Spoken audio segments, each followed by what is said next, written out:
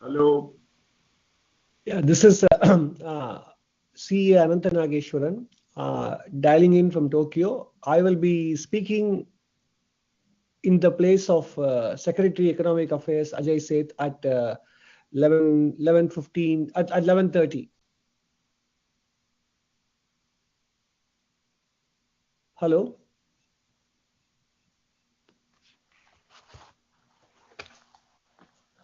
Hello, can you hear me? Anand, Hello? I can. This is Janmajay, but everyone hasn't joined yet. No. I think it's quite early. I just dialed in just to make sure that my Mac is working. So 11:15, I will be there. Yeah. Okay. Good morning, sir. We are from Sarsai. Are we audible? You are audible. Am I audible and visible? Yes, sir. Thank you. We are audible. Yes. Are you able to see me? Yes, you are visible as well. Good morning. This is from MCA.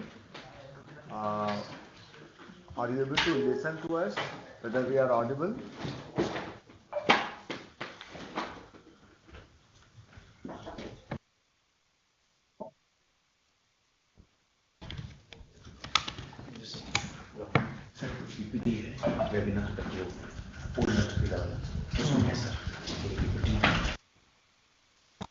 Jagannath from LIC. Yeah, please confirm. Audio video clear? Corporate affairs? Yes. Video कहाँ दिख रहा है अभी? Audio video clear, sir? Hello. Hello. Please confirm audio video clear from corporate affairs.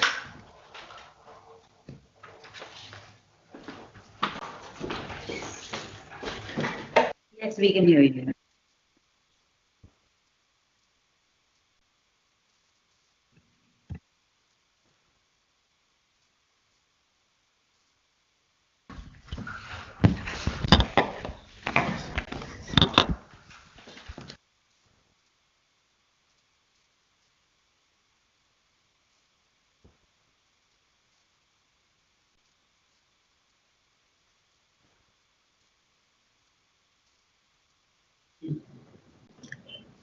Good morning, sir. Canara Bank. Are we audible?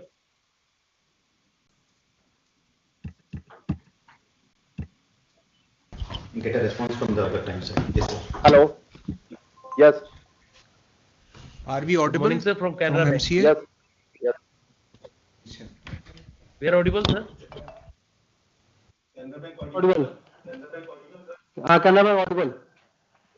Oh, okay. Thank you.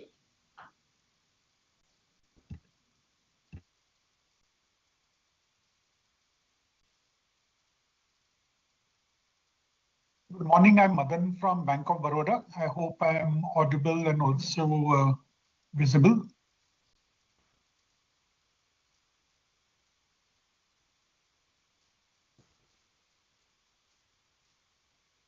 Good morning, everyone. Yes, you are. I am Madan from Yeah, Bank of you Baroda. are visible as well as audible to me at least. Okay, thanks a lot. Good morning. Good morning. This is from MCA. Secretary MCA's office. I would like to know whether you are able to hear us or not. Please confirm. Hello, sir. Yes, sir, you are audible. Okay, thank you. Good morning. This is Sripal Shah from Kotak Securities. Am I visible and audible, please? Yes, sir. Audible and visual, sir. Thank you. Thank you. This is Good morning. Janmajay It's Manoj Siddharth Kumar from Gupta. PCG. I am an advisor Am I at Ministry audible of and visible? Agriculture. Can you confirm whether I am audible and visible too? Yes, sir. Audible and visual, sir. Okay, thank you. Good morning, Nipa here from Trust Group, SHM, representing SHM. Just confirming clarity of voice and visibility. Hi, good morning. This is Navneet Punot representing MFI. Hope I'm audible and visible.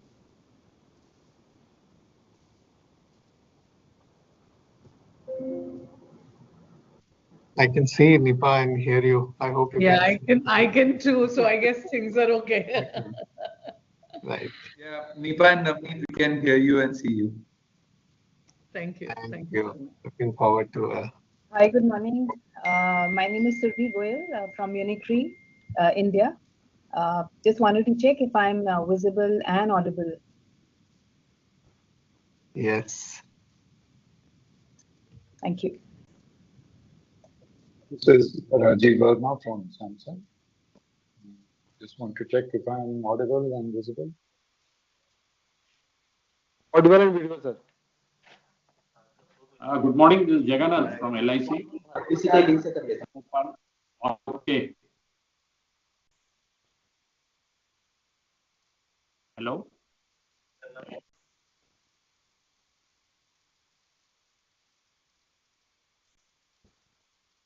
Hi, this is Ashish from CRISIL. Am I audible and visible?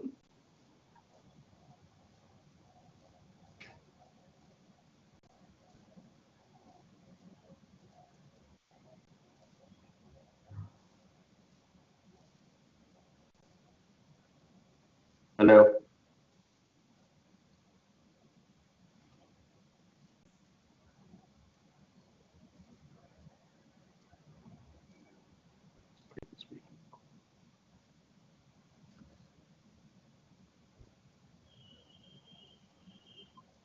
Hello, I'm Dhruv Sengupta from JS from DOPPW. Am I audible and visible? Yes, sir, you are. You are audible. Thanks. And visible. Hi, this is Vibha Padalkar. Good morning. Hope I'm audible and visible. Yes, ma'am. Audible. Yes. So, good morning, sir. This side Onkar from Corporate Affairs. Please confirm audio video clear. Yes. Clear. Thank you. Hi, this is Ashish again. Can I get a confirmation if I'm audible and visible?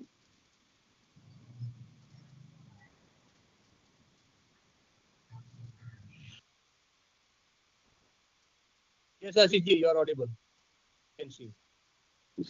All right, thank you.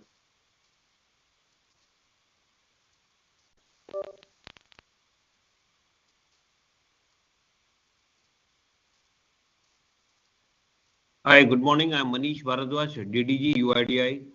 Am I audible? Yes. Unmute. NIC headquarter. NIC headquarter. Yes, sir. Audio and video clear, sir, from Dak Bhavan. आ रही डाक Yes, भवन आपकी sir. आ रही है आ रही है sir? आ रही है minister office MOS hello finance MOS finance office आ रही है आपकी आवाज आ रही है सर क्लियर आ रहा है मेरा वीडियो हाँ क्लियर है अजय जी बात कर रहे हैं जी जी हाँ आ रही है ठीक है sir thank you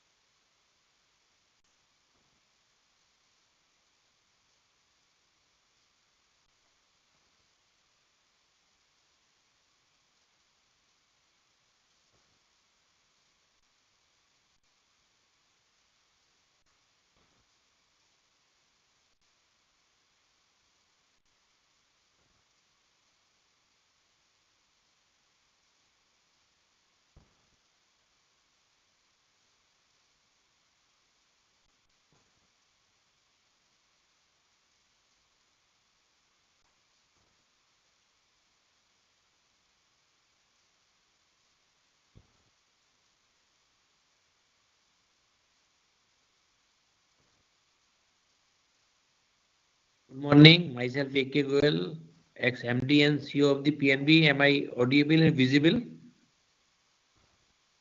Yes, sir, you are audible and visible. Good morning, sir. Thank you very much. Thank you.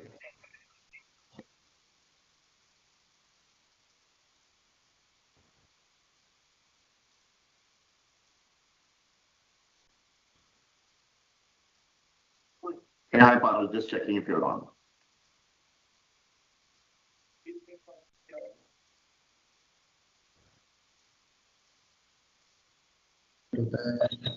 तो 11 बजे माइक चेक करते हैं, फिर साउंड नहीं चलता है.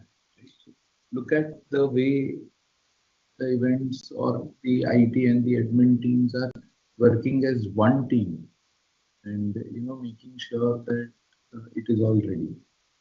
The business person has to come in last.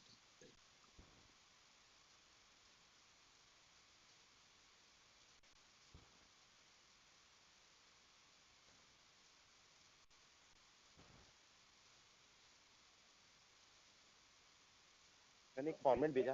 Hello, please mute all the person, mute the mike please.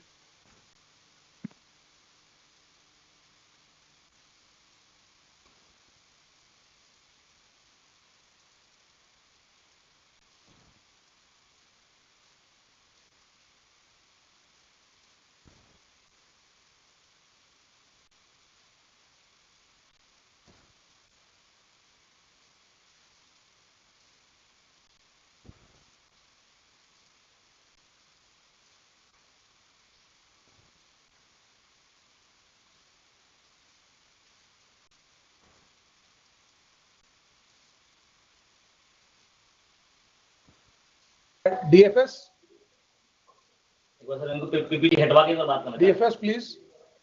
Yes, yes, please. एक बार PPT बंद करेंगे प्लीज. Okay please. इसमें ले आओ तुमको, इसमें ले आता हूँ. सर अभी प्रधानमंत्री ऑफिस आपसे बात करेंगे, 1 मिनट लाइव रहिएगा. ओके. तो जो एक बार और कैमरा थोड़ा जूम इन करेंगे.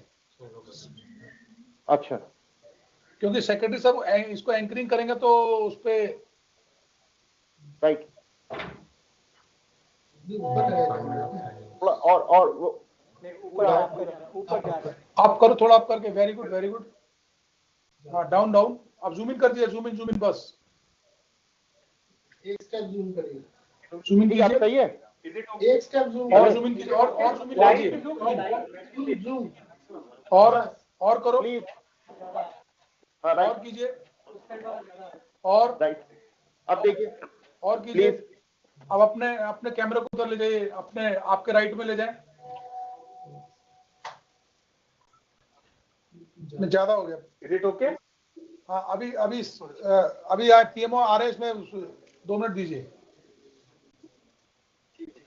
सर को बुला लीजिए.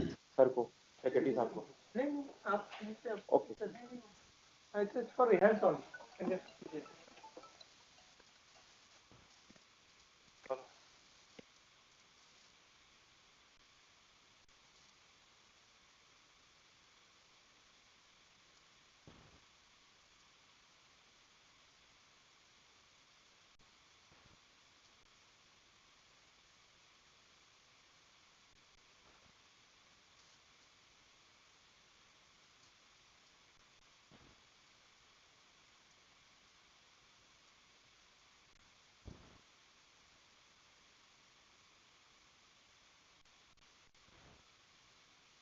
अभी प्रेजेंटेशन कोई नहीं चलेगी.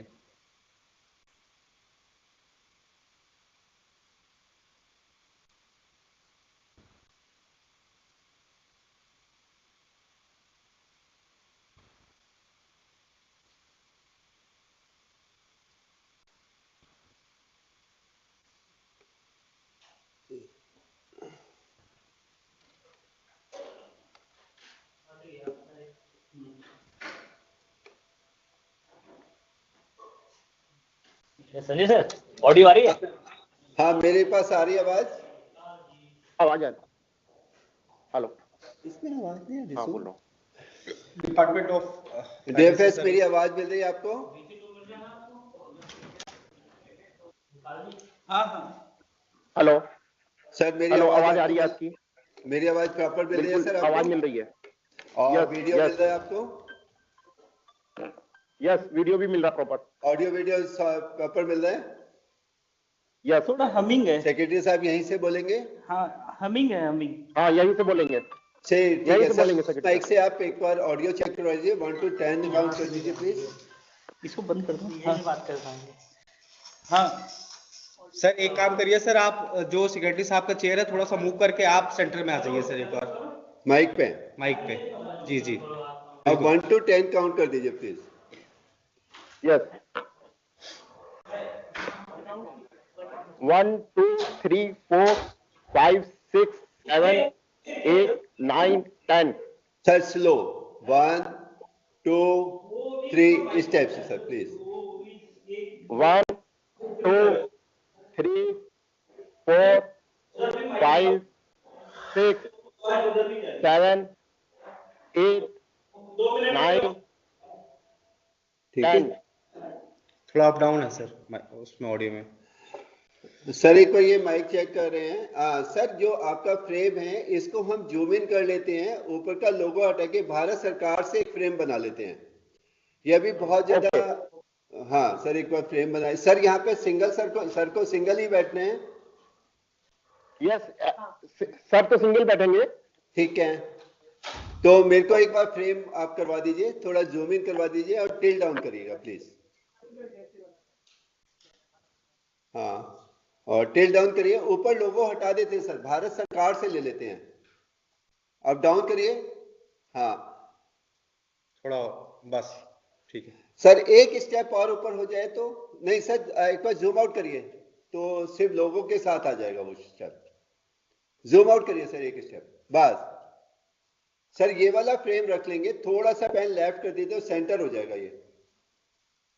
वन साइड में एक तरफ वॉल ज्यादा दिखाई दे रही है ना?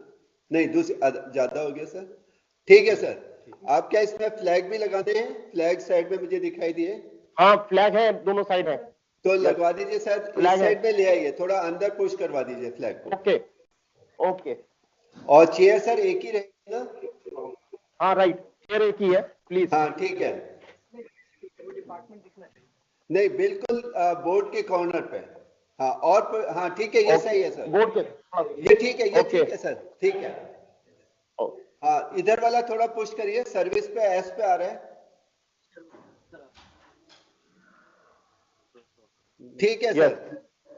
अब ठीक है इस फ्रेम सर, जब सेक्रेटरी साहब बोलेंगे तो ये वाला फ्रेम रख लेंगे अपन। Okay okay. ठीक है सर, आपके फेस पे लाइट बहुत ज्यादा आ रही है सामने से कोई। ओके ठीक है, ऑडियो तो ठीक है ना? नहीं, अभी 11 बोलेंगे। हाँ ये थोड़ा सा आगे पीछे हो रहा होगा अभी। एक अब सेकेंड। ये इनका एक मिनट। ये क्या है? अमित सर, इनकी वीडियो अभी फ्रीज हुई थी। सर बताइए। अमित सर, इनकी वीडियो भी फ्रीज हुई थी। वो चेक कराता हूँ सर, मैं कोई नहीं, मैं उसको बोलता हूँ। अभी भी हुई? अभी भी फ्रीज हुई है सर, फ्रीजिंग आ रही है आपके वीडियो में। अभी फिर दोबारा हुई है सर। नेटवर्क चेक करवाओ वहां पे। Amit sir. Okay sir, okay. हाँ, सेक्रेटरी ऑफिस म्यूट है सर। यस, मेरी ऑडियो मिल रही है सर? अभी जब हम शुरू ये प्रोग्राम ऑडियो भी मिल रही है, वीडियो भी मिल रही है। ठीक है सर, मैं आपको एक क्यू पॉइंट बता रहा हूँ। जब प्रोग्राम शुरू होगा तो आपको स्क्रीन के ऊपर एक टेक्स्ट प्लेट दिखाई देगी जो आपका आज का सब्जेक्ट है। यस। तो वो टेक्स्ट प्लेट का मतलब है कि पीएम साहब रूम में आ गए और आप स्टैंड बाई हो जाइए। जैसे ही वो टेक्स्ट प्लेट हटेगी, पीएम साहब दिखाई देंगे से इमीडिएटली फिर जो भी सेक्रेटरी साहब को वेलकम करना है। ओके। और सर लास्ट में जब धन्यवाद करेंगे तो हम आउट हो जाएंगे, वही जो फर्स्ट प्लेट हमने दी थी वही प्लेट लेके। उसके बाद आपका यहाँ से थैंक यू नहीं है। ठीक सर? ओके। हाँ, अमित सर, वीडियो फ्रीज हो रहा है इनका। और सर एक बार ऑडियो चेक दोबारा और करवा दीजिए प्लीज। DFS। हाँ प्लीज सर हाँ आप बोलिए। यहाँ पे IP BC सिस्टम लगा हुआ है आपके यहाँ? DFS में बाहर पीसी का लिंक कौन सा? आप लाइट ठीक है देखिए प्लीज अशोक जी। हाँ सर बताइए। लाइट चेक कर लीजिए आप ठीक है। हाँ लाइव। सर अभी बीच बीच में पैच आ रहा है। अगर आपका यहाँ पे BC सिस्टम लगा हुआ है सर? 10-23-112-110 वीसी सिस्टम ही पूरा चल रहा है प्रेजेंट। सर अभी लाइट कम हो गई है, फेस पे लाइट बहुत कम है। अच्छा लाइट हेलो हाँ ये जला दी सर, ये ठीक है। हेलो सर ये ठीक है ओके ठीक। एक मिनट हेलो सर। सर हाँ एक बोलिए। चीज कह रहे हैं सर, ये साइडों में क्या पेन रखे हैं, एक बार हटा लेंगे इनको। माइक रखे हैं या पेन रखे हुए हैं? हाँ 5-6 हाँ अब देखिए अब कुछ नहीं है। यस पेन था। ऑक्स 5 पे सर मैं जो आपको टैक्स प्लेट है वो आपको दिखा रहा हूँ। ये आपको जो मिलेगी ये टैक्स प्लेट आपके लिए क्यू पॉइंट है। ओके ठीक है सर। सर ठीक मेरी है। आवाज मिल रही है? ये टैक्स प्लेट आपके लिए हाँ क्यू आवाज पॉइंट मिल रही है। हाँ ये टैक्स प्लेट जी। आपके लिए क्यू पॉइंट है। इसका मतलब पीएम साहब रूम में आ गए। ये टैक्स प्लेट जैसे ही हटेगी पीएम साहब दिखाई देंगे और इमीडिएटली वेलकम करना है। तो ये टैक्स प्लेट आपके लिए क्यू पॉइंट है। हटा दो। ओके ये इसके बाद ये ऐसे दिखाई देंगे। सर ये आपके लैपटॉप के आगे ये क्या है? मतलब एक ब्लैक रंग के जो है स्टिक क्या है। है? स्टिक से क्या है? ये पेन है क्या है? ये लैपटॉप के These are आगे। the table tops. These are the table tops. इसको तो बंद ये कर दे रहे हैं। ओके ओके ओके ठीक है। मतलब हमें स्टिक दिखाई दे रही थी। ठीक है सर। ओके सर ये रहेगा pattern. Amit sir video okay. Freeze हो रही है इनके यहाँ की। सर सर इनका मैं थोड़ा सा चेक करवा माइक रहा हूँ का सर नेटवर्क में। हाँ मैं चेक अमित करा रहा हूँ सर अमित सर जी। हाँ जी सर। सर इनका थोड़ा माइक का गेन बढ़वा दीजिएगा सर। आपको मैसेज करेंगे। हाँ जैसे भी हो रहा होगा। हेलो संजय जी। बोलिए। हाँ सर सर बोलिए। बोलिए। अच्छा उधर अच्छा एक डीएफएस आप एक बार अपने रिमोट से हाँ, डिस्कनेक्ट बोलिए। कीजिए। आपको डायरेक्ट अपने ब्रिज में ला रहे हैं तारीख पॉइंट टू पॉइंट। एक बार डिस्कनेक्ट कर दीजिए वीसी। सिर्फ आप अपने को डिस्कनेक्ट कीजिए सुधीर और अपना आईपी एड्रेस बताइए। आईपी बता दो एक बार फिर डिस्कनेक्ट करना। ओके आईपी यहाँ से डिस्कनेक्ट कर देना। 10-23 सुमित पहले आईपी बताइए।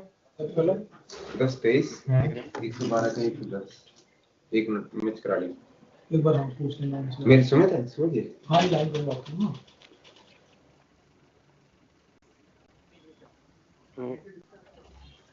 आईपी आईपी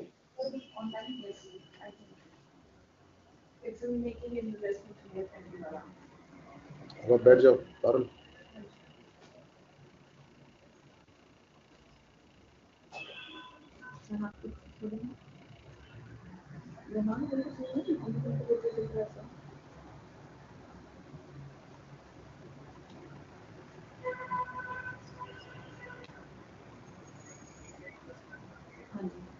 हाँ जी you can see him. Should we speak something? आप बता दीजिएगा please on it. Okay, ठीक है। अमित सर ये जो एक साइट और हमें आप दिखा रहे हैं क्रेडिट वाली सर्विस जी सर। क्रेडिट, ये क्या इसमें क्या इनका क्या रोल है? ये सर वो रहेंगे वेबिनार में उसमें। अच्छा तो इनका हाँ। कैमरा थोड़ा नीचे करवा दो सर। यदि फुल फ्रेम आप दिखाए दे तो ऊपर एसी बहुत दिखाई दे रहे हैं। मेरी बात हो रही है सर? वो सामने जो पोस्ट वाले जो पोस्ट वाले हाँ।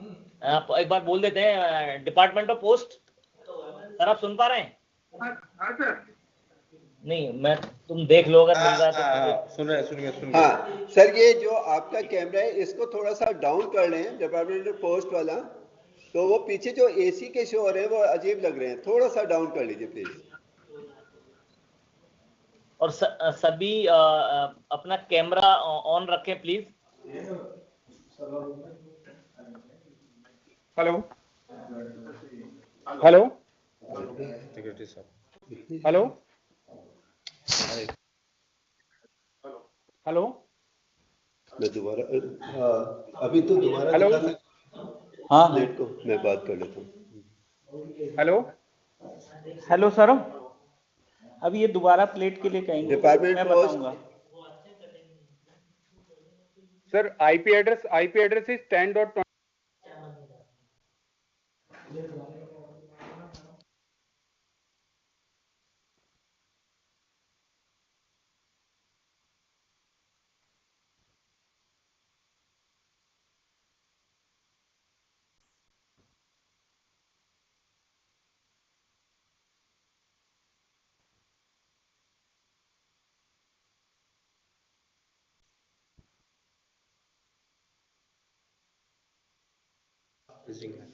Amit sir, sir department of post में भी आपकी फ्रीजिंग आई है अभी। वो एक बार अगर डिपार्टमेंट पोस्ट से हैं कोई, एक बार please respond from there department post.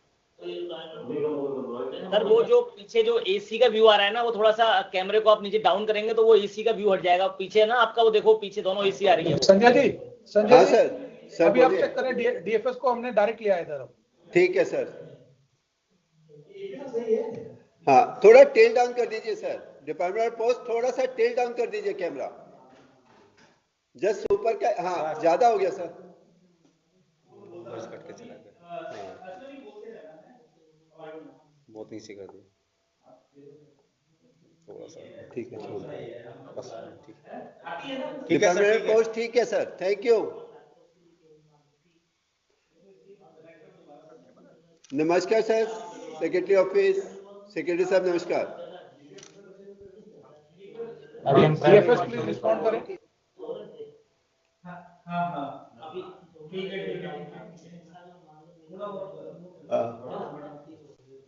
बोलो डीएफएस।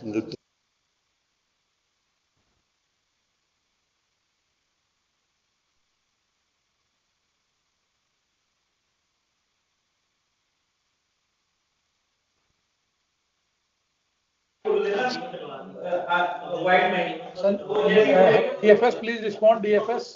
डीएफएस, मेरी आवाज आ रही है आपको? या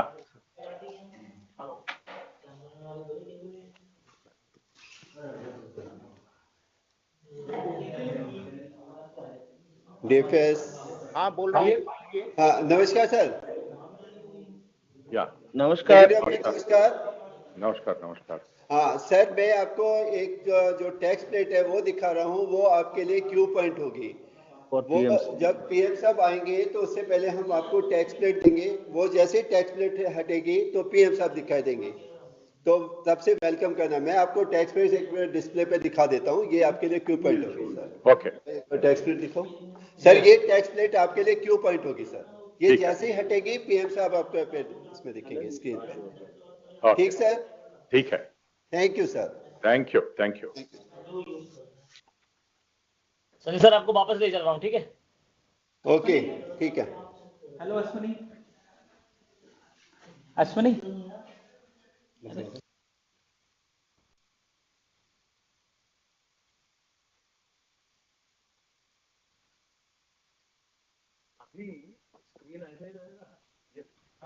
Till 12:30. Why?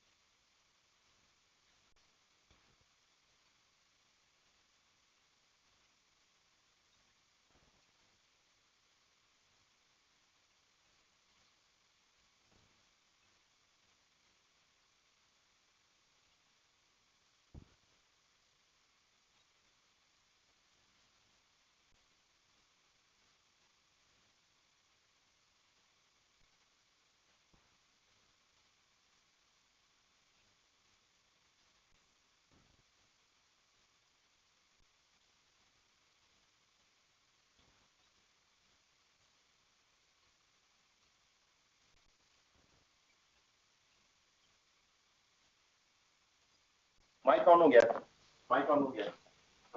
Presentation. Sir, you can start. Good morning, everyone. Respected ministers and my senior colleagues to Government of India and senior officers, and also the respected panelists and CEOs of private sector and chairmen of private sector companies, academicians, everyone on behalf of Government of India and for the team 7, extend a very warm welcome to all of you for this webinar on regulatory investment and ease of doing business reforms on the theme. So now I will first of all explain the formats, and thereafter I'll make a small presentation on the matters relating to financial services. The whole program is divided into 3 separate sessions. One is between 11 o'clock to 12 o'clock, where the senior officers from the ministries and the departments from DEA, Revenue, DPIIT, MCA, Department of Post, Niti Aayog will give a brief thematic background on each of the announcements made in the budget. And this will continue till 11 to 12 o'clock, and thereafter Honorable Prime Minister will join and will give his guidance to all of us.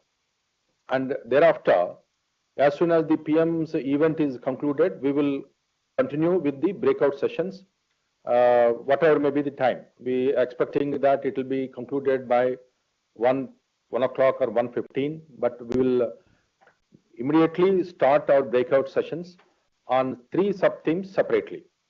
And there will be presentation by experts. Once the thematic discussions are completed, now experts have been requested, who have kindly accepted.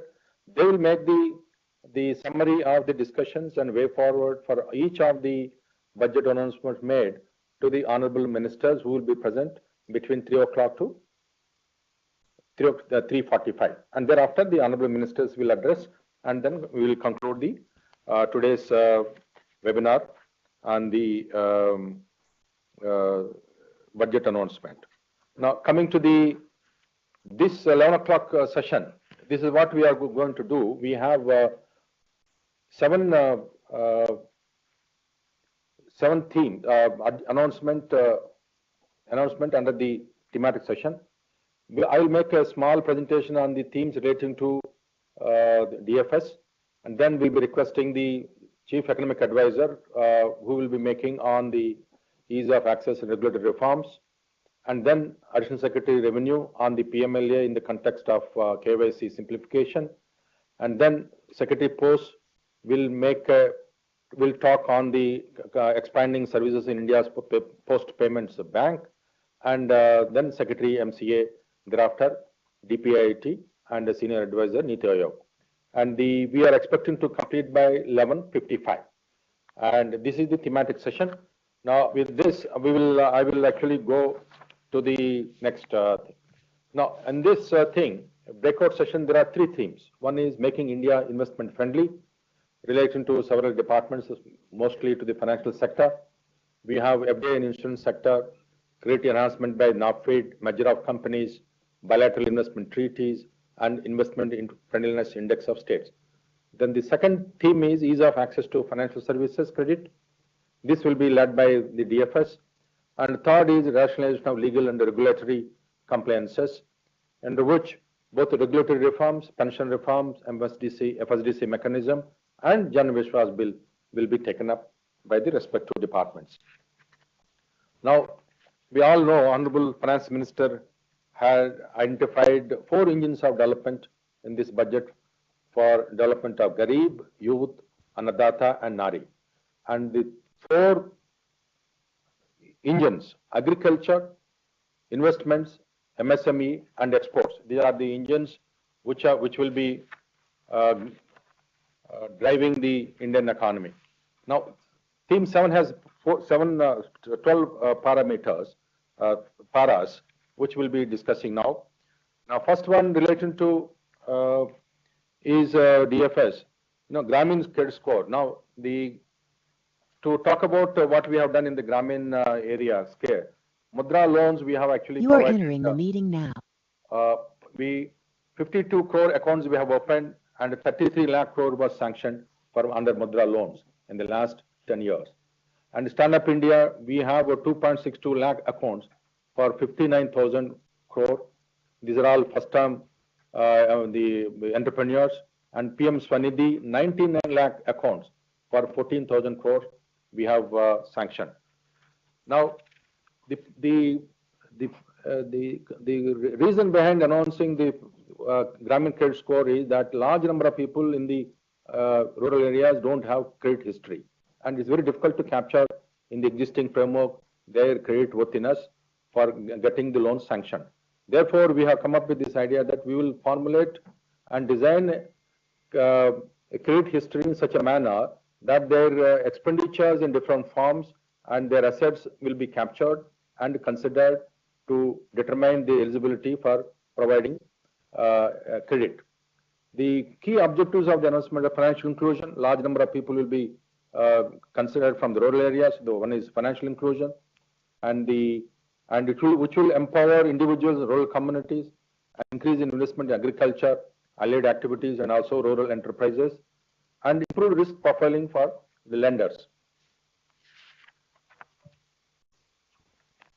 Now, coming to the FDI in the insurance sector, I think all of us know ever since the FDI was kept at 75% since 2000, FDI has attracted little 82,000 crores as of September 2024.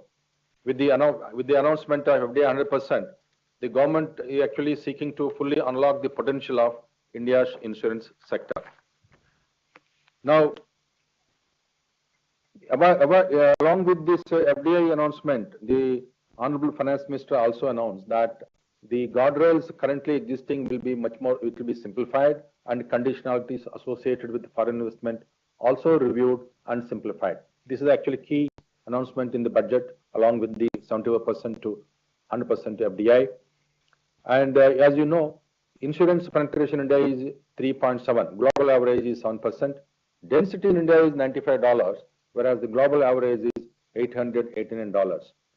FDI in insurance sector is till now we have received 82,847, and the objective of the announcement is to unlock, as I mentioned, potential of insurance industry, surpass or reach global growth trends, enhance competition, facilitate technological advancement, improve insurance penetration nationwide, and also meet the goal of a fully insured society by 2047. Now, the other announcement in the for the DFS is pension sector reform. Now, we have broadly three major things are there apart from the government staff. National NPS is there, that has been now UPS we are going to implement from next month onwards, and then we have Atal Pension Yojana and guaranteed assured pension benefits, the guidelines we have already issued. Now, it is felt, and then there are also other, there are multiple regulators as of now in the market regulating or making the pension decisions in the country. We wanted to have a forum where the different stakeholders will actually sit together and have consistency and harmony in treating the pension funds and investments, and also coming up with the new products. Now, current challenges, I think everyone knows. Now we have there is lack of maneuverability, low coverage and awareness, and lack of persistency, and then we also need to improve consumer protection. The inconsistent compliances, transparency, and grievance redressal mechanism.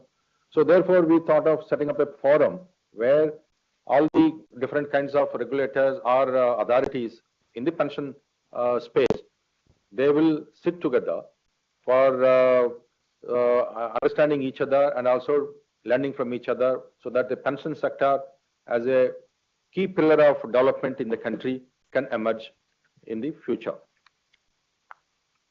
The another announcement the Honorable Finance Minister made was the partial credit enhancement facility by the NAFID, National Bank for Infrastructure Development. Next, the key points are, see, the funding is required for long-term financing, and then there is also significant capital outlays and extended gestation period, and we have relatively undercapitalized debt markets in India, and we need to deepen further. And this, we want to provide this partial credit guarantee to firms who are AA rated, so that their paper is attractive to the private sector and everybody, so that they get the cost of borrowing is much cheaper with the NAFID as a backstop. Now, the other indirect objective is to deepen the bond market. The bond market, despite our long-term efforts to deepen in the country, we are still very negligible bond market we have. There is a need to develop bond market so that long-term capital will be available for infrastructure development. These are the some of the objectives for announcing the partial credit enhancement facility.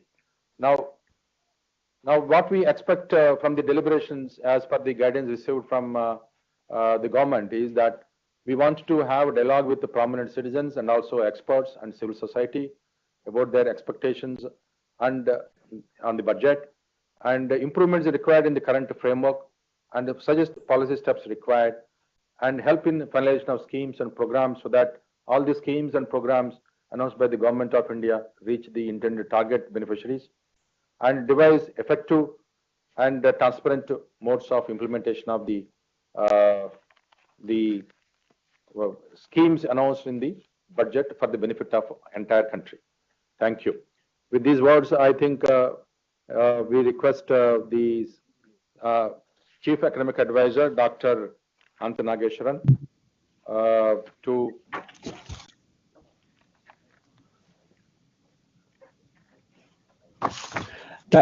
thank you, Secretary Nagaraju. Good afternoon, everybody, and welcome to this webinar on the theme of investment, regulatory, and ease of doing business reforms. I'm stepping in because Secretary Economic Affairs is busy in another important commitment as well at this point. So as we all know, the current state of the world economy, considering actions taken in the last 1 month or so by the various governments around the world, both initiated actions and response actions from different countries, it is very clear that growth will come under pressure across the world. And therefore, it is very incumbent on all of us to do whatever we can to be able to sustain a mood of constructive optimism in the country. And one way people will feel optimistic about and hopeful about their growth prospects is when they are able to undertake economic activity with the least possible intrusion in terms of time requirements for compliance, inspection, licensing, etc. And therefore, more than ever, it has become important for us to recognize this aspect, and therefore execution is very important. And the budget announced by the Honorable Finance Minister under the guidance of the Honorable Prime Minister does place a high degree of emphasis on deregulation and ease of doing business. The budget focuses on 3 critical reform areas, which are the subjects of the 3 parallel sessions today. Expanding access to financial services and credit, about which Secretary Nagaraju spoke. Strengthening investment climate and ease of doing business. Enhancing regulatory efficiency and financial stability. On expanding access to financial services, I would like to draw your attention to the budget paragraphs 96, 98, and 100. On strengthening investment climate and ease of doing business, these are referred to in paragraphs 95, 97, 101, 102, and 105. On enhancing regulatory efficiency and financial stability, I draw your attention to paragraphs 99, 103, 104, 106, and 107. Each of these themes is key to achieving our vision of Viksit Bharat and, more importantly, sustaining growth rates in the coming years as well. A robust investment climate is necessary when global FDI flows are likely to be affected due to rising global risk aversion. Investment climate needs to be maintained, as that would create capital formation, create jobs, and sustain economic growth. A modern, responsive regulatory framework is a sine qua non for this to happen. It's an indispensable condition or a prerequisite to create a friendlier and favorable growth conducive investment climate. I therefore encourage all of you to actively participate, share insights, offer constructive suggestions to make these reforms impactful, practical, and immediate. The session on expanding access to financial services and credit is aimed at inviting ideas for breaking the barriers of financial inclusion in India. As you all know, last 10 years, much has been done, starting with the PM Jan Dhan Yojana, Jan Suraksha schemes, and Mudra loans. But however, given the size and scale of the country and the fact that we are still a low middle income country, much more remains to be done, and the momentum of these early landmark initiatives at financial inclusion need to be sustained. The questions before us in this regard do require active collaboration to address challenging aspects. For example, how can we leverage India Post Payment Bank's network for last mile financial connectivity? And for improving credit accessibility to the unfunded, what can be the contours of the green credit score? And how do we further ease credit to the deserving citizens? How can we further simplify KYC while ensuring financial stability and minimizing fraud? These are all the questions that we need to deliberate on today and in the coming days as well, so that financial inclusion can be advanced. We have emerged as the most attractive investment destination in the world, as is evidenced in the gross FDI inflows in the last several years. But again, we cannot afford to sit on our laurels. We need to continue to focus on improving regulatory clarity, easing business operations, and make sure that the plumbing of our regulatory framework corresponds with the broad vision. Usually the vision has been on the right lines, but when it comes to execution in the plumbing, there are unintended barriers erected for domestic and foreign investments as well. We have taken the most important step in the budget by raising the FDI limit on insurance from 74% to 100%. This will help bring in more capital, competition, and innovation. At the same time, we also need to mull over the incremental policy safeguards that may be necessary so that the increased FDI benefits are available to both consumers and the economy. Infrastructure projects require long-term affordable financing. The provision of the partial credit enhancement facility by NAFID in the union budget and the decision taken for on the mutual credit guarantee scheme announced few days before the budget are both aimed at enhancing credit for manufacturing and infrastructure bonds, making them more attractive for investors. However, there is a need to consult the industry on the structure of the proposed partial credit enhancement facility by NAFID for infrastructure financing. On a similar footing, the mergers and acquisitions need to be made faster to boost economic growth. While the government has its initial thought, the idea behind including this in this thematic seminar is to listen more to the industry and shape the legal underpinnings to drive regulatory improvement even at the state level to facilitate mergers and acquisition activity so that economic efficiency is enhanced. The topic of revamping the model bilateral investment treaty, because foreign investment plays a crucial role in the economic growth and development, and we are a current account deficit country, so we need both portfolio and direct investments. The bilateral investment treaties provide a legal framework to protect foreign investments, especially for small and medium enterprises from overseas, offering safeguards like protection against expropriation and fair treatment. India signed its first BIT with the United Kingdom in 1994, and most recently 2 more bilateral investment treaties in 2024 with UAE and Uzbekistan. Foreign investments have steadily increased in India in the services sector, computer software and hardware, trading, telecommunications, automobiles, and they have contributed significantly to competitiveness and technology advancement in the country. Initially, the BITs were focused on investor protection. Over time, many countries, including India, have realized the importance of balancing investor protection with state sovereignty. The goal is to safeguard national interests while encouraging foreign investment. As with everything, it is a balancing act, and we are prepared to iterate our approach. Countries are revising their BIT frameworks to reflect modern challenges. Given that almost 10 years have passed since the last review of India's model BIT, and since then the global investment ecosystem, international jurisprudence have evolved significantly as well. Investors now seek stronger protection for their investments, especially in emerging economies.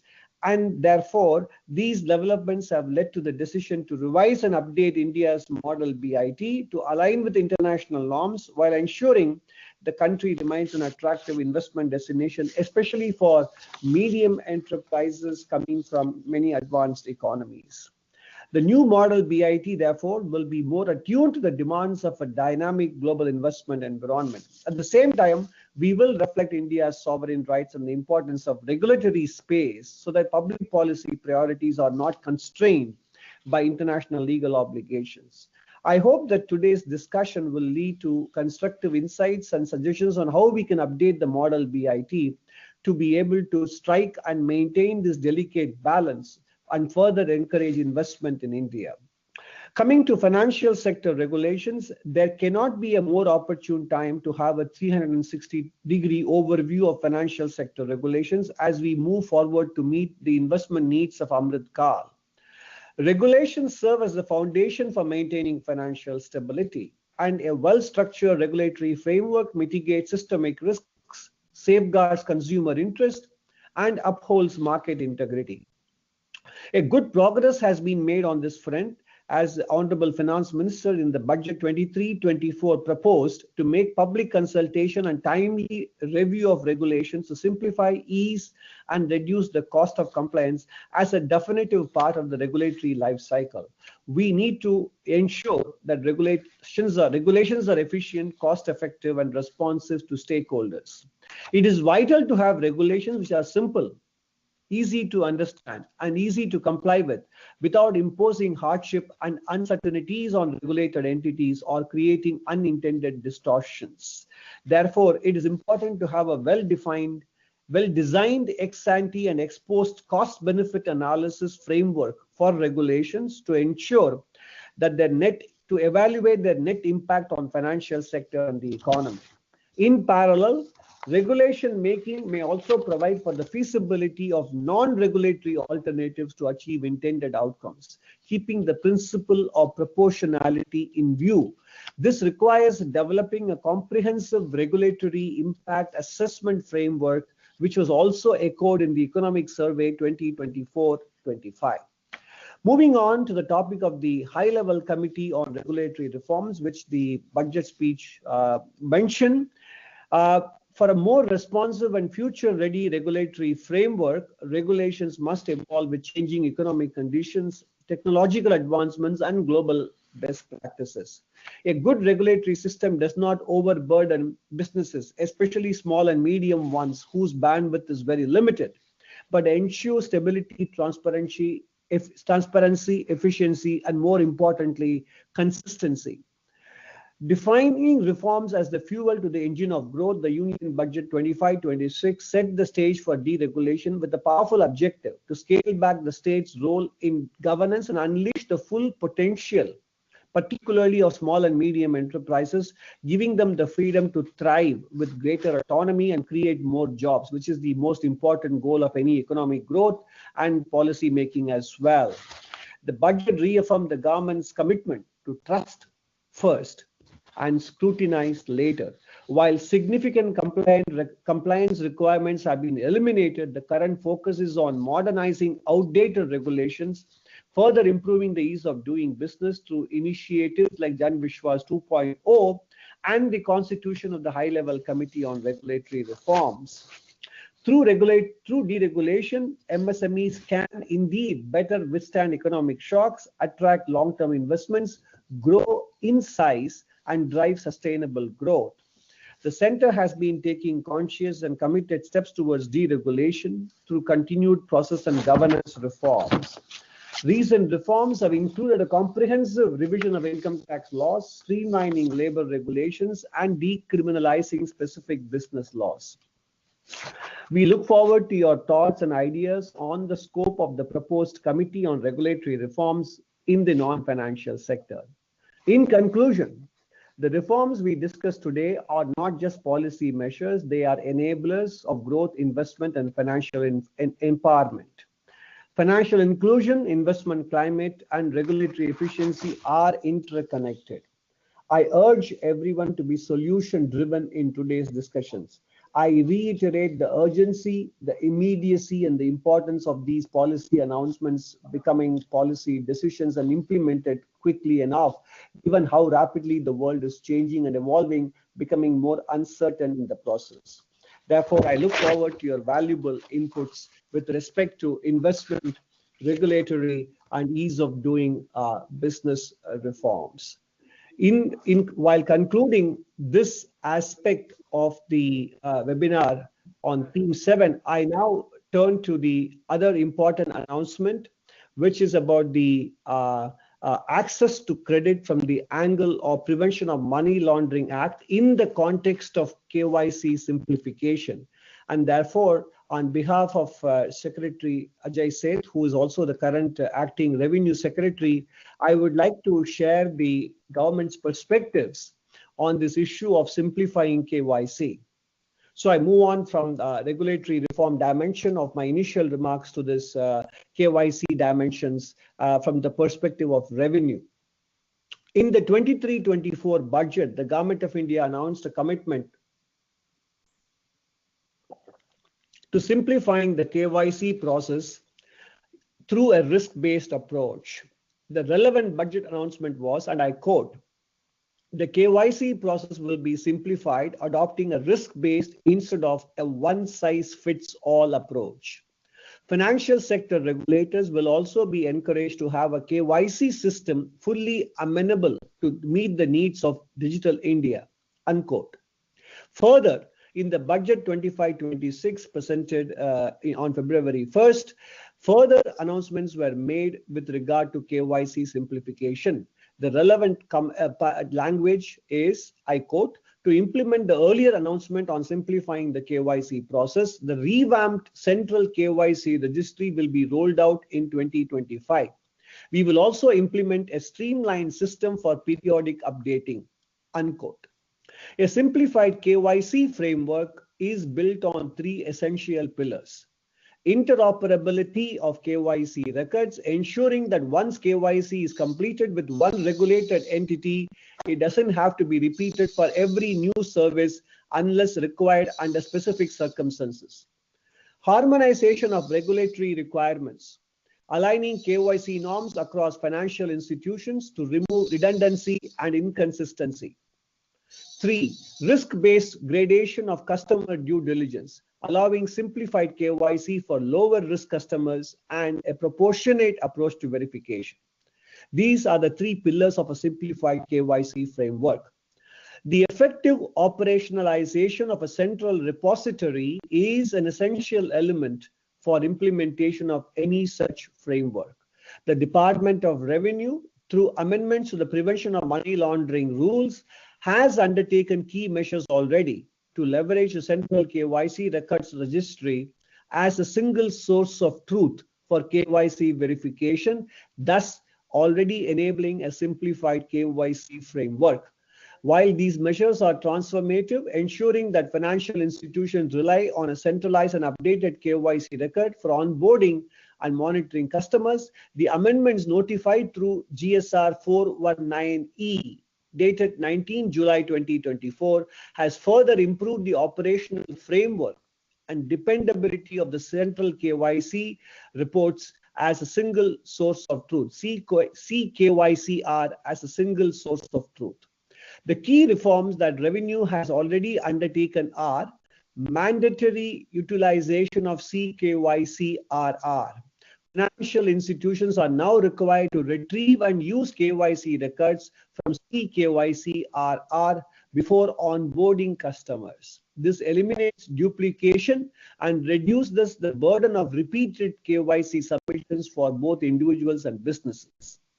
Time-bound KYC updates. All KYC modifications must be updated in CKYCRR within 7 days. Earlier, the reporting entities were not updating the records of the customers on CKYCRR. This amendment, it becomes mandatory for reporting entities to update the records on CKYCRR in a time-bound manner. Third, synchronization across reporting entities. When an update is made in CKYCRR, all institutions linked to the customers must download and update their records. This step eliminates inconsistencies, ensuring a single verified KYC record across multiple financial relationships. 4. Regulatory standardization. The regulators have been mandated to issue guidelines to ensure implementation of retrieval, utilization, and updating of the KYC records downloaded from the CKYCR. These reforms have brought multiple benefits such as eliminating duplication, faster consumer onboarding, enhanced AML CFT, anti-money laundering and terrorism financing compliance, ease of doing business as well. From the perspective of financial inclusion, these changes are indeed transformative. A seamless and efficient KYC process ensures that even individuals in remote areas with limited formal documentation can establish their financial identity and gain access to banking, credit, and other financial services. By making KYC simpler, doors are being opened for greater participation in the formal economy, especially for small businesses and underserved communities.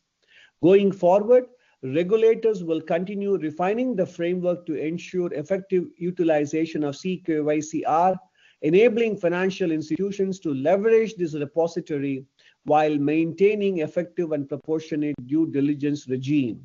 These reforms will not only simplify compliance, but also strengthen the financial system by balancing ease of business with robust AML CFT measures and facilitating the onward transition to a risk-based approach to KYC. With that, I hand over the proceedings to Secretary Post, who will talk about access to financial services in the context of the expanding services of the India Post Payment Bank. Thank you very much. Thank you. Thank you, Dr. Nageshwar. Now we request Secretary Post to make her presentation. Yeah, a PPT also will be sharing. Can you hear us? We can't hear you. Yeah. Now we can hear you. Yeah. You can? Thank you. So, good morning, everybody. And I'll be quick. Can we start the presentation? Yes, please go ahead. Yes. So, our topic of India Post Payments Bank, first I'll just set the context. Can we go to the first slide? This is the context, is the budget speech para number 96 about deepening and expansion of the India Post Payments Bank in rural areas. Next, please. The India Post Payments Bank was started with the RBI's mandate to have facilities for payment and financial services for small businesses, migrant labor, and such low-income groups. And the focus was on low value and high volume transactions. And that focus has been there through in the bank. The RBI's payment bank guidelines, the national objectives for financial inclusion, and the use of Aadhaar for DBTs under the national objectives and the self-sustaining objectives, that this has to be a sustainable business model and a digital-first approach. These have been achieved by this bank. The IPPB was inaugurated only in September 2018 by the Honorable Prime Minister. It is 100% equity owned by the Government of India, and it is a fully paperless digital bank. Similar thing. Next, please. Next, please. Now, the landscape in which it is operating, the approach was to leverage the post office network, where in the villages, particularly since we are focusing on the village rural areas, we have Gramin Dak Sevaks. So most of the people who are working for them are the Gramin Dak Sevaks.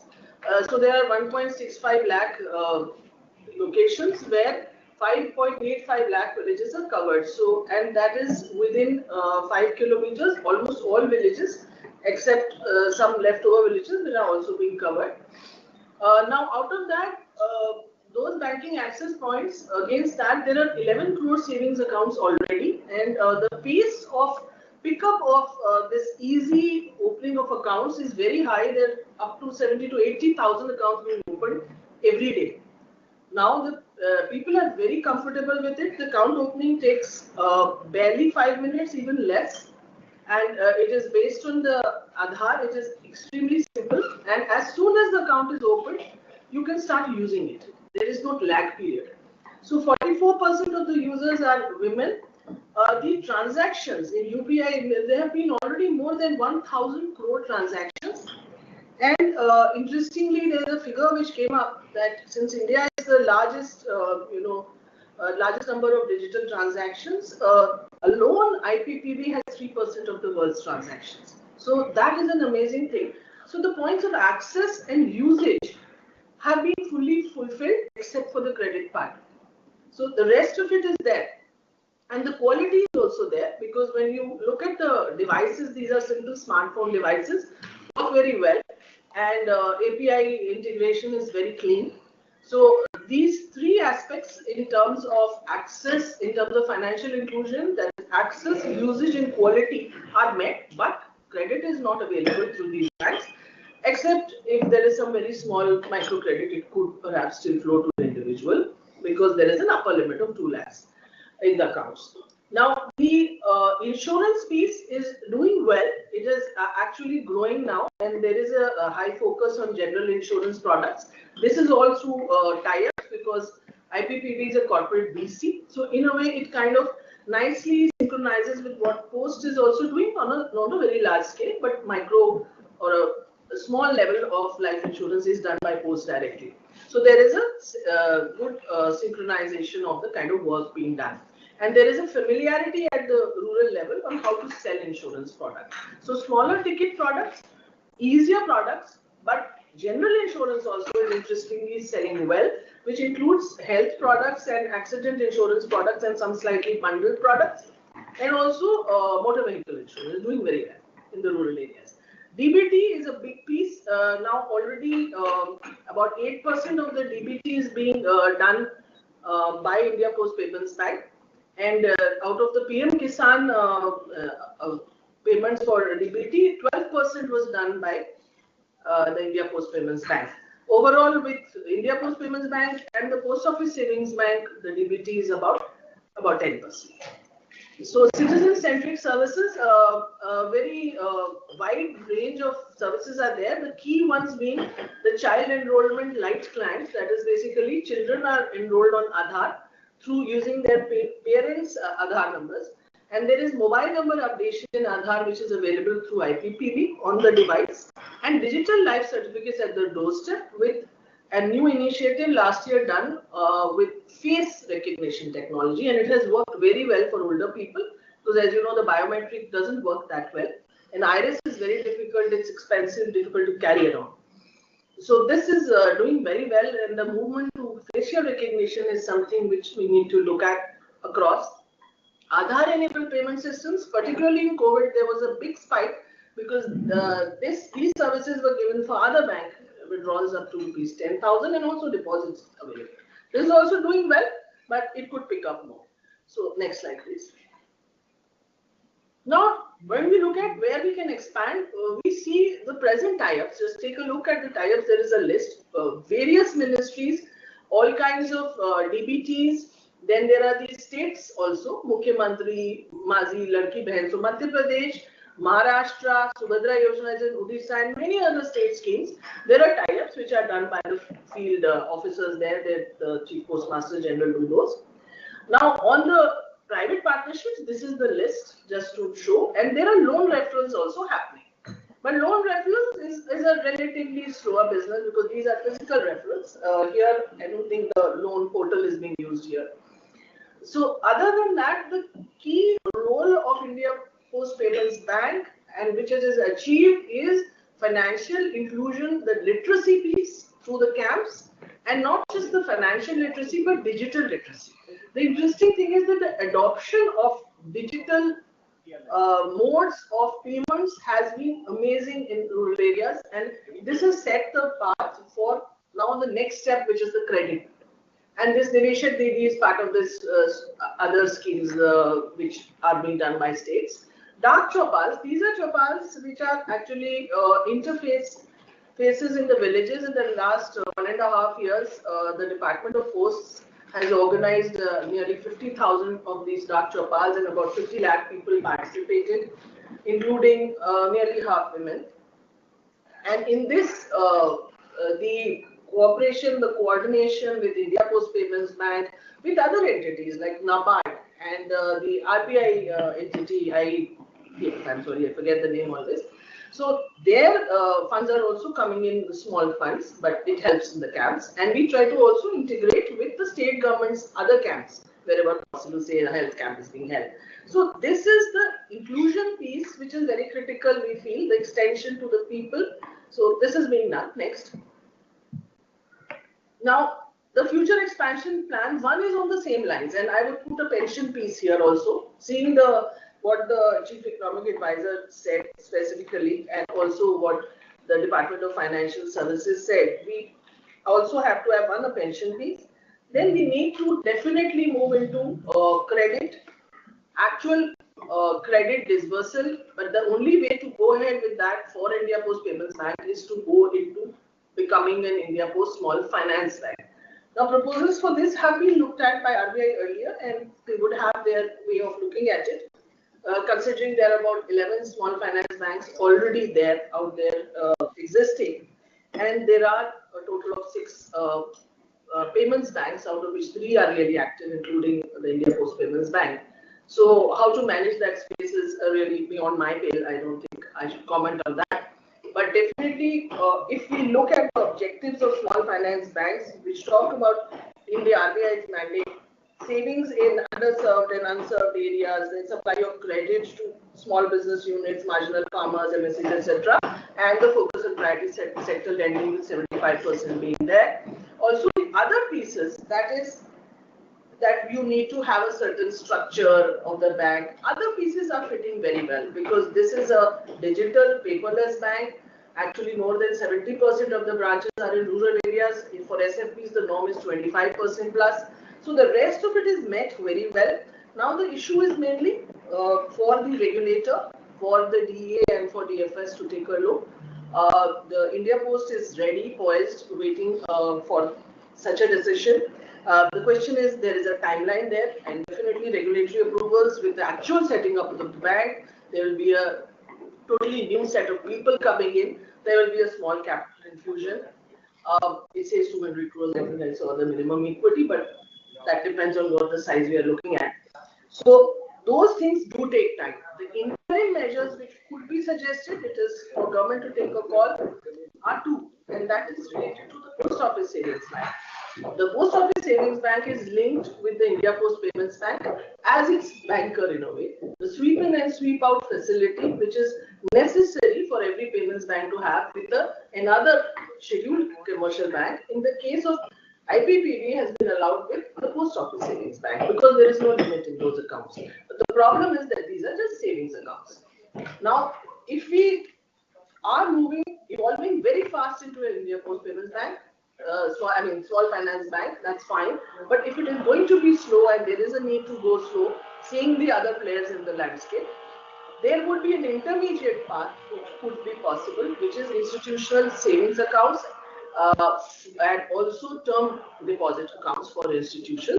And the institutions could be ring-fenced. It could perhaps be unincorporated entities, which is primarily focusing on SMEs and small players, which are micro enterprises. So that is what we have felt after a lot of discussion, and there was a lot of discussion in the theme 1. So we feel that the time is right for India Post Payments Bank to turn into a small finance bank, but it is for the regulators and other players to take a call. I think I should stop here.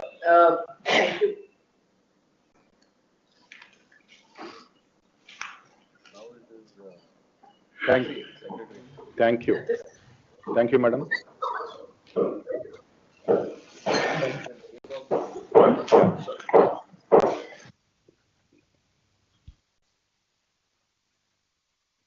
Can we now request Secretary MCA? Madam Secretary Good afternoon, MCA. everybody. Yeah. Yes, good afternoon, everybody. In the interest of time, I will move straight to what the subject is about. So the sub-theme of our presentation is essentially about how we can make India more investment friendly, and we're looking at a very specific aspect of the merger of companies. So the budget announcements next. The budget announcement, para number 101, said that if you read it out, it says requirements and procedures for speedy approval of company mergers will be rationalized, and the scope for fast-track mergers will also be widened and the process made simpler.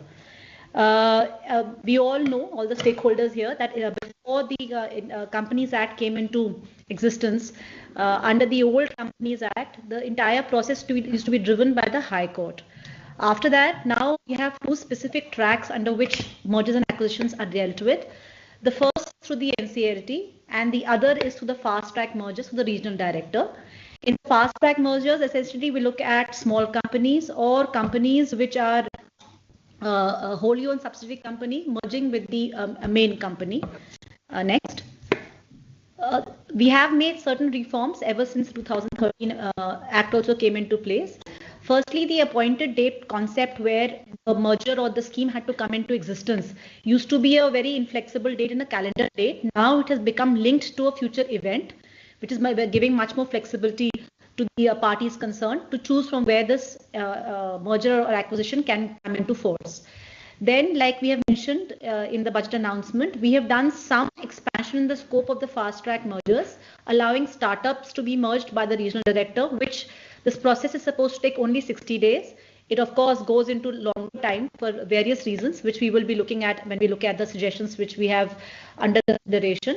And another important aspect which has just been done in September 2024, where we allow reverse flipping. That is, a foreign company can merge with its wholly owned subsidiary in India. This is really good. It was a demand from the IT industry which has been accepted. Coming to what are the suggestions on the board which we are looking at in terms of the merger and acquisition space. The first is now under the NCLT, when we have 2 companies who are looking for a merger, both the NCLTs have to go through the entire process of convening the meetings, getting permissions from the respective regulators and passing the twin test approval, the threshold for that. There has been suggestions that we may allow one bench at the NCLT to look at the merger application. So this is on the table again for discussions forward. Then we look at how we can expand the scope of companies which use the regional director route. And here the suggestions received are basically to look at, the unlisted companies or even some public companies who can come who have a certain amount of credit outstanding only to come under this track. Like I had mentioned earlier, for the merger acquisition scheme to get passed, it needs to pass the twin threshold test in terms of the NCLT, which is a fairly more relaxed provision compared to that for the fast track mergers, where it is actually the threshold is 90% of the total shareholding, whereas in the NCLT routes it's about it's a majority of numbers and 75% of the present and voting, forming the 75% of the shareholding. So this is the same test is applicable for creditors also. So we're looking at a similar kind of a threshold for fast track mergers. How do we save the interests and the guardrails, like we say? How do we save the interests of the shareholders and creditors? There's already a provision under the fast track mergers where the regional director can make a reference to the NCLT. Is that sufficient, or do we need to go down some other, look at some more guardrails to help and safeguard their interests? Are basically the 3 or 4 the broad areas and where we have received suggestions, and we are looking forward to a very constructive and fruitful and two-way interaction during the parallel session, so that we can not only thrash out these issues but any other nitty-gritty issues which come down to implementation, both at the NCLT level in terms of their rules which they are following, as well as the fast track mergers which are done by the regional directors. Thank you very much. Thank you. May I request DPIT AS? Good afternoon, everyone. The secretary is in another theme session, so I'll be presenting on his behalf. To continue with what CA sir said on decriminalization and ease of doing business, and on the budget announcement for Jan Vishwas 2. If you look at the India story, we started with the ease of doing business journey almost a decade ago, and it has reflected in our steady climb over the doing business report from 142 in 2011 to 63 in 2019. Over the period of time, we have reduced the compliance burden, ensuring a vision of implementing the minimum government, maximum governance. And we've touched on ease of doing business as well as ease of living. Next slide, please. The approach has been 4-pronged: simplification, elimination, digitization, and decriminalization, which is what I'm going to touch on today. For this, we launched a regulatory compliance portal in which states as well as central ministries have been indicating their provisions which need to be decriminalized, and then subsequent action has been taken. Over a period of time since 2020, even before the Jan Vishwas Act of 2023 came into being, 283 provisions across 38 acts and 13 ministries and departments have been decriminalized. Extensive review has been taken across various ministries, and there are various acts which are under decriminalization or under review, as well as the Jan Vishwas 2 Act. Now, the thrust of the entire exercise for decriminalization has been a transition towards a trust-based governance, where the ultimate beneficiary would be the citizen and the businesses, so that for minor infractions, procedural, technical defaults, where there is no malafide, citizens are not imposed criminal sanctions.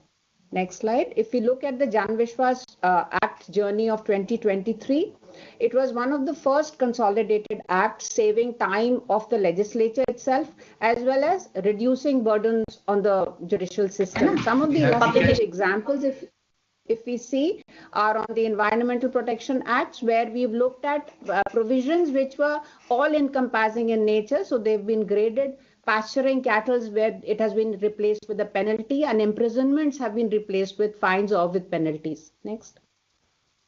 For the Jan Vishwas 2, we've worked very closely with the industry associations, with various stakeholders, as well as ministries, have held numerous interministerial committee meetings, and have also started working with the state level decriminalization, because many of the state acts are unable to decriminalize their provision because of overriding influence of the central acts, which is also being taken up for the Jan Vishwas 2, as well as self-identification by various ministries. So we are moving now from the central level, apart from Jan Vishwas 2, which we are hoping to place shortly to the Parliament, to a focus shifting towards states for a consolidated decriminalization act. We have good examples in states like Tamil Nadu, which have taken up consolidated decriminalization measures across their various municipal acts, as well as states like Gujarat. We also have Madhya Pradesh, which has come up with the consolidated act of Jan Vishwas state, one of the first consolidated acts which has just come up recently, and states like Haryana, which are also progressing very fast on decriminalization. We've touched almost 1,300 provisions and reviewed them at various levels. Next.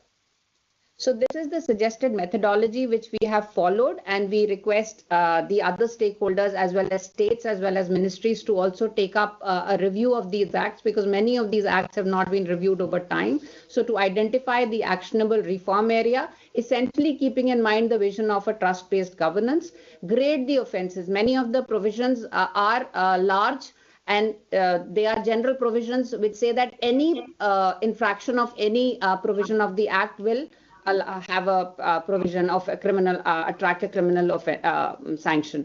Then we have had numerous stakeholder consultations with the departments and the ministries as well as with the states and the industry stakeholders. And then a consolidated amendment is being proposed. Next.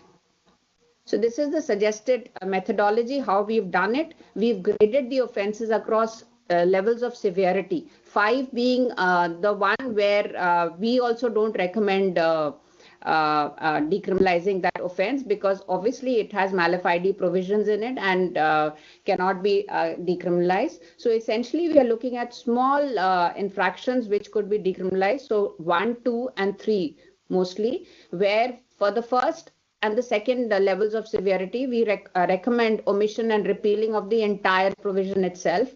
For 3 and 4, largely we look at the imprisonment either being converted into a fine or into a penalty. And the penalty can also be based on the subject matter instead of a fixed monetary amount. The other one is where there are provisions of compounding, but they've not been delegated till now. We have requested stakeholders to ensure, the stakeholder ministries to ensure that compounding provisions are also built. Having said all this, we are now on a fast track to lay the Jan Vishwas 2 bill for consideration of the Parliament. Thank you so much. Thank you. Thank you, Madam. Now may I request Niti Ayog, Senior Advisor. Thank you so much. I would just like to share the screen.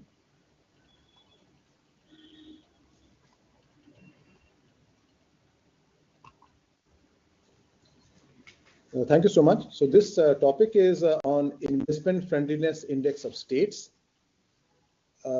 As India charts its path to becoming a $30 trillion economy by 2047, unlocking the investment potential of states will be a defining factor. And this initiative, Investment Friendliness Index for States, aims to create a dynamic, transparent, and globally competitive business environment, ensuring that India remains a premier destination for investors worldwide. In July 2024, while chairing the 9th Governing Council meeting of Niti Ayog, Honorable Prime Minister had directed that we need to develop an investor-friendly charter and index which ranks states on their ability to attract investments. The latest budget announcement reinforces the government's commitment to making India a more investment-friendly, and above all, it recognizes that stronger states drive a stronger nation. And a key step in this direction is the launch of the Investment Friendliness Index of States in 2025, which fosters competitive and cooperative federalism and also encourages states to enhance their regulatory frameworks to attract investments. India has emerged as a global investment destination, with the states playing a pivotal role in shaping the investment landscape through policy innovation, infrastructure development, and targeted incentives. While some states have long established industrial ecosystems, others are rapidly enhancing their regulatory frameworks. improving their business efficiency and reducing sector-specific policies to attract investors. And this current slide is showing you that in recent years, India has significantly scaled up infrastructure investment, strongly emphasizing physical, digital, and social infrastructure. In fact, the union government's capital expenditure, the capex, on significant infrastructure sectors has grown at a trend of 38.8% from FY20 to FY 2024, which reflects a clear and long-term commitment to development of infrastructure in particular and development of the nation as a whole. Now, this slide, I will not dwell on it too much because the time is very scarce, but this major initiatives such as the National Infrastructure Pipeline, National Monetization Pipeline, PM Gati Shakti Framework, the massive expansion in railways, the Bharatmala Pariyojana, the expansion on the airports, the new terminal building of airports, renewable energy capacity, which are being developed at a very high pace. In fact, they've grown 15.8% year on year and have reached 209.4 gigawatts in December 2024. Similarly, the Jal Jeevan Mission, the Swachh Bharat Mission Urban, and Smart City missions are some of the many initiatives of the central government. Now, in fact, I would like to dwell a little bit more on this part. Now, even with this, there are many issues and challenges which continue to stand in the way. And these include the limited private sector participation. In fact, this is where the deliberations of today will be very, very useful. We would, in fact, encourage the webinar participants to dwell and to offer their solutions or suggestions in this regard. Similarly, so the first important point is the limited private sector participation, where the private investment remains low despite the fact that the public capital expenditure has grown by 38.8% over the past 5 years. Even initiatives like National Monetization Pipeline and PPPs, this has still led to uneven state policies which create regional disparities in infrastructure growth. Similarly, regulatory bottlenecks in terms of land acquisition delays, state level governance inefficiencies, and other environmental regulations also are retarding development here. The uneven capex utilization, which we are seeing in various states, is also resulting in a lot of uneven development across the regions. I would like to dwell a bit on labor and skilling gaps. Now, the low labor force participation rate, LFPR, especially among women, and statewide skill mismatches has hindered the workforce readiness in various states. While Vishwakarma and skilling programs have offer a great potential, and industry alignment remains a big challenge. Similarly, infrastructure gaps in smaller cities, especially if you take tier 2 and tier 3 cities, which lack reliable broadband, logistics, and power supplies. These are adversely affecting large-scale investments being drawn to these places. Uneven progress in transport expansion and frequent power shortages are all big obstacles in the face of which are hindering the development. Similarly, state-wise policy differences, investment policies, taxation structures, incentive programs which vary across states, this make it very difficult for businesses to predict long-term returns and which impact the EODB rankings of not just the state but the nation as a whole. If you look at urban infrastructure and housing, this has created a huge pressure, and a rapid urbanization is going to lead to greater amount of strains on our infrastructure. And this is specially called for in where industrial hubs are located. Similarly, inconsistency in the green infrastructure adoption across states, especially the coastal areas or even other such areas, these tend to show that there's a lack of uniform green policy adoption across the states, and this has impacted the sustainable industrialization across the regions. Now, therefore, I would urge that today's webinar really dwell on the various strategies which can be really brought to the fore to operationalize this announcement of the budget, where the states continue to play their role in developing their specific regions. They're coming up with their unique abilities to be able to address the challenges which occur. And I would like to just leave this last slide, which is that some of the issues for discussion for actually operationalizing this index. So what are the pillars we need to identify? Should there be a composite index, or should we have states should be categorized in different geographical characteristics like coastal, landlocked? Similarly, should there be a sectoral index?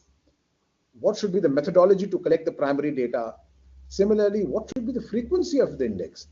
I mean, how often do we need to update this index? Niti Aayog has already commenced work on this, and therefore inputs from this webinar would go a long way in helping us finalize this index at the earliest. Thank you so much. Thank you very much.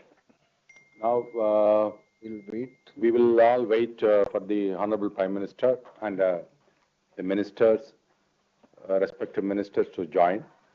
So we are waiting here, I think. Yeah, but not to Yeah. log off, sir. Yeah. I think all of us should keep the videos on and not log off. I request especially those of you who have joined from outside Delhi and the CEOs, other sector specialists, other stakeholders, kindly remain logged and video on. Thank you.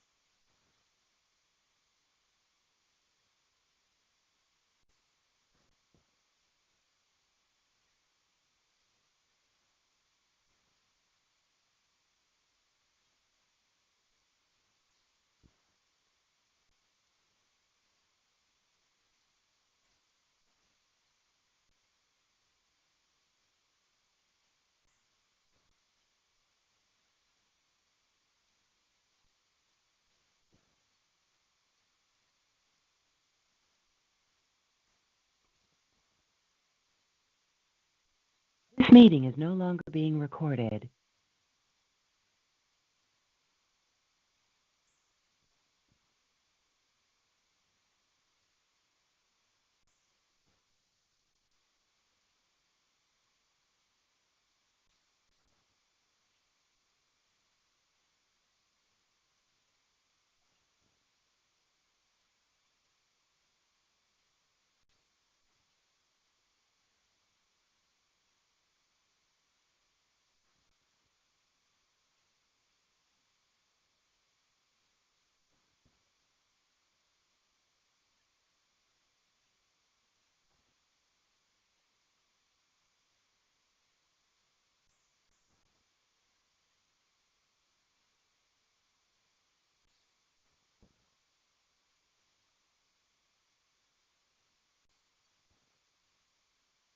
Ganga Kohli काम था।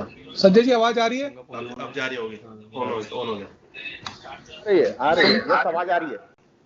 Sir मेरी request है, आप जितने भी ये webinar में लोग जुड़े हैं उनको रिक्वेस्ट कर लीजिए कैमरा ऑन करने, क्योंकि अब हम पीएमओ को मर्ज कर रहे हैं सर। आप देखिए आपके रैशनलाइजेशन ऑफ बिल्कुल अभी कह रहे हैं हम। थैंक यू सर इसको मर्ज करो। अशोक जी, एडिशनल सेक्रेटरी साहब बैठे हुए हैं। नहीं, कोई बात नहीं, डोंट वरी। आज ये नीचे कर लीजिए, ये सब दोनों नीचे कर लीजिए।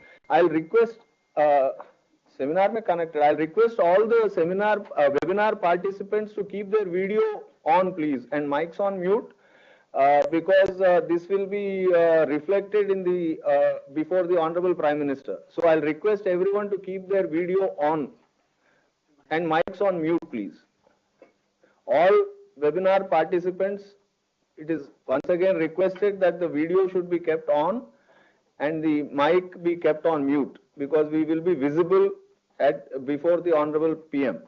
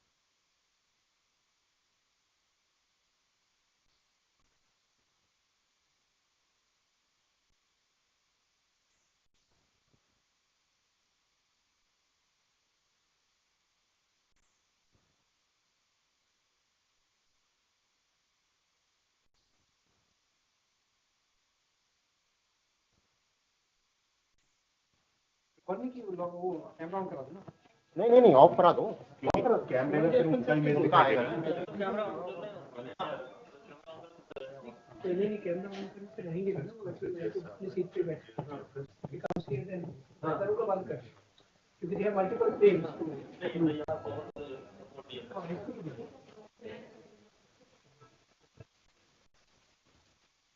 On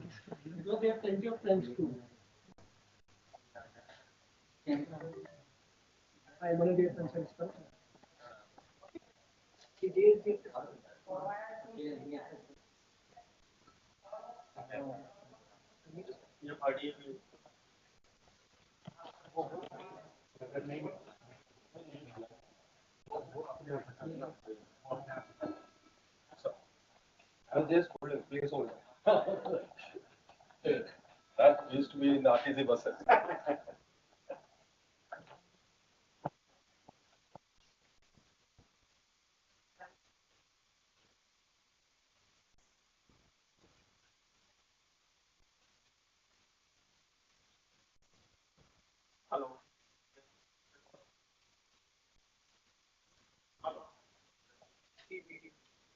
Manish Bharadwaj. May I request Mr. Manish Bharadwaj, UIDAI, to keep the video on, please?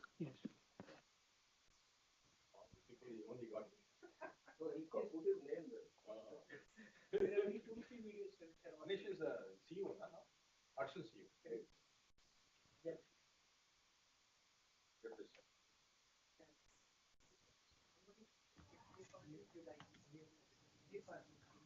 Once again, request all those whose videos are off to kindly turn on the video. The active participant list. Let there not be any confusion. We are not talking about the passive links. The active participant links who are all on video off, please kindly turn on the video. Thank you.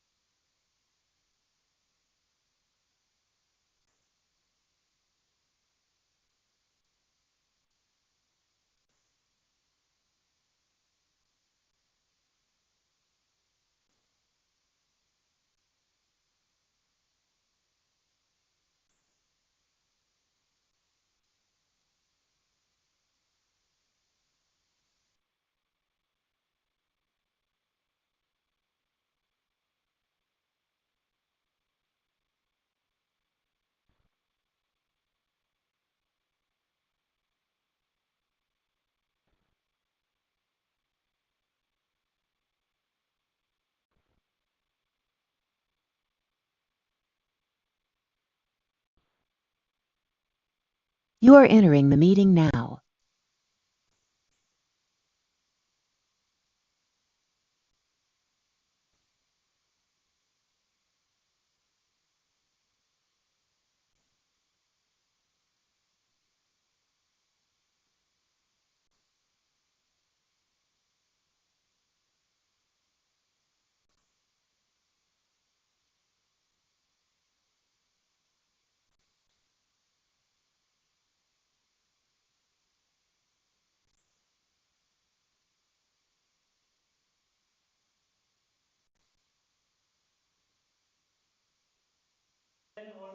Amit connect कर लो वहां पे।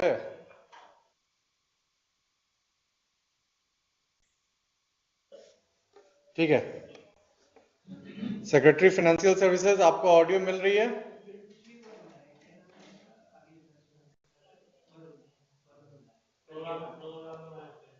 Check check audio check check, मिल रही है आवाज आपको? हाँ सर, ऑडियो आ रही है सर। नागराजू सर के ऑफिस से एक बार आप चेक करेंगे अमित? सर ऑडियो मिल रही है आपकी, मिनिस्टर मिनिस्टर। ठीक है, आप एक बार उधर से चेक कराओ अमित। सर 2 मिनट दीजिए, 5 मिनट दीजिए, क्योंकि बहुत सारे सेशन को मर्ज कर रहे हैं, बस 5 मिनट दीजिए। सर टाइम कम है, हमारे पास 10 मिनट बचे हैं केवल।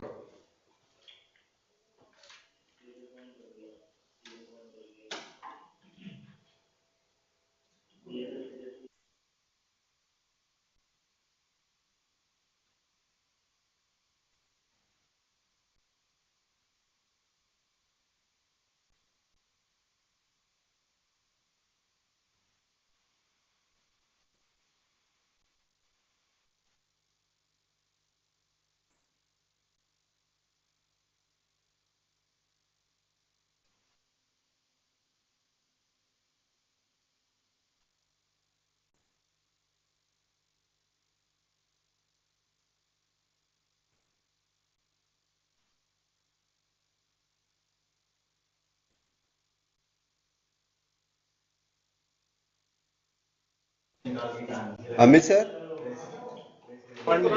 जी संजय सर। सर हमारा सेक्रेटरी ऑफिस नहीं दिखाई दे रहे। ये आ गए सर, आ गए सर, अभी कर रहे हैं। और ये वाला जो है ना आपका प्रोसेसिंग सेक्टर वाला, हाँ ठीक है सर। नागराजू सर। या sir good afternoon. Good afternoon. Sir आपको यहाँ से ऑडियो वीडियो मिल रही है? या मिल रहा है, दोनों मिल रहा है। ठीक है, fine sir.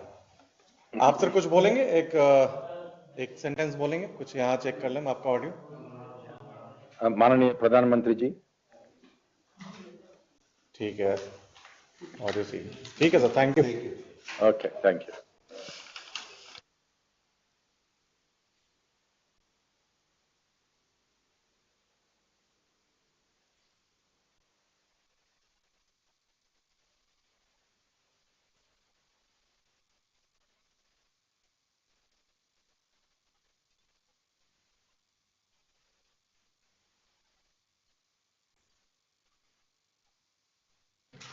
Amit sir.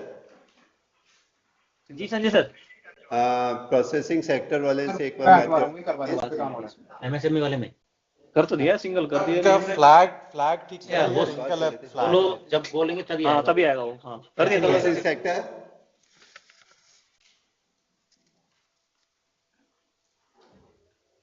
Ministry of food processing, सुन पा रहे हैं?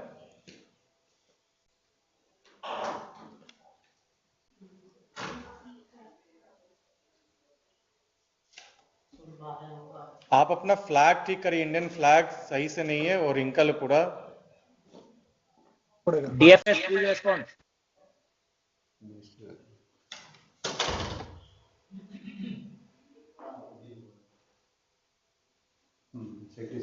या तो फ्रेम टाइट करा लीजिए आप।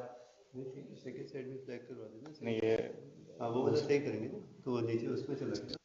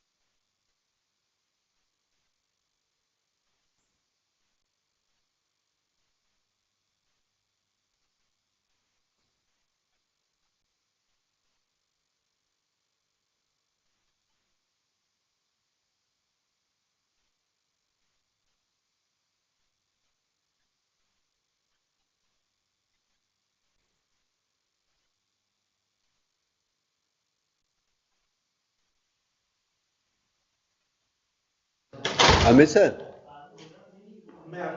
हाँ जी सर। सर जो MS ME है ना, हाँ उनके भी फ्लैग प्रॉपर नहीं है। यदि आप इतने बड़े में दिखा रहे हो तो फिर उनका फ्लैग सही करवा लो। लेआउट की कमांड नहीं रहता जो आप लोग एमएसएमई कौन है जो है ना तो MSME भी दिखा दो एक बार, फ्लैग सही करवा लो, थोड़ा साइडों में पुश करवा दो please.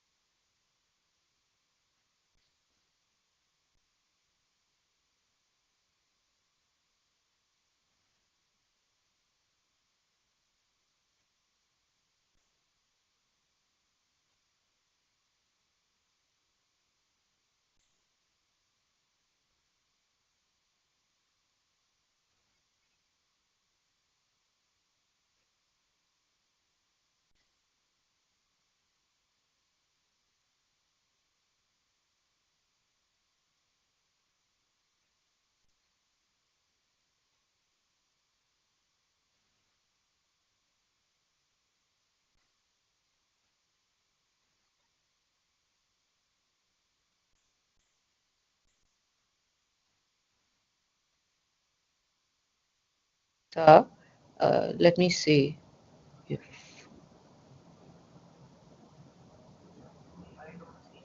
let me find out.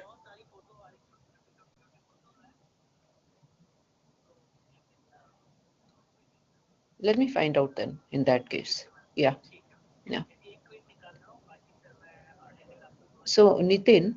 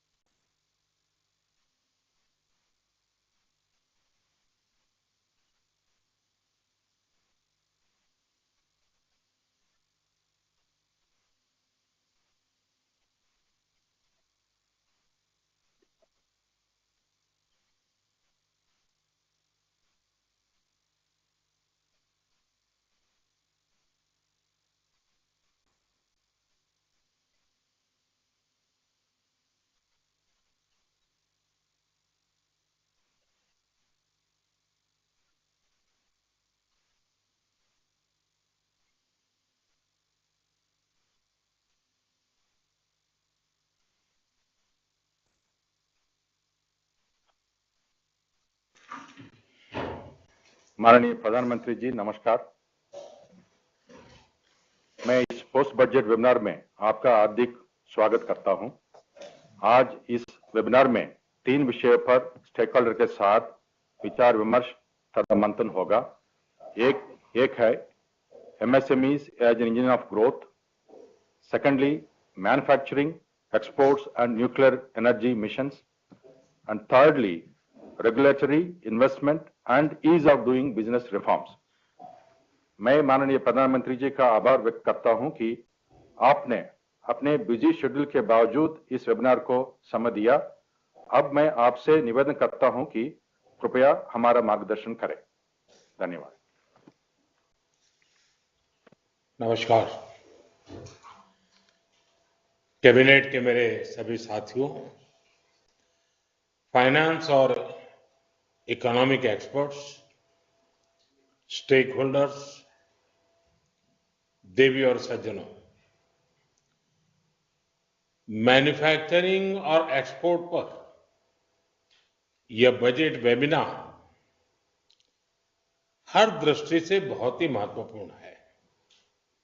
आप जानते हैं, यह बजट हमारी सरकार के तीसरे कार्यकाल का पहला पूर्ण बजट था। इस बजट की सबसे खास बात रही अपेक्षाओं से अधिक डिलीवरी। कई सेक्टर्स ऐसे हैं जहां एक्सपर्ट्स ने भी जितनी अपेक्षाएं की थी, उससे बड़े कदम सरकार ने उठाए और आपने बजट में देखा है। मैन्युफैक्चरिंग और एक्सपोर्ट को लेकर भी बजट में महत्वपूर्ण फैसले किए गए हैं। साथियों, आज देश 1 दशक से भी ज्यादा समय से सरकार की नीतियों में इतनी कंसिस्टेंसी देख रहा है। बीते 10 वर्षों में भारत ने लगातार रिफॉर्म्स, फाइनेंशियल डिसिप्लिन, ट्रांसपेरेंसी और इंक्लूसिव ग्रोथ को लेकर अपनी प्रतिबद्धता दिखाई है। कंसिस्टेंसी और रिफॉर्म्स का एश्योरेंस एक ऐसा बदलाव है जिसकी वजह से हमारी इंडस्ट्री के भीतर नया आत्मविश्वास आया है। मैं मैन्युफैक्चरिंग और एक्सपोर्ट से जुड़े प्रत्येक स्टेक होल्डर को ये विश्वास दिलाता हूं कि ये निरंतरता आने वाले वर्षों में ऐसी ही बनी रहेगी। आप मेरे पूरे विश्वास के साथ मैं आपसे आग्रह करता हूं, पूरे आत्मविश्वास से निकल पड़िए, बड़े कदम उठाइए। देश के लिए मैन्युफैक्चरिंग और एक्सपोर्ट ये नए एवेन्यूज हमने ओपन करने चाहिए।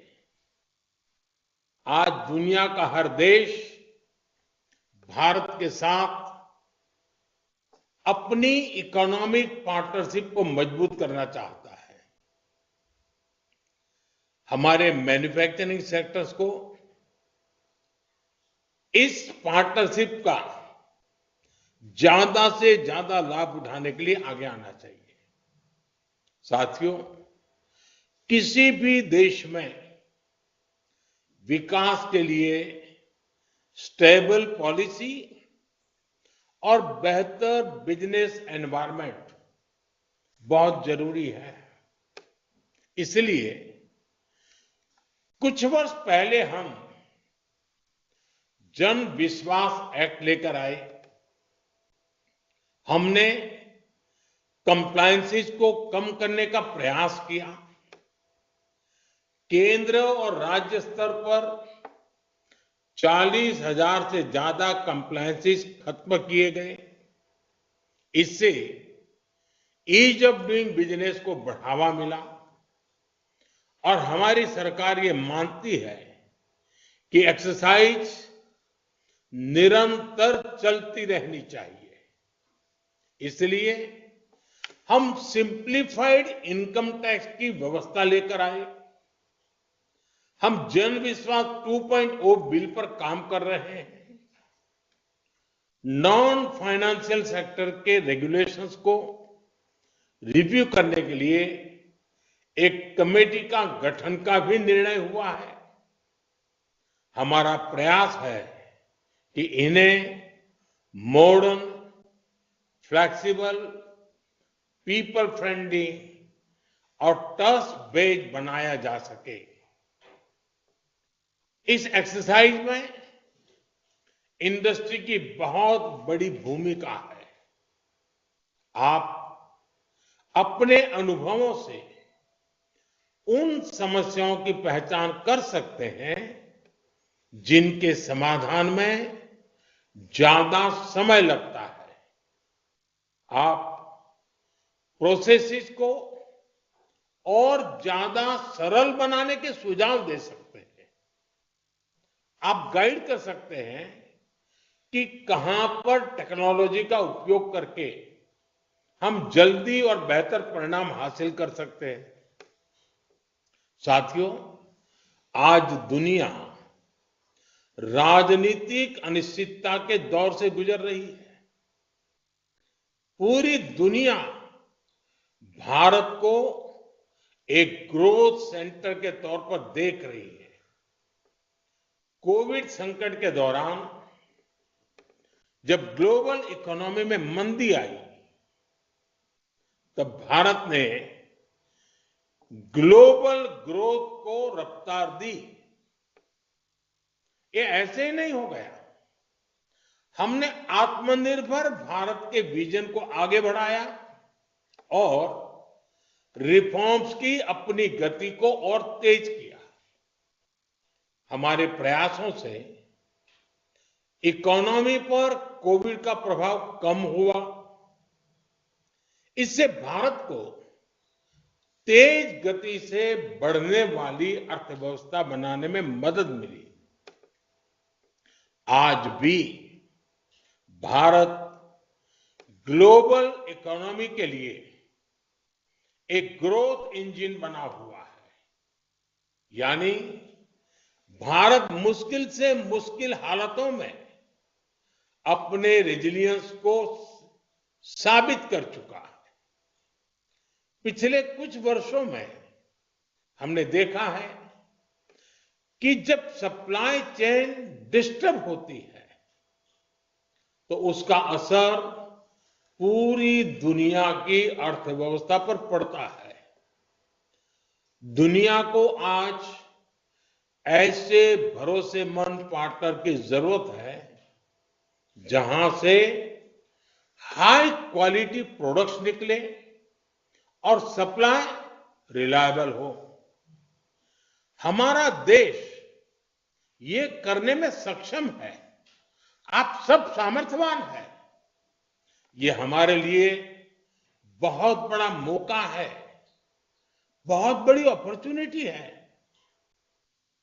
मैं चाहता हूं विश्व की इन अपेक्षाओं को हमारी इंडस्ट्री एक स्पेक्टेटर की तरह न देखे। हम दर्शक बनकर के नहीं रह सकते हैं। आपको इसमें अपनी भूमिका तलाशनी होगी। अपने लिए अवसरों को आगे बढ़ाकर तराशना होगा।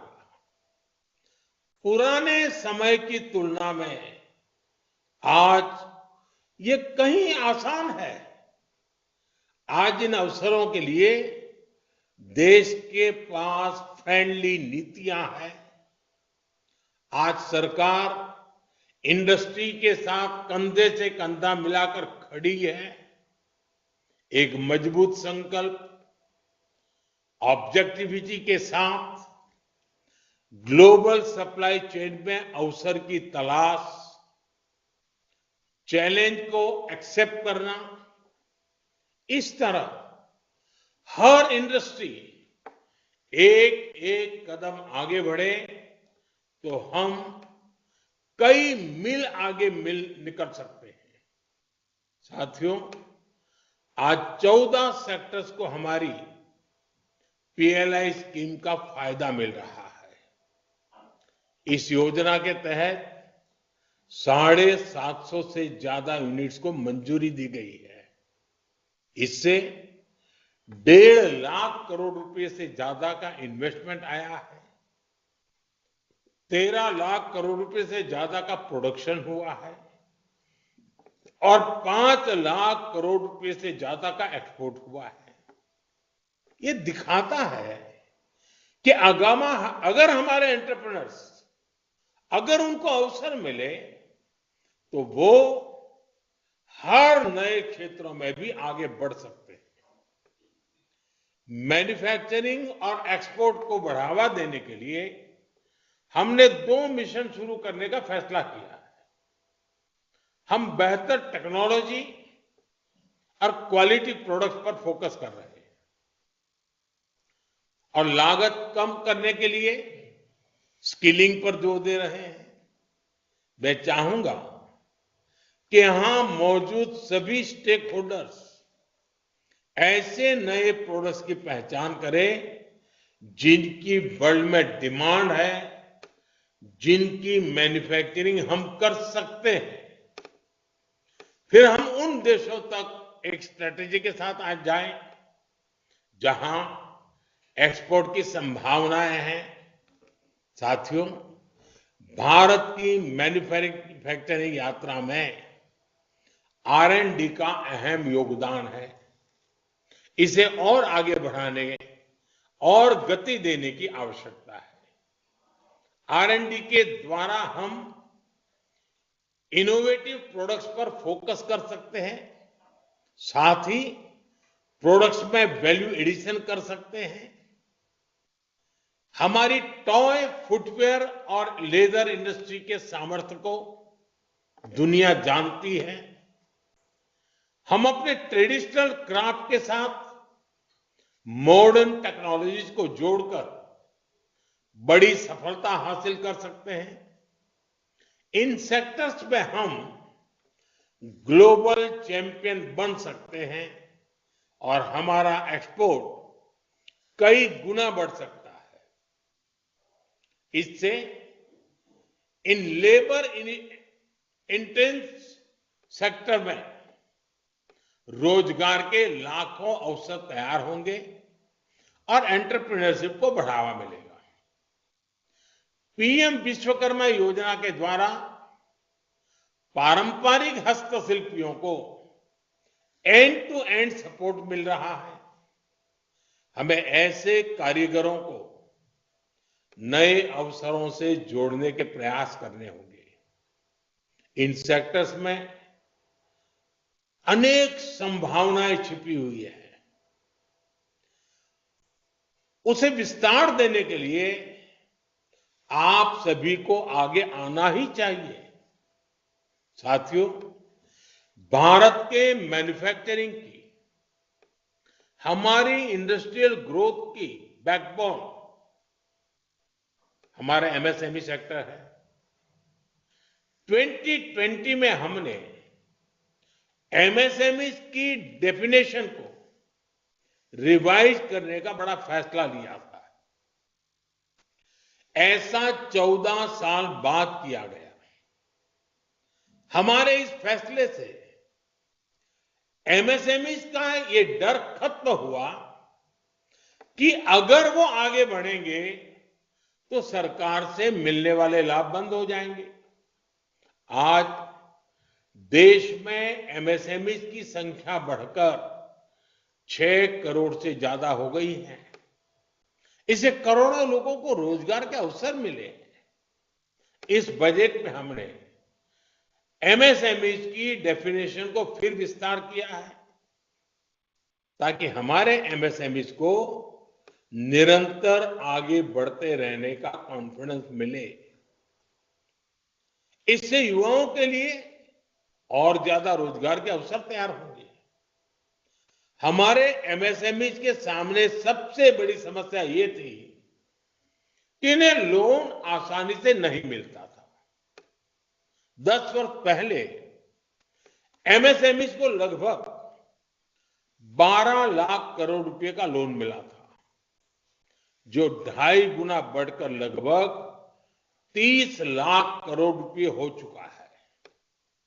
इस बजट में एमएसएमई के लोन के लिए गारंटी कवर को 2 गुना करके 20 करोड़ रुपए तक किया गया है।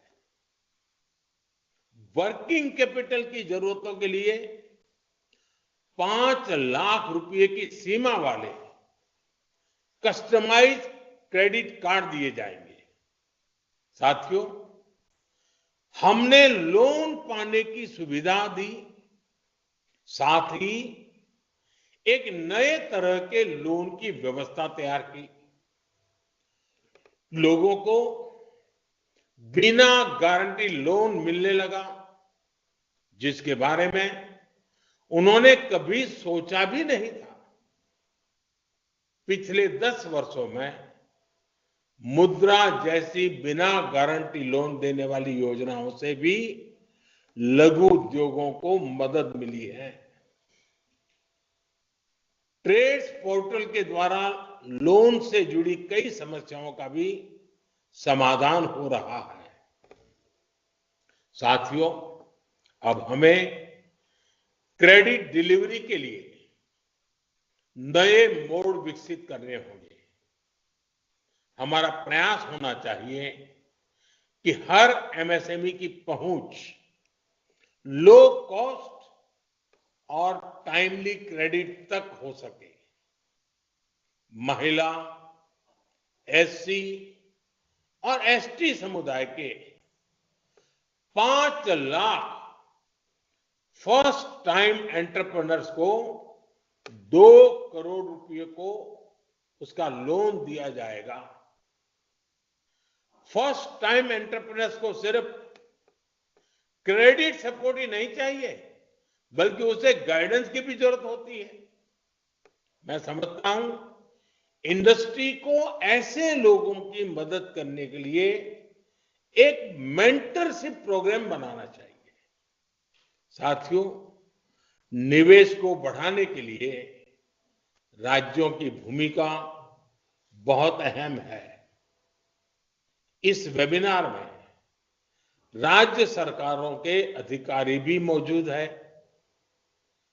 राज्य ईज ऑफ डूइंग बिजनेस का जितना बढ़ावा देंगे, उतनी ज्यादा संख्या में निवेशक उनके पास आएंगे।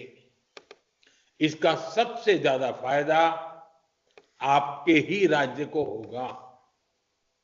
राज्यों के बीच ये कंपटीशन होना चाहिए, कौन इस बजट का ज्यादा से ज्यादा फायदा उठा पाता है। जो राज्य प्रोग्रेसिव पॉलिसीज के साथ आगे आएंगे, कंपनियां उनके यहां निवेश करने पहुंचेगी।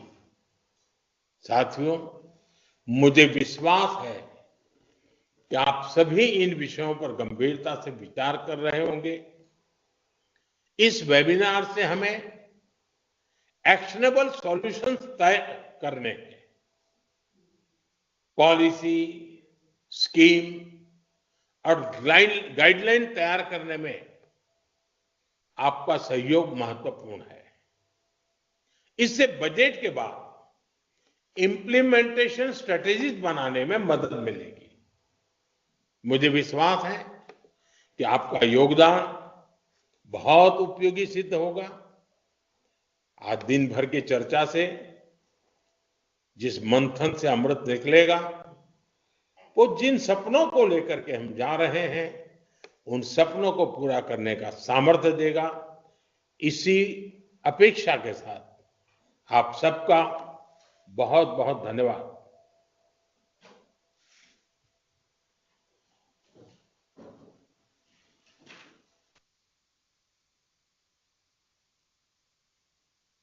Yeah, I think Since, yeah, automatically everybody will get into their own web portals.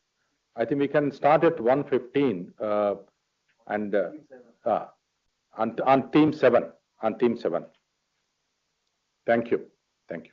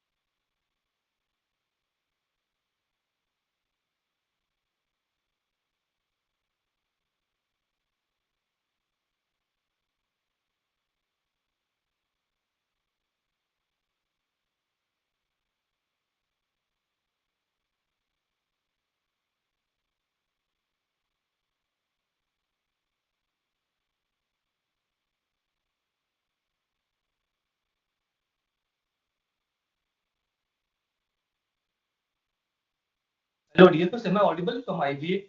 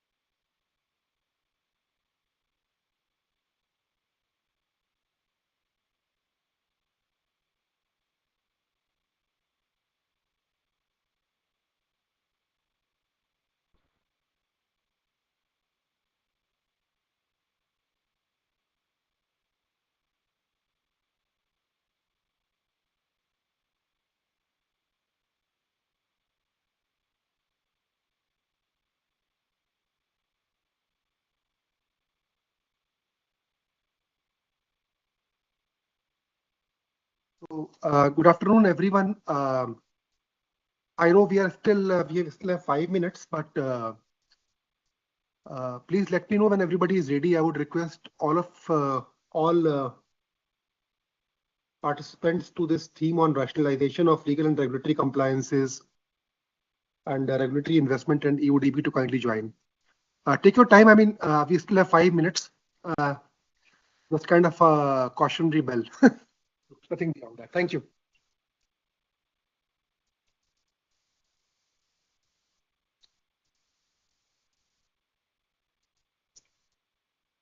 Welcome, Bhagat Saab. I think Professor Parthari has joined us. Mr. Janmajit Sinha has joined us. Namaskar to everyone. I can see Mr. Jagannathan Saab is here. Yes, is there. Great.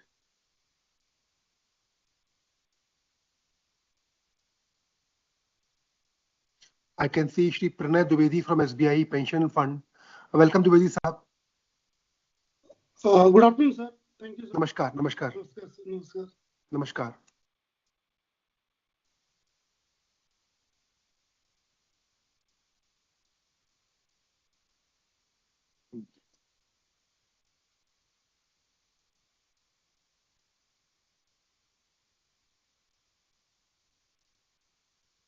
So, do we have Madam Sumit Kaur Kapoor from PFRDA, ED PFRDA, Madam Sumit Kaur Kapoor?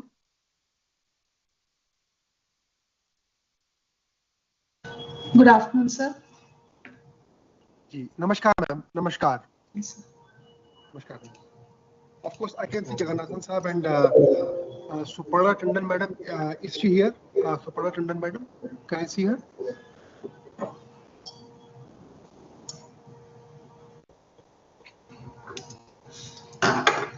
Okay. Shri Chandramouli Chakravarti Saab from EPFO, is he here? Chakravarti Saab, are you here? I can't hear you. Yeah, I'm present, sir. Namaskar, namaskar. Miss Bhuvna Anand, she is from Prosperity. Madam, have you joined? Yes, sir, I'm here. Please give me 2 minutes to switch on my camera. No problems, ma'am. Take your time, ma'am. No problems, ma'am. Take your time. And from SOCHM, we have Madam Nipa Sheth. Madam Nipa Sheth, have you joined, ma'am? Okay. From the team leads RegTech Private Limited, we have Mr. Rishi Agrawal. Agrawal Saab, have you joined us? He will join shortly. No problems, ma'am. And from Artha Global, we have Ms. Pritika Hingorani ji. Have you, madam, joined us? Yes, I'm here. Okay. Then from MV, we have Shri Navneet Munot. Yes, sir. Okay, thank you. And of course, I can see Shri Janmajit Sinha. From RBI, we have Shri JK Dash Saab. Are you here? Okay. Then from SAM company, we have Shri Rudra Kumar Pandey. Pandey Saab, आप हैं यहाँ पर क्या?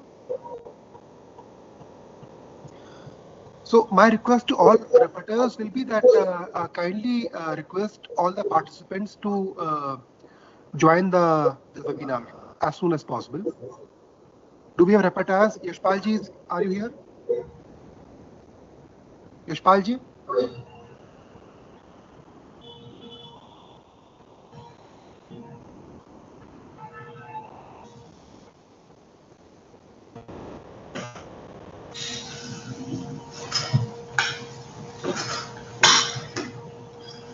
Regulatory reforms, we have Madam Anuradha Guru or Miss Kokila Jairam. Have you joined, madam?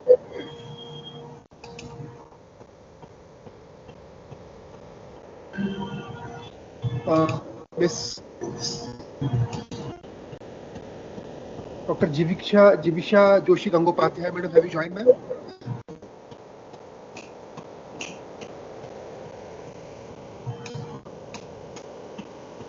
I think that while others join us, we can start the webinar so that we make most use of our time. So what I plan to do is to make a small 3 to 4 minutes of introductory remarks.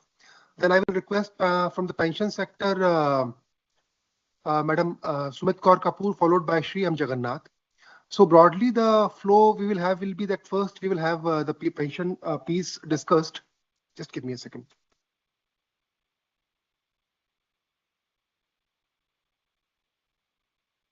We'll have the pension piece discussed first, followed by the piece on regulatory reforms, for which we have two speakers. From Prosperity, we have Ms. Bhuvna Anandji and Ms. Nipa Sheth from the SOCHAM. Then we will, of course, have on the FSDC mechanism, we have Shri Navneet Punotji hai, and Shri Janmejay Sinha. I think that there is a common presentation which you will be making. And on Jan Vishwas bill, we will be joined by Shri Rudra Kumar Pandey and Shri Naveed Ahmed. So first of all, after my remarks, I will let the 8 speakers put across their viewpoints. Then the other panelists will also be requested to give their suggestions, their inputs. For sake of time, because we have a large agenda to cover, I would request all speakers to please keep their comments confined to panelists to keep their comments confined to 6 to 7 minutes. Separately, after 1 hour, we will request the other speakers, they can take 1 to 2 minutes. So without much ado, I will just share the small PPT which I have prepared. So now, can you see the presentation? Is it okay? Thank you. So I think that in very brief, as outlined by the Niti Aayog in its comments that we have a target of achieving USD 30 trillion economy by 2047 for Viksit Bharat. Now, it is not possible unless we reform the way in which administration is being done. Sorry. Unless we change the way in which governance is done, and 3 critical pillars of that would be the light touch regulation, the trust-based governance, and the reduction in compliance burden. Now, in this direction, some concrete steps have been taken by the government, and I will just touch upon all 4 of them in brief. Okay, so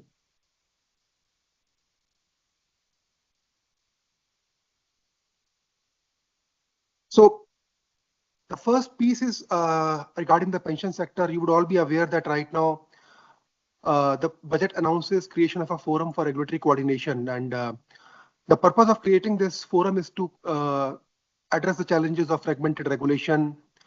In the pension piece, the coverage and the awareness remains rather poor, and the consumer protection remains rather muted. So we expect that once we have these deliberations, probably we would be in a position to identify areas of regulatory inconsistencies and what we can do to fill these gaps. How can a common work plan be prepared across regulators, supervisors of pension programs? And what are the future policy perspectives on regulatory framework? And I'm glad that today we are joined by Madam Sumit Kaur Kapoor from PFRDA. She is ED PFRDA, and by Shri M. Jagannathan, they are our panelists, who is MD in LIC. And of course, as participants, we are joined by Madam Suparna Tandon, Shri Chandramouli Chakrabarti Sahab, and Shri Pranay Dwivedi from the SBI Pension Fund. The second piece is regarding the creation of our regulatory reforms and a high-level committee. So government had, of course, announced that a high-level committee will go into reviewing the non-financial sector regulations and look at the guidelines as to how a trade-off can be built between a regulation which is not too onerous without compromising on the rule of law. Now, so we are joined for the purpose of discussion on this topic from Prosperity by Ms. Bhuvna Anand. She is co-founder of Prosperity, and from SOCHAM, Ms. Nipa Sheth, she is chairperson, founder and MD of SOCHAM. And of course, we have 2 participants, Shri Rishi Agrawal from Team Lease and from Ms. Pritika Hingurani from Artha Global. So, Madam, welcome to all of you, and we look forward to hearing from you, and we will take down very diligently all the notes regarding the suggestions you make. The third issue is regarding creation of a unit under FSDC mechanism through which the cost of existing regulations could be monitored. So again, we welcome for this purpose, we have Shri Janmejay Sinha, he is from BCG, and Shri Navneet Punot, he is from MP. And sir, we look forward to hearing from both of you. And I need not again reiterate it that I look forward to hearing your viewpoint on the matter, and so that our policy formulation can be improved. Honorable PM already has emphasized that whatever inputs you give to us will go a long way in in refining and informing our policies. Thank you, sir, for joining us. And we are, of course, joined by Shri J.K. Dash, who's from RBI. So we look forward to hearing from regulator and from the IBA as somebody who represents the entire banking sector. Shri Gopal Murali Bhagat साहब भी हमारे साथ हैं. On Jan Vishwas bill, we know that we have covered a long distance in Jan Vishwas bill. More than 180 legal provisions were decriminalized. We are aware that states, UTs are also working on this, and DPIIT has done a very commendable work in decriminalizing various legal provisions for minor offences. Now we are, of course, in the stage of drafting the Jan Vishwas 2, and for which consultations are still being held. And again, we are very glad to be joined by Shri Rudra Kumar Pandey, who is a partner with the SAM company, and Shri Naveed Mahmood Ahmed, who is from Vidhi Center for Legal Policy. Apart from that, we are also joined by Ms. Akanksha Arora, and Shri Nitesh Anandji is also with us. So I welcome all of you, and we look forward to hearing from all of you. Now, without wasting much time, I would first invite Ms. Sumit Kaur Kapoor. Madam, so you have been in the pension space for very long, and we would love to hear from you regarding what kind of what expectations you have from this forum, and how you think that regulatory gaps can be filled up by this forum, and how a common work plan can be prepared. So I over to you, ma'am. But again, for sake of time, just kindly take 6 to 7 minutes. Thank you, ma'am. Thank you so much, sir. I'll just share the presentation. I have a small presentation.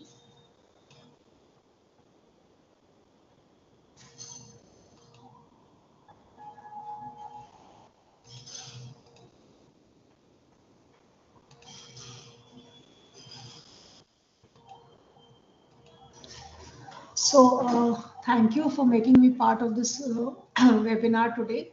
The para 99 was basically announced in the budget, which said that a forum for regulatory coordination and development of pension products would be set up. And before we launch into this, I hope the presentation is visible. Yes, madam, we can see it, ma'am. Thank you. Okay, thank you.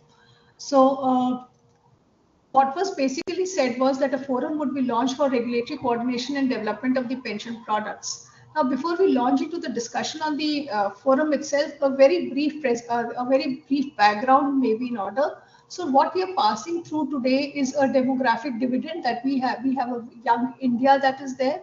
However, there is a certain part of India that is graying. So today, 1/10 of every person is 60 plus, and that would go to around 1/5 of every person by 2050. So within this cohort also we see a certain kind of trends that are there. So 80 plus population is growing faster than the 60 plus population as a whole. And secondly, and more importantly, it is the women who are growing at a faster pace. This is because the longevity of women is higher, number one.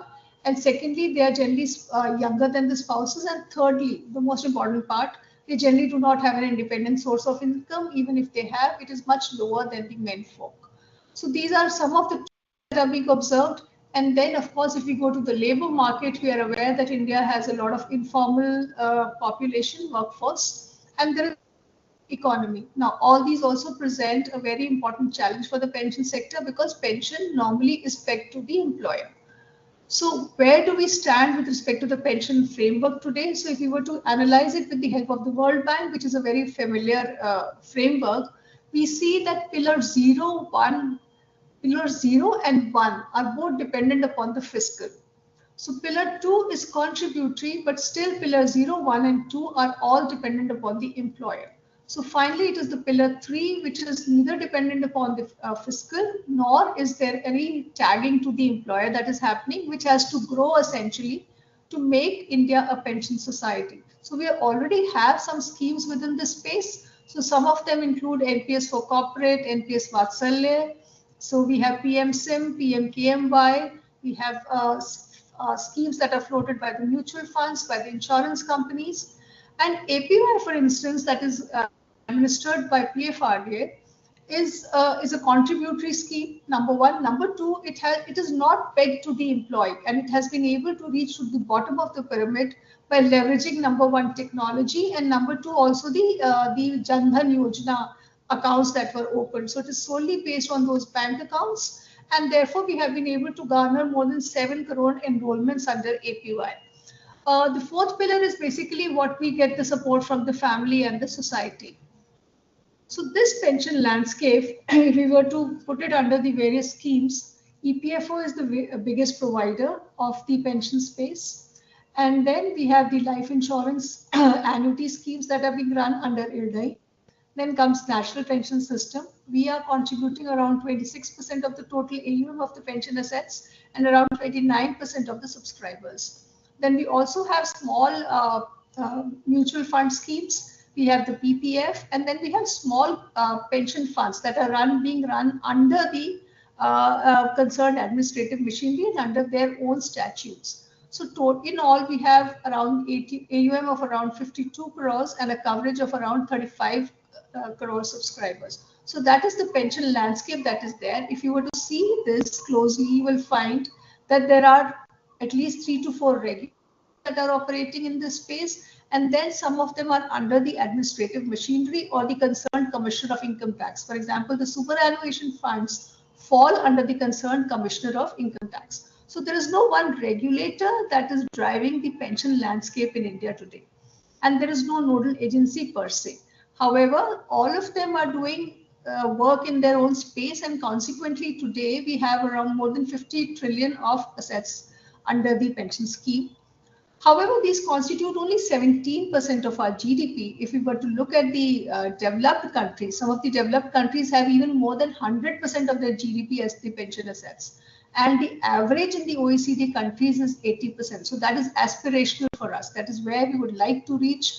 If the pension sector is to grow along with, we have to become a pension society and we have to reach Viksit Bharat 2047. So that's aspirational.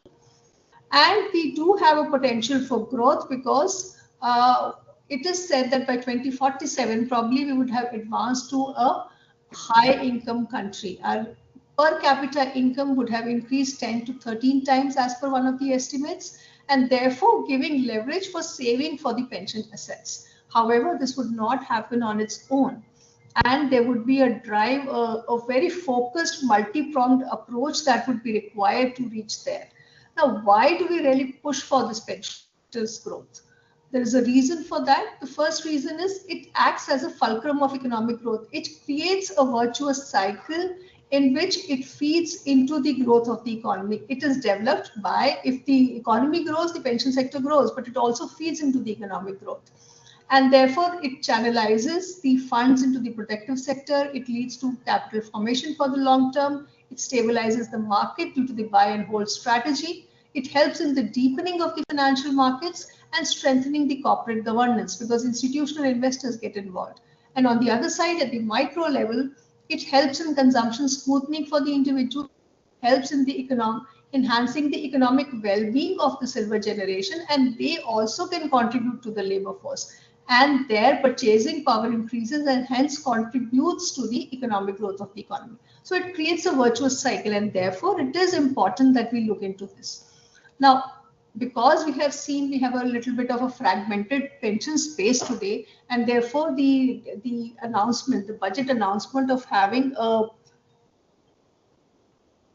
forum is very welcome. And the way forward would be probably to have a collaboration through this forum and develop a national pension policy that would aim to achieve at least one pension account per and leverage the 53 crore PMJDY accounts that we already have.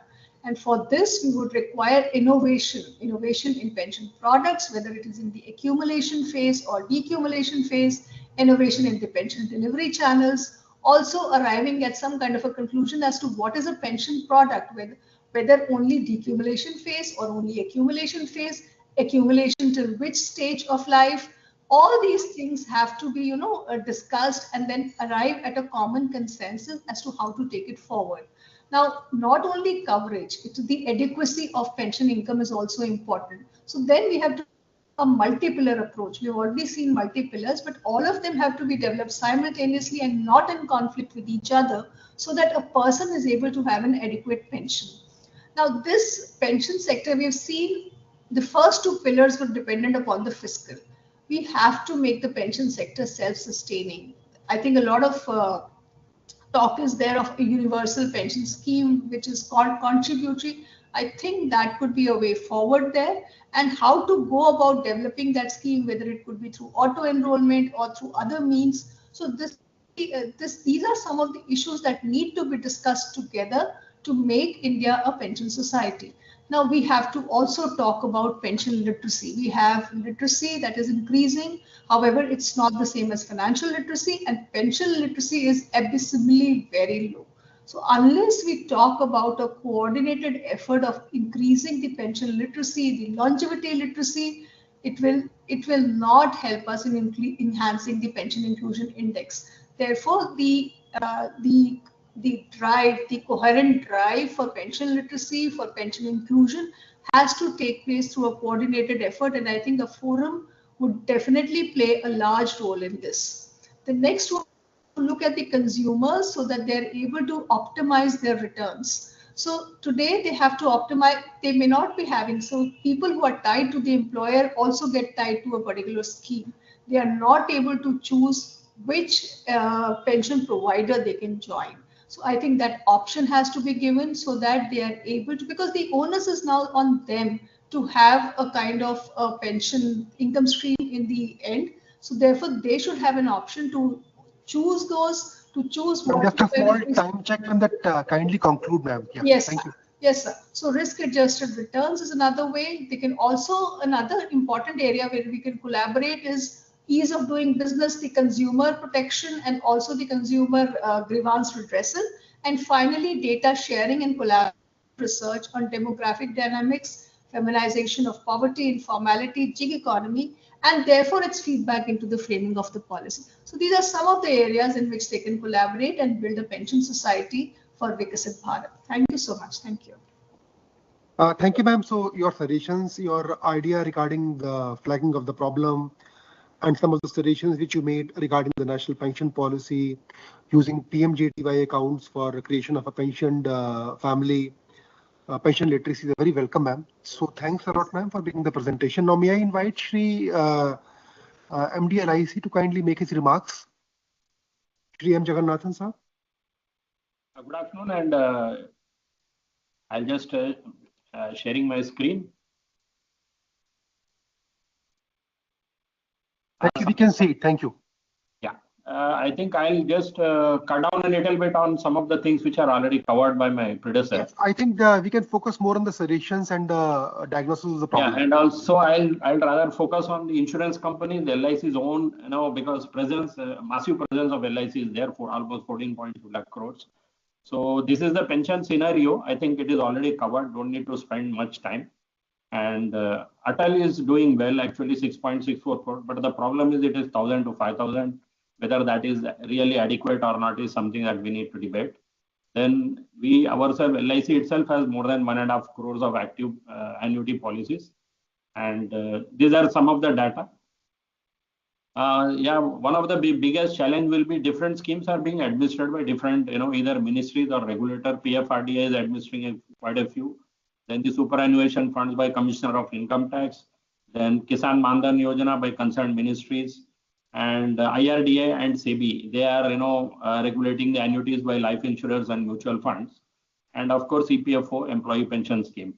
Only one point in the previous public provident fund, I have not considered it as a pension scheme. I think it is a matter of, again, opinion and all.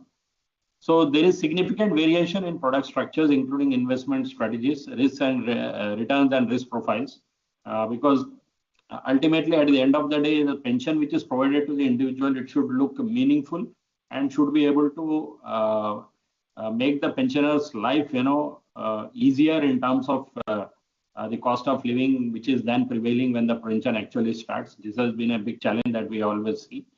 And there are also challenges in product comparison and decision making for it.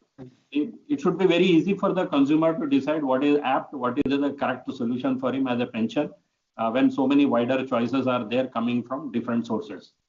And similarly, a very big challenge is there as far as pension schemes need to cater to demographic groups, especially low income, informal, gig economy. I think low income workers would look for something else and elite would look for something else. And multiple regulatory is definitely a challenge because different regulators are looking after different type of schemes, and this fragmented oversight may reduce consistency and effectiveness. That is something the regulatory forum which needs to actually look into it more deeply. So therefore, a coordinated regulatory approach is essential for comprehensive protection. Key challenges are something which I have listed are something like this. There is an absence of minimum obligatory standard among different schemes, and vulnerable groups may not be adequately covered, and inadequate participation of informal sector workers. It is really difficult to get the informal sector workers into a real good pension kind of a system where where life is very difficult for them to make their both ends meet. So therefore, government intervention, I think, will be required to ensure more inclusivity, and a coordinated effort again between regulators, providers, and government is necessary to build a more inclusive and sustainable pension system. Barriers to participation is mainly due to low awareness, especially among low-income individuals. Hardly any knowledge about pension schemes that are available. Though a lot of publicity is created, awareness is created, but that is, I think, still not yet reaching. The proposed forum can support government's objective of bridging pension gap among different segments of citizens. A unified approach will increase visibility of all offerings, fostering healthy competition, and effective collaboration with government agencies required to identify actual gaps. And the integration of systems will enable real-time analysis of pension landscape and thereby leading to informed decision making. We suggest targeted incentives in form of tax reliefs or deductions for both customers and administrator. Again, this is a new challenge because this is going to be a challenge because as we are moving to the new regime, I think tax breaks and all that, again, going back to that would be a sort of an issue there. Insurance companies, I'll spend little time on this because insurance companies have an expertise in risk management. Therefore, I feel that, in order to make India a pension society, I think insurance companies will be playing a bigger role, will have to play a bigger role. And therefore, because insurance companies by the nature have it's a long term because the business model itself is long term. So the ability to manage long-term risk, mortality, longevity, and investment risk very much there. Economy of scale, already managing large pool of pension funds, and there is also an access to investment expertise. If you see the current state of insurance companies in India, well matured, well established insurance companies, all the companies, both public and private sector, are totally matured. They are operating in a market and promoting the annuity products of respective companies, and these products are offering different. There's not only variety, there's also, a need-based analysis that is made before launching of each of those products by the insurance industry. So therefore, life insurance companies can play a significant role in ensuring that India becomes a pension society. Coming to LIC of India, of course, we have a variety of options, both in immediate and deferred annuity space.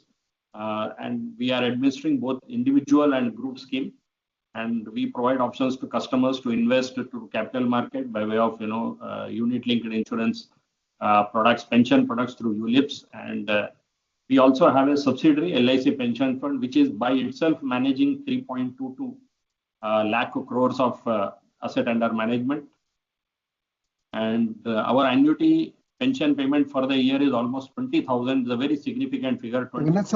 Just request to kindly conclude only for giving others chance to also speak. Thank you. Yeah, right. I'll just go to one gap. Just come to suggestions kindly. Suggestions are there is one suggestion on the taxation, sir. That is, NPS and annuity products of insurance company. There are two gaps which needs to be filled with regard to this taxation part, because when you invest in annuities by insurance company, there is a GST of 1.8% on the invested money which is applicable. That is not there as far as NPS is concerned. And NPS gets an additional 50,000 exemption which is not there for annuity products. So the suggestions offered are like this: provide The awareness actually majorly, I focus more on awareness. We have to create awareness campaign. Already the insurance industry is doing insurance awareness campaign. We can also discuss ways and means in which, pension also, the risk of living too long also can be embedded into that. That's possible. Provide data analytics service to participant, and also design innovative long-term financial products with higher returns, which can be used for investment by all annuity providers. Long-term investments are very much essential for creating pension products. And we have what is called a Married Women Property Act kind of policies, where if something similar can be done for a family pension or annuity, which cannot be attached by court of law, would be which will become an enabler, for pushing the pension products. And identify and provide inputs where government intervention is required, especially low-income groups. Government intervention will be required, and enable new product design for low-income groups with easy entry and exit without lock-in period. Because the fear of not being able to exit when on a rainy day is something which deters people from getting into pension products. I think that definitely needs to be addressed. Thank you. Thank you. These are some of the things I wanted to put forth. Thank you very much. Thank you for the suggestions by both the panelists. As a matter of fact, suggestions are really nice suggestions, and we'll work upon them. Now, the next piece is regarding the regulatory reforms and the high-level committee to be formed. And so, if you recall that the budget announcement valid for a committee to be formed for looking at the regulatory reforms. And we are joined by our panelists from Prosperity, Ms. Bhuvna Anand ji hai yahan par, and then we are also joined by Ms. Nipa Sheth from SOCHM. So I will first invite Ms. Bhuvna Anand to kindly give her comments. And Madam, just for sake of time, just keep your comments to roughly say around 6 minutes. Thank you.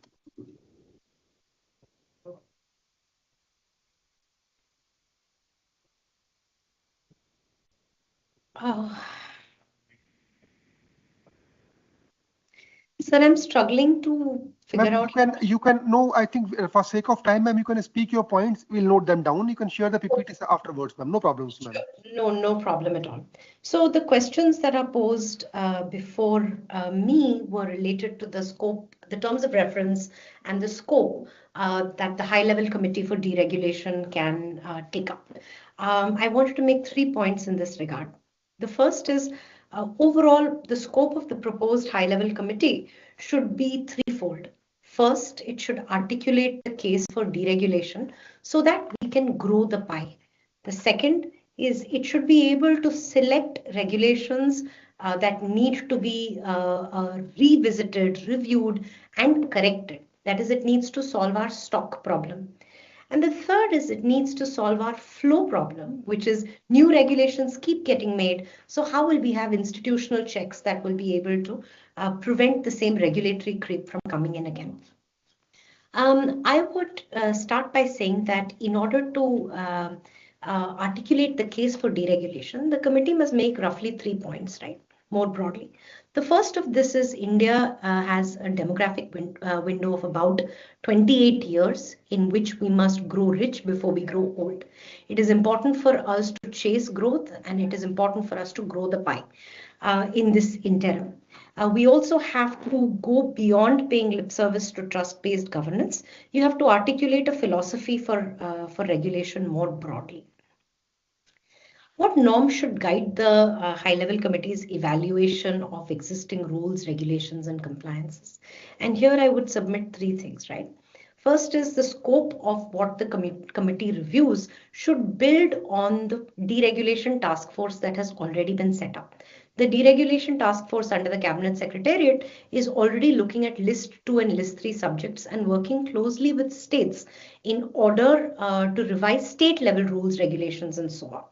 The high-level committee should therefore look at list 1 and list 3 subjects so that we are able to cover the gamut of the entire deregulation scope. In this in particular, of course, the subjects that have repeatedly come up as pain points are labor regulations and particularly labor laws. The second set of things that has come up repeatedly is environmental laws along the lines of the amendment that was done to the Forest Conservation Act. The third is utilities. The cost of utilities in India is very, very high, and it will take a center-state collaboration to be able to solve this. The last is buying and selling and transportation and logistics. These are the 5 areas that the committee should train its gun sights on. Within this, what needs to be fixed? Of course, we've had a lot of emphasis and good emphasis on reducing compliance burden. We've also had some level of emphasis on decriminalization, though that is early days and there is a lot to be done as well. But one important area that we have not undertaken systematic deregulation in is liberalizing our standards and controls, which is, to put it in simple language, इससे कम नहीं हो सकता, इससे ऊपर नहीं हो सकता. Those kinds of numbers, right? So for example, how much setbacks do you need to leave? How much, what is the threshold at which you can do retrenchment, and so on and so forth. The question of standards and controls should be critical and centermost on the mind of the high-level committee. The second is you've got to compare with other areas. More recently, in the last 20 odd years, many countries have undertaken a systematic deregulation approach. New Zealand through the Wallace Commission, the UK through the Better Regulation Delivery Office, the US through the Office of Budget Management, but also more recently through the recent DOGE initiative, Argentina, which is ongoing as we speak, right? There are lessons to learn and mimic from many of these countries that will help us on the committee's terms of reference. Second is the committee must make an adamant effort to adopt a minimum necessary, maximum feasible approach to all standards and controls. India is a poor country. We have a long distance to go. Our regulations need to be context specific. We cannot go for ideal regulations or regulations to match best in class around the world, because we neither have the state capacity to influence it, nor to enforce it, nor do we have the wherewithal to actually be able to comply. And the third is, for every single deliberation that the committee makes, they must estimate a cost of regulation. There are 3 types of costs. One is, of course, the time cost of compliance. The second is the actual regulatory fees. But the third most important cost, in my view, is the opportunity cost. And this is one thing that we have not taken a systematic approach on. Let me give you an example from Prosperity's own work. Based on research across building bylaws throughout India, we discovered that on average, every plot of land that is bought, industrial land that is bought in India, loses 50% of that plot to building standards alone. These kinds of things we have to be able to, the committee has to be able to put a number on. My last submission, actually my second last submission to you, is future proofing, which is, it's not enough to just solve for the past. We have to do massive corrections of the past, but the committee should also be looking into institutional checks so that regulatory creep does not keep reoccurring in the future. And there are 3 or 4 specific things that need to happen. The first is we need systematic protocols for ex ante and ex post cost benefit analysis and for regulatory impact assessments. The second is we need protocols for soliciting, reviewing, and releasing public comments. The third is we need protocols for sunset clauses and for periodic review mechanisms. And the last is we need protocols for curtailing the frequency and the content of subordinate legislation. Because a lot of the creep that occurs does not necessarily happen in parent laws, it happens through subordinate legislation. My last and final point is, how should the high-level committee approach stakeholder consultations? And here, of course, the government has set up several different committees. I would refer to 3 or 4 committees from recent history, actually 2 specific committees from recent history, which in my view were able to do stakeholder consultations of a diverse and multi-cornered argument really effectively. The first is the Justice Sri Krishna Committee on Financial Sector Legislative Reforms, which did an exemplar job over a 1.5-year period of being able to create a roadmap for financial reforms in India. And the second is the Kasturi Rangan Committee, which was the precursor to setting up the National Education Policy.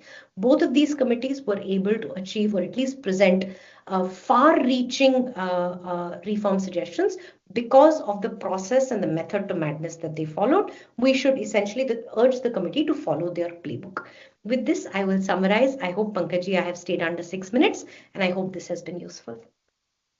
No, thanks, ma'am. In fact, all the suggestions made by you were very useful, especially your comments regarding the opportunity cost and the future proofing of the regulations.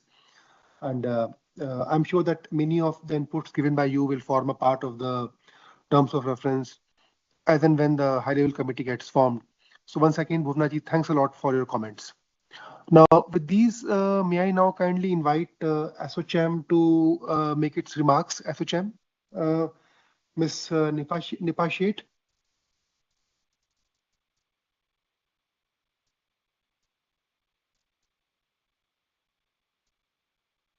Yeah, is this visible? The presentation is visible? Yep. Can others see it? Because I can only see myself. It's not visible.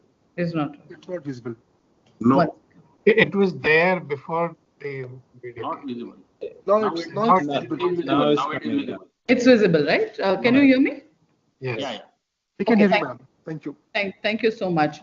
So it's a privilege to be part of this piece, and I'm representing as chairman in terms of, especially I would like to go towards the MSME reforms and some of the issues which they go. My colleague Bhuvna has covered quite a bit points quite well. So, I would actually want to go towards how the committee should proceed in consultation with the stakeholders on the matter is, if there is a common dialogue between MSME ministry, SIDBI, sectorial bodies, and state level MSME, I think the technology, over the last 5 to 6 years, we've seen huge financial inclusion and formalization of economy.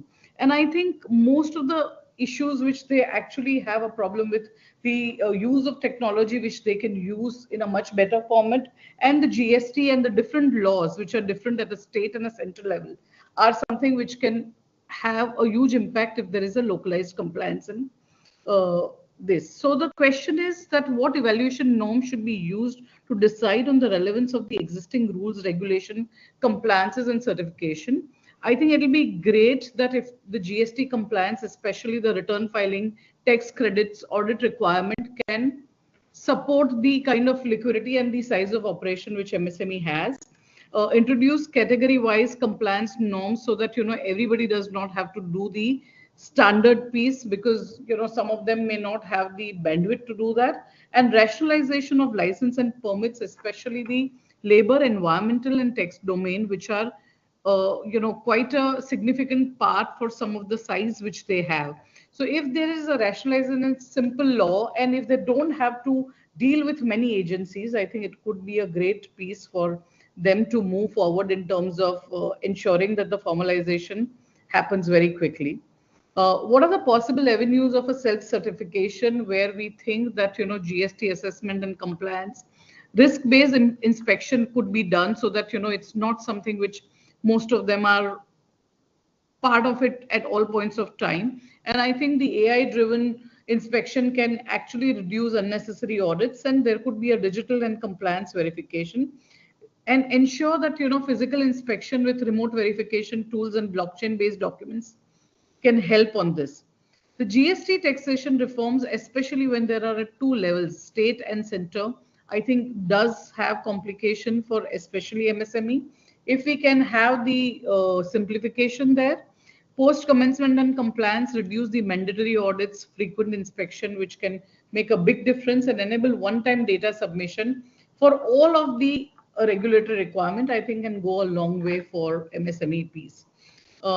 I think broadly these are the environment and the regulations which labor, GST and this piece inspections can help a big way in terms of minimizing the regulation and maximizing the businesses there. As one mentioned earlier that, that India has a long way to go in terms of creating this wealth. It would be great if some of these could be taken up for MSME in a good manner. Thank you. Thanks, Nipaji. I think we also have a presentation with us. So what we will do that we will share the presentation also with the entire group, so that they can benefit from this. So on this note, I will thank both the participants, both the panelists from Prosperity and from ASSOCHAM for making these comments, and we look forward to further working on these solutions. Thank you. Now the third theme is regarding the FSDC mechanism under the FSDC. creating a forum for basically regulatory impact assessment, for which we are joined by Shri Janmajay Sinha from BCG and Shri Navneet Punot from MFI, who will be making the remarks. So I think there is a common presentation which both of you plan to make. So you can choose the order in which you wish to come. Different set of slides. Can I put that? Yeah, please. So I think you can choose the order in which you wish to come. Thank you. Sure. Thank you so much, and looking forward to presentation by Mr. Sinha as well. I'll be talking about the it's there. Frameworks to enhance regulatory responsiveness and development of the financial sector, and Mr. Janmajay Sinha will talk about the regulatory impact assessment. And within that, the para 106, where I'll specifically be focusing on the framework to enhance the responsiveness of the financial regulations and development of the financial sector. The key remark to start with I would make is that everything that we do in the regulation must ensure that we are guided by a vision of Viksit Bharat 2047, that growth is sustainable, growth is inclusive, and growth is equitable. I can relate to this when we saw the presentations on NPS, or we saw the presentation on insurance penetration. Similar thing must be, how do we ensure that a country of savers become a country of investors? We aid to capital formation, and we also ensure that growth becomes inclusive by wider participation. To set the context right for regulatory development, the question framed to us was how to frame the problem when formulating a regulation. It's important to set the right context, and this is the Howlett framework, that life cycle of a regulation is gestation, infancy, childhood, and youth. I put the sustainability as an example. That sustainability was identified 20 years back as existential risk, NVGs, the work that RBI did from SEBI, a lot of it was voluntary by many people, BRR, then the whole journey towards the BRSR. Over a period of time, with more help from what's happening in the rest of the world and what's happening in India with the national guidelines, the assessment research program, and how we have reached the BRSR core today, and leading the world with the first country in the world to have something like a BRSR core with assurance. On the mutual fund industry or a lot of the other products, we can think of securities scam where the gestation period was there. Then the SEBI got more teeth. Over a period of time, we developed standards, regulation, rules, etc. And now we have reached the youth where over a period of time, it needs to become more and more principle-based. I'll come to that. The second important aspect is to get the typology right. And this is in response to the question of how to frame the problem, whether we are formulating is economic or a prudential regulation or information.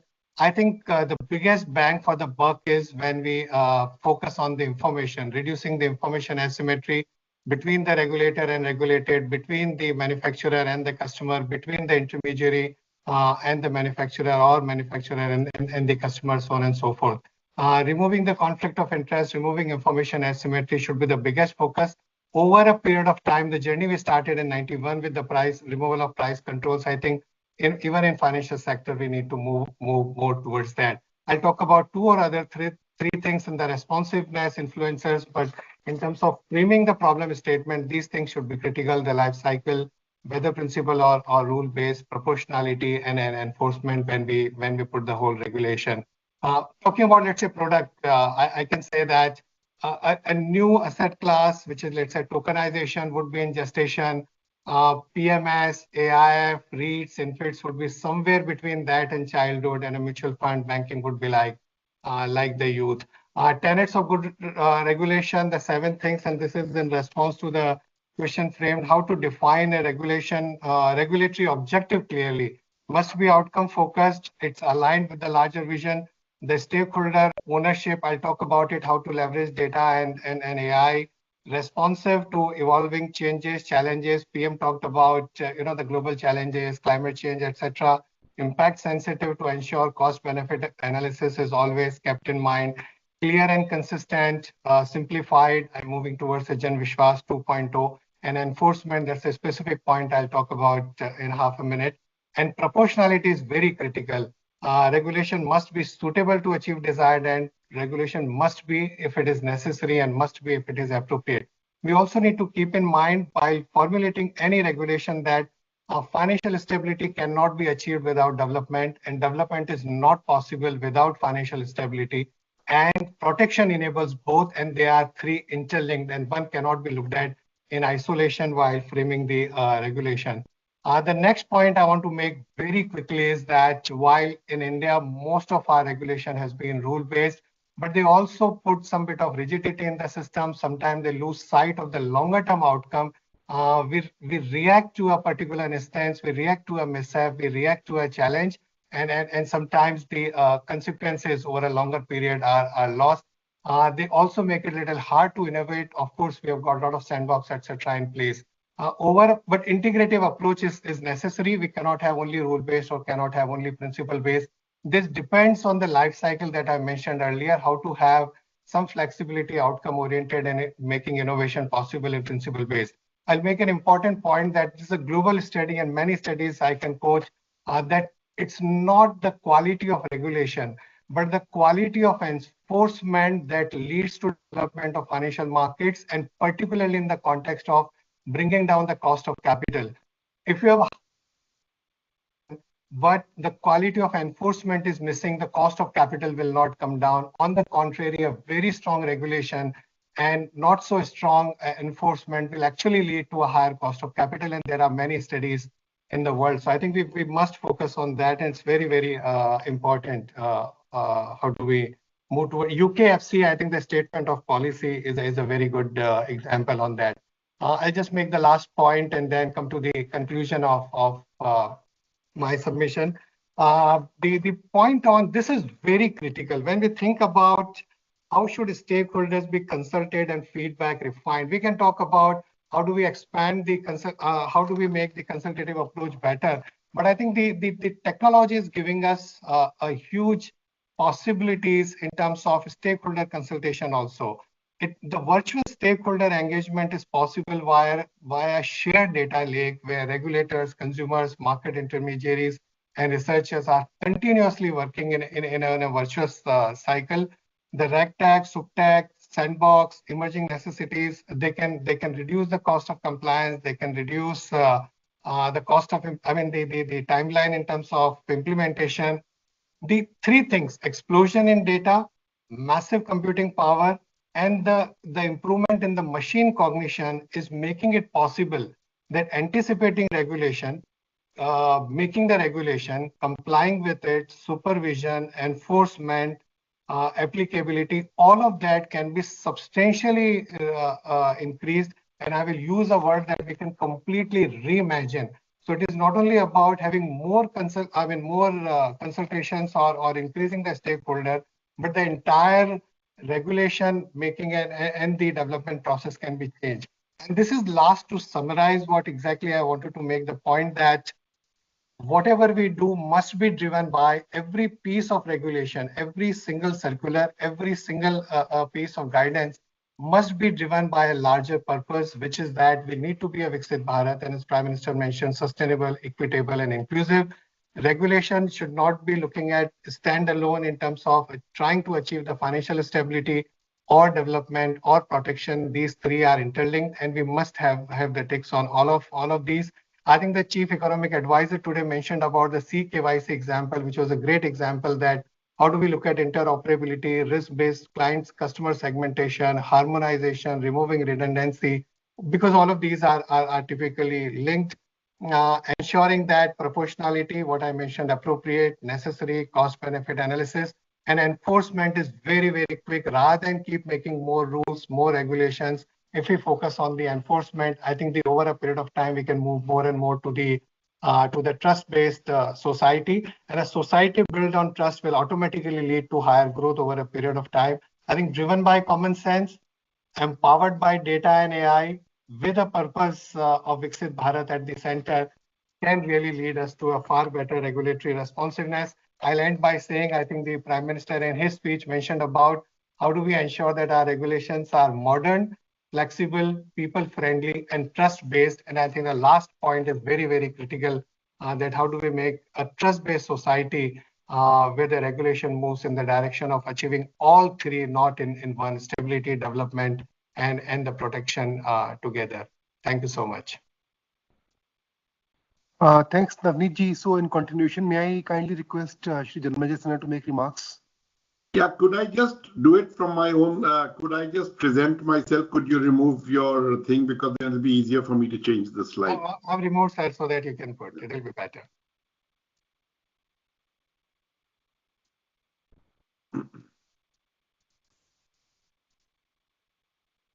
So I'm going to focus on one slide, but I'm just going to provide the context. India will be the third country in the history of the world to, in one decade, add $5 trillion. That is this decade. The US has a few such decades, and China had it between 2000 and 2010 and thereafter. India is going to be the third country entering this club. To enter this club, every part of the ecosystem has to play together, and the RBI must join this club. What do I mean by that? That currently there is the focus, the trade-off between risk and growth is totally focused, totally weighted towards risk avoidance by RBI. All the media applause, all the incentives for everyone are given if there is no risk, if there is no collapse. And the foregone growth is overlooked. So there is a huge cost which is never incorporated into any of the three impulses that the regulator looks at. Just think, over the last 25 years, 4 licenses have been given by RBI. I think. Can you not hear me? I think we can't hear you clearly. We can't hear you. Sorry, Pankaj sir, I think it's internet at your side because the rest of us can hear him crystal clear. Okay, great. Okay, no problems. Thank you. No, it's okay. Please go on. Please go on.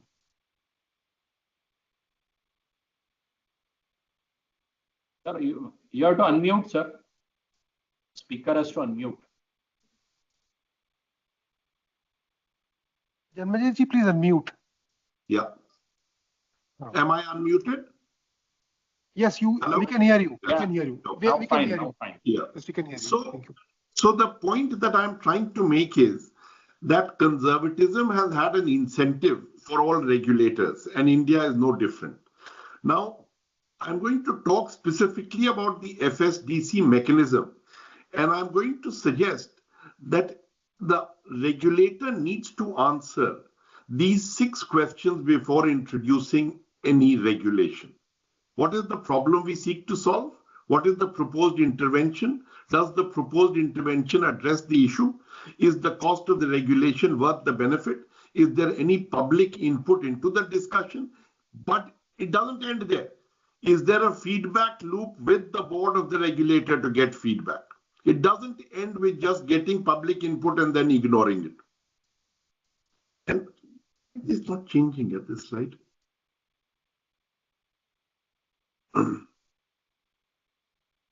The next slide.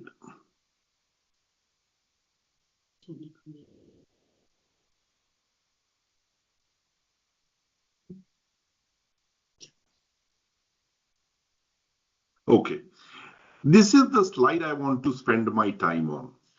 The FSDC was an institution that existed, but I will want to submit that it has not been used as well as it might be. All the regulators are present in it, but what does it really do? My suggestion is, firstly, the FSDC should be expanded to introduce some independent members like the MPC or the RBI board. Regulators, when they talk with each other, tend to be polite, and there is a need to actually ask some questions. That is the need for India.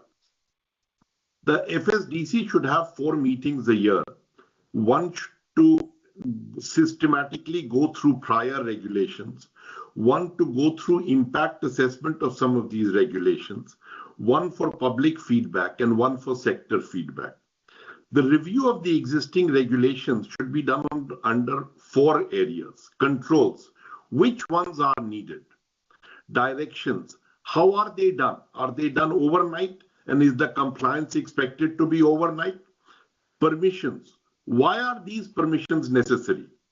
And reporting, when there is so much reporting, do you still need on-site supervision? And what is the cost of on-site supervision when all that regulation is there? Because there is a cost to reporting and there is a cost to on-site supervision also.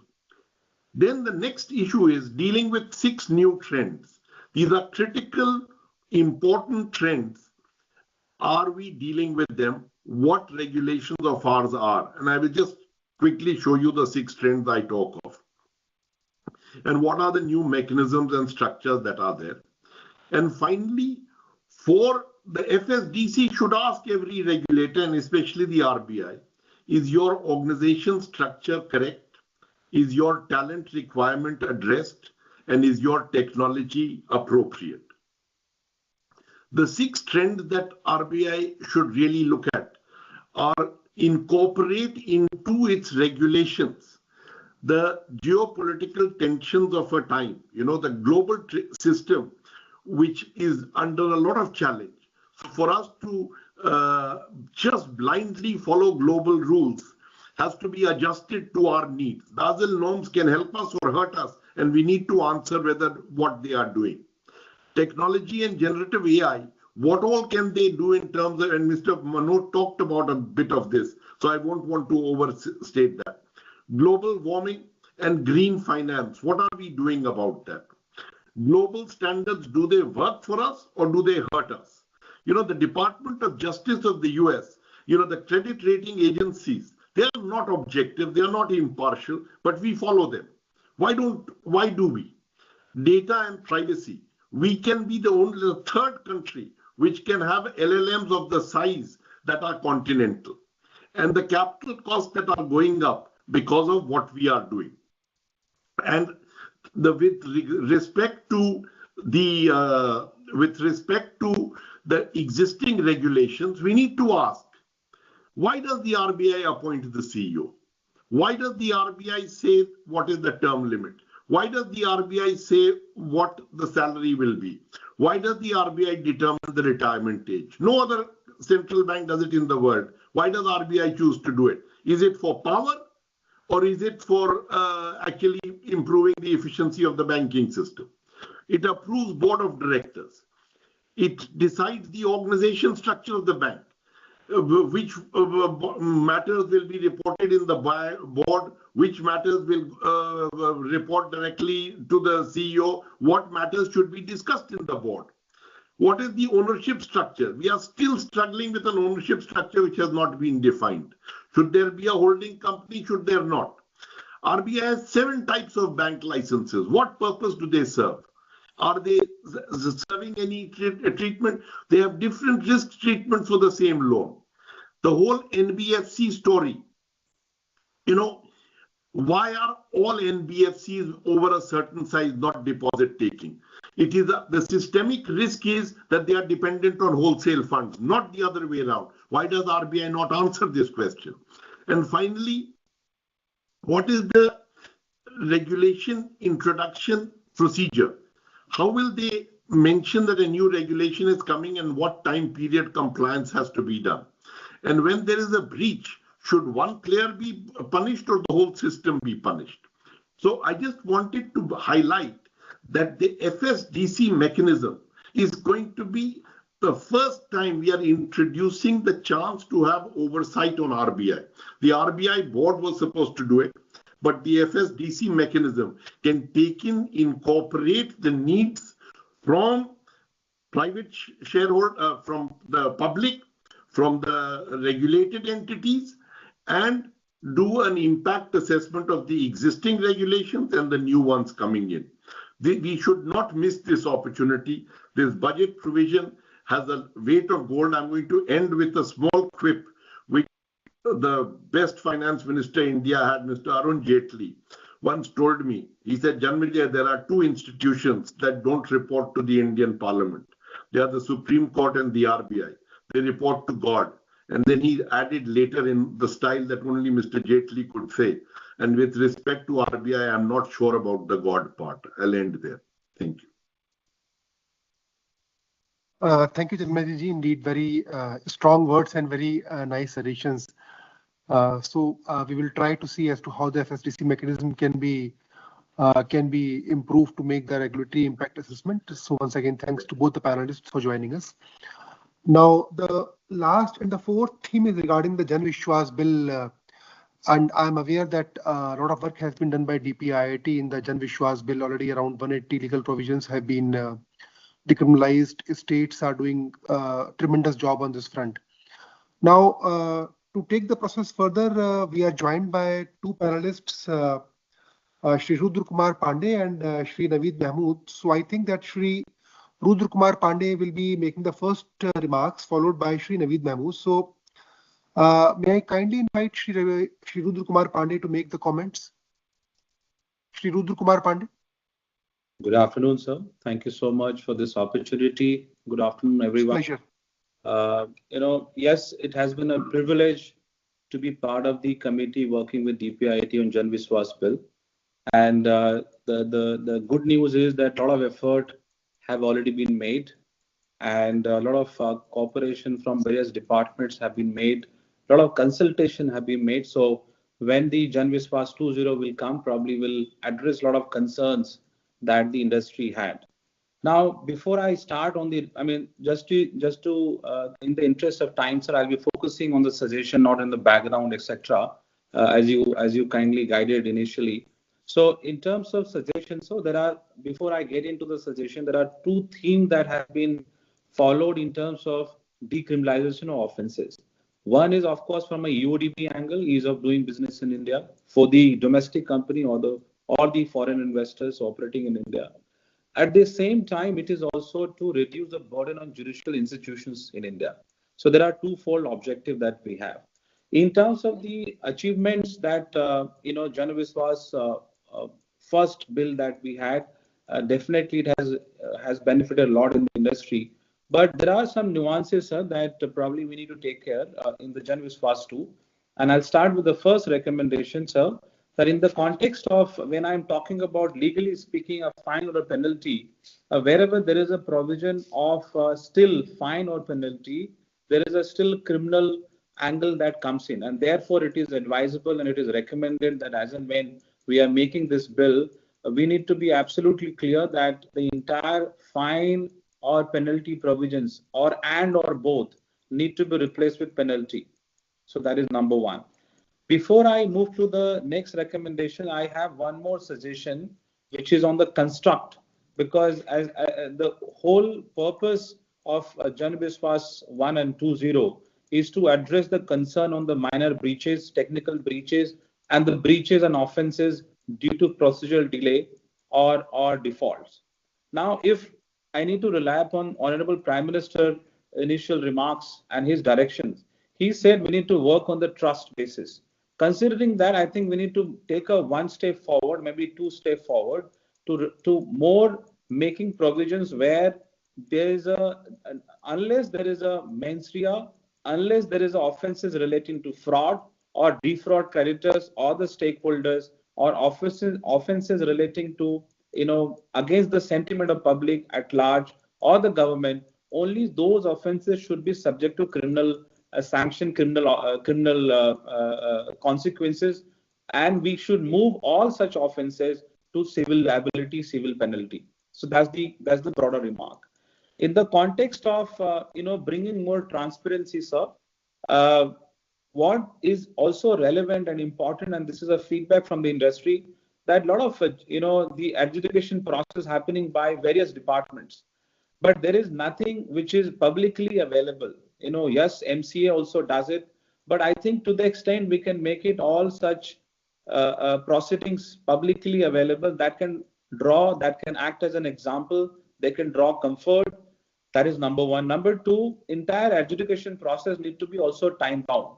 If there is a delay in getting the adjudication process completed, there should be a deeming provision that after expiry of time that there will be a deem that it is already approved. Number two. Number three, that entire information about adjudication process should be made public unless there is an applicant who has requested for confidentiality. Those maybe we can, to that extent we can keep those information such as name, addresses, etc., to be confidential. Otherwise, the procedural aspect should be made public so that it can draw as an example. The last is, sir, for at least for the criminal sanction part, there should be an FAQ so that there is a adequate guidance. What situation lead to a criminal situation, criminal penalties under the relevant act. I mean, as a broader guideline that will help. I mean, in the context of what we are trying to achieve here. In terms of, also to the extent, I'll give you one example of a labor law which is yet to be enacted. I mean, enacted, but yet to be implemented. There's a concept that the regulator, if you read the overall, penalty regime or a construct on the fine and penalty regime, the regulator is acting as a facilitator. So now probably we need to move from a regulator role to a facilitator role. And there the mechanics is that the first time non-compliance, the regulator will come and the facilitate why such non-compliance has taken, and they will guide the company to, sort of rectify it. Second time, low penalty. Third time, maybe higher penalty. So some graded penalty system we can launch so that we can give that rhythm and also space to the industry to gear up to the regulatory requirements. I'm not talking about existing law, but at least the law which are always on the change, always on the verge of making changes, amendments. So those should be considered very seriously. The next provisions are also that we, in terms of our committee report, I mean, it's a recommendation we also made. There are some provisions already been decriminalized, but the similar act have not been amended on a decriminalize to decriminalize the offences. I'll give you one example. Like Rubbers Act 1947, it was decriminalized in relation to false reporting, but similarly, the similar offences under Silk Board Act has not been done. So probably we need to bring and align those similar provisions of the different act to also be decriminalized in that context. One of the larger context suggestion is, sir, that, as we know, and this is a complaint from the foreign investor, that India is always on the move. We always keep on changing our regulations. So anyway, I mean, given that we are changing for a better functioning of the companies in India, operations in India, but in that context, any new legislation, any new rule, any new act need to also have a pre-built mechanism that any offences which are technical, procedural, etc., should be all working on a penalty mode, not on fine or improvement mode. So that is something we should be considering, sir.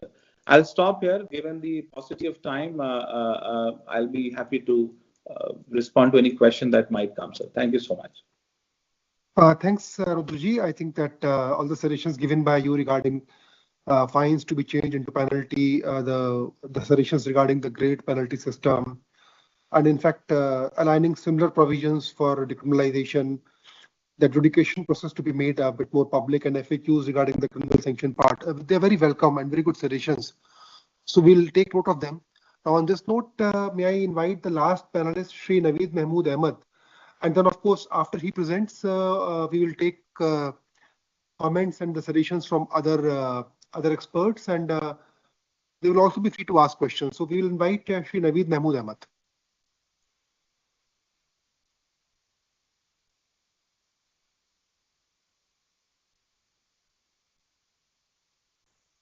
Do we have you, Shri Naveed Mahmood Ahmed? Am I audible? We can hear you, please. Thank you. Thank you. Thank you very much, Mr. Pankaj. I'll just take a moment to share my screen. I hope you can see this. If it could be slightly made bigger, that would be nice. Sure. Okay. Now it is nice. Thank you. Okay. Thank you very much. So, I mean, the broader context for the conversation has, of course, been laid both from a decriminalization and from a deregulation point of view. And I don't think I need to convince everyone present here that we need to decriminalize. And there is broader consensus both within the industry as well as within the government that there is an over-reliance on criminal law to secure compliance. And this is compliance with norms that lay down how everyday citizens are supposed to behave, and norms for industries also. Now, what it does is that it creates two problems. One, by overly criminalizing or relying on criminal provisions to ensure compliance, we are relying on a system that is already crumbling. A system where we have over 5 lakh police vacancies, a system where we have over 3.5 crore criminal cases pending in courts, and a system where prisons are operating at a capacity of over 150%, 130%. Here in Tihar, in fact, where we operate at a capacity of over 180%. But what it also does is that it creates a system of mistrust between the state and the citizen. A system where the only instrument which the government can visualize or envisage to ensure compliance is the police wala, and a system where the police wala is the most visible arm of the government on ground. And this system entrenches mistrust, which perhaps may have made sense 150 years ago, does not continue to do so today. But efforts that have been made in acknowledging this issue and towards reform are significant. And I think this started with the amendments to the Limited Liability Partnerships Act, the amendments to the Companies Act, and of course, an attempt at scale through the Jan Vishwas Act of 2023. But in the larger scheme of things, when we look at reducing compliance burden, Jan Vishwas, and the ongoing exercise towards ease of doing business 2.0 that finds mention in the economic survey, we see that there needs to be a graded response even in deregulation. The question of decriminalization, therefore, has to be seen with the question of deregulation.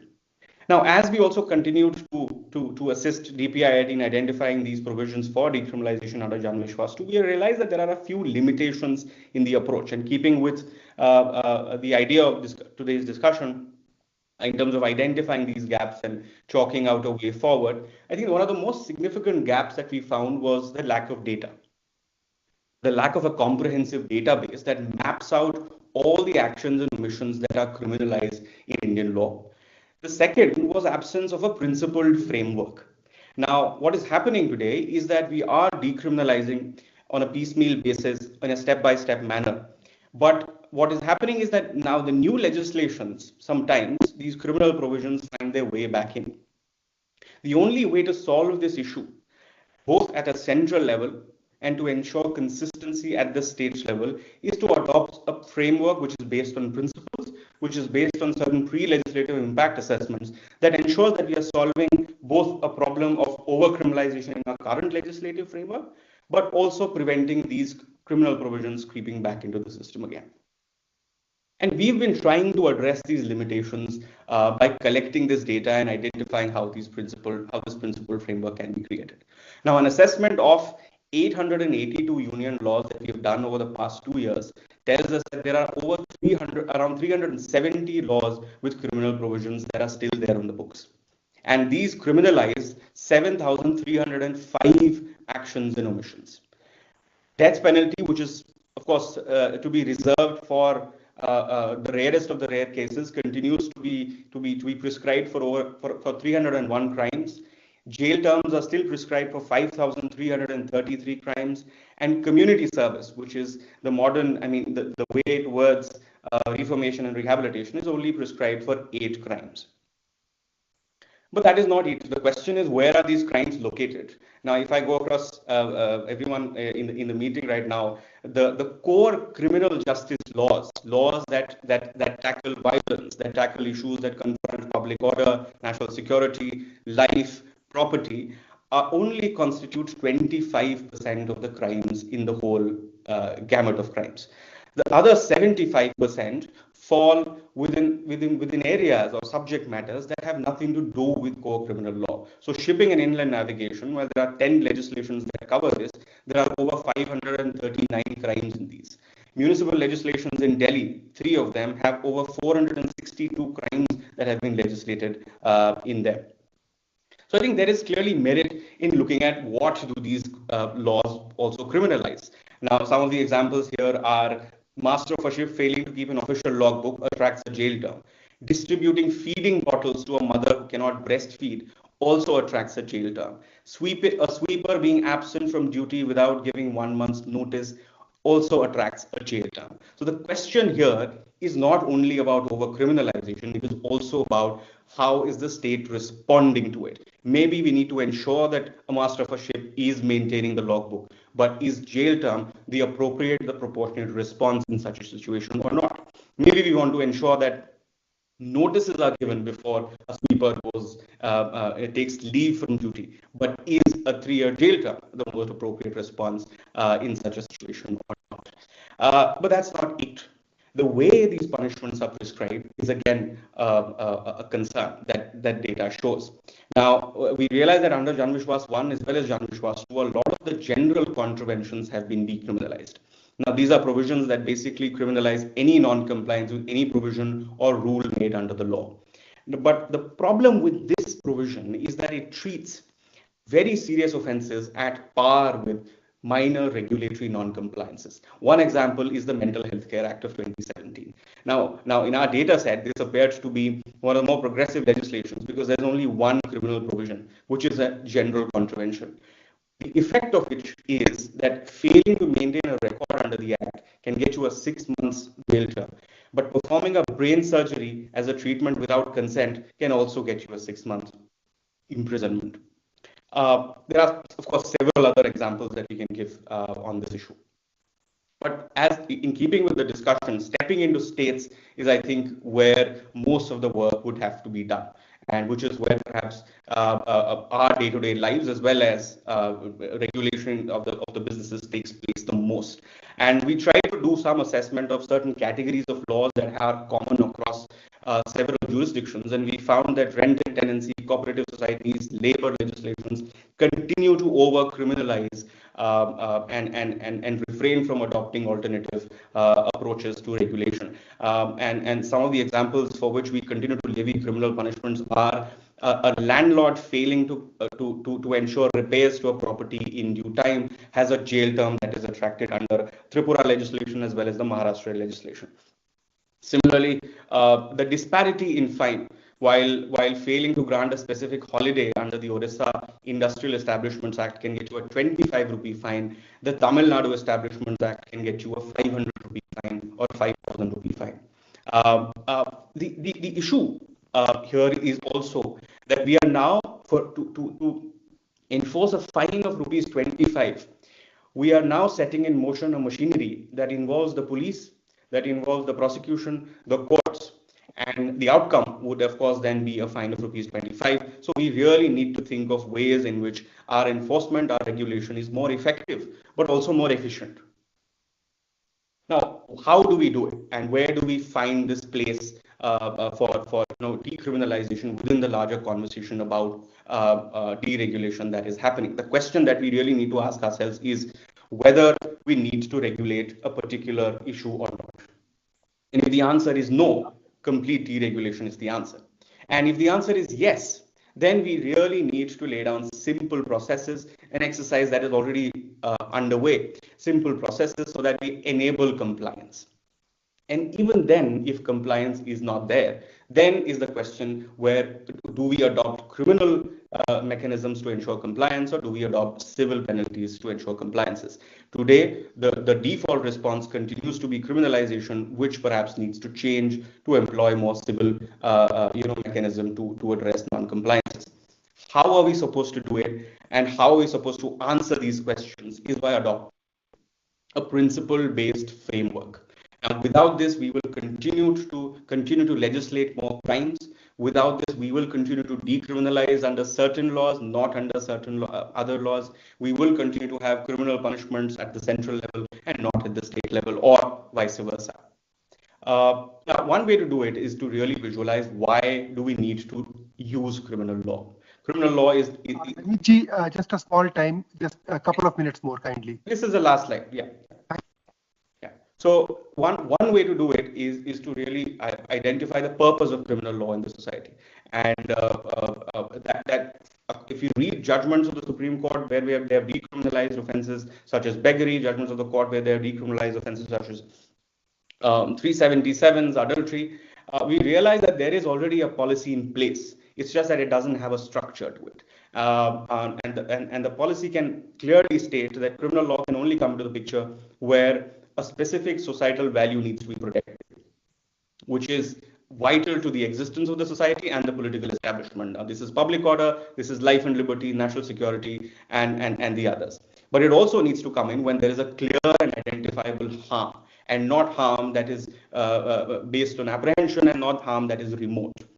It also needs to come in when it's the only effective and efficient solution. If there are better and efficient solutions placed in other places, those should be our options and not criminal law. Then it also needs to be a proportionate response. How do we action these principles? These principles clearly can't guide by themselves. They need to be actioned by envisaging three legislative tests. Every time we legislate a crime, we need to understand what is the impact of this going to be on either industry, on the system that is going to enforce it. So do we have the police to enforce it? Do we have the courts to enforce it? Do we have the prisons to enforce it? What is its impact going to be on the system as well as on the communities? Are there marginalized communities who are going to be affected this more in comparison to any other community? And also a general consistency test. We see that obstruction provisions under a lot of these laws have very different punishments. While under the BNS, obstructing a police officer can get you a 3-month imprisonment, and obstruction under any other law can get you 3 years and up to 7 years of imprisonment also. So there is merit in rationalization and harmonization of punishments also. So the way forward, I think, is clear that we need to align our decriminalization efforts with the efforts to deregulate.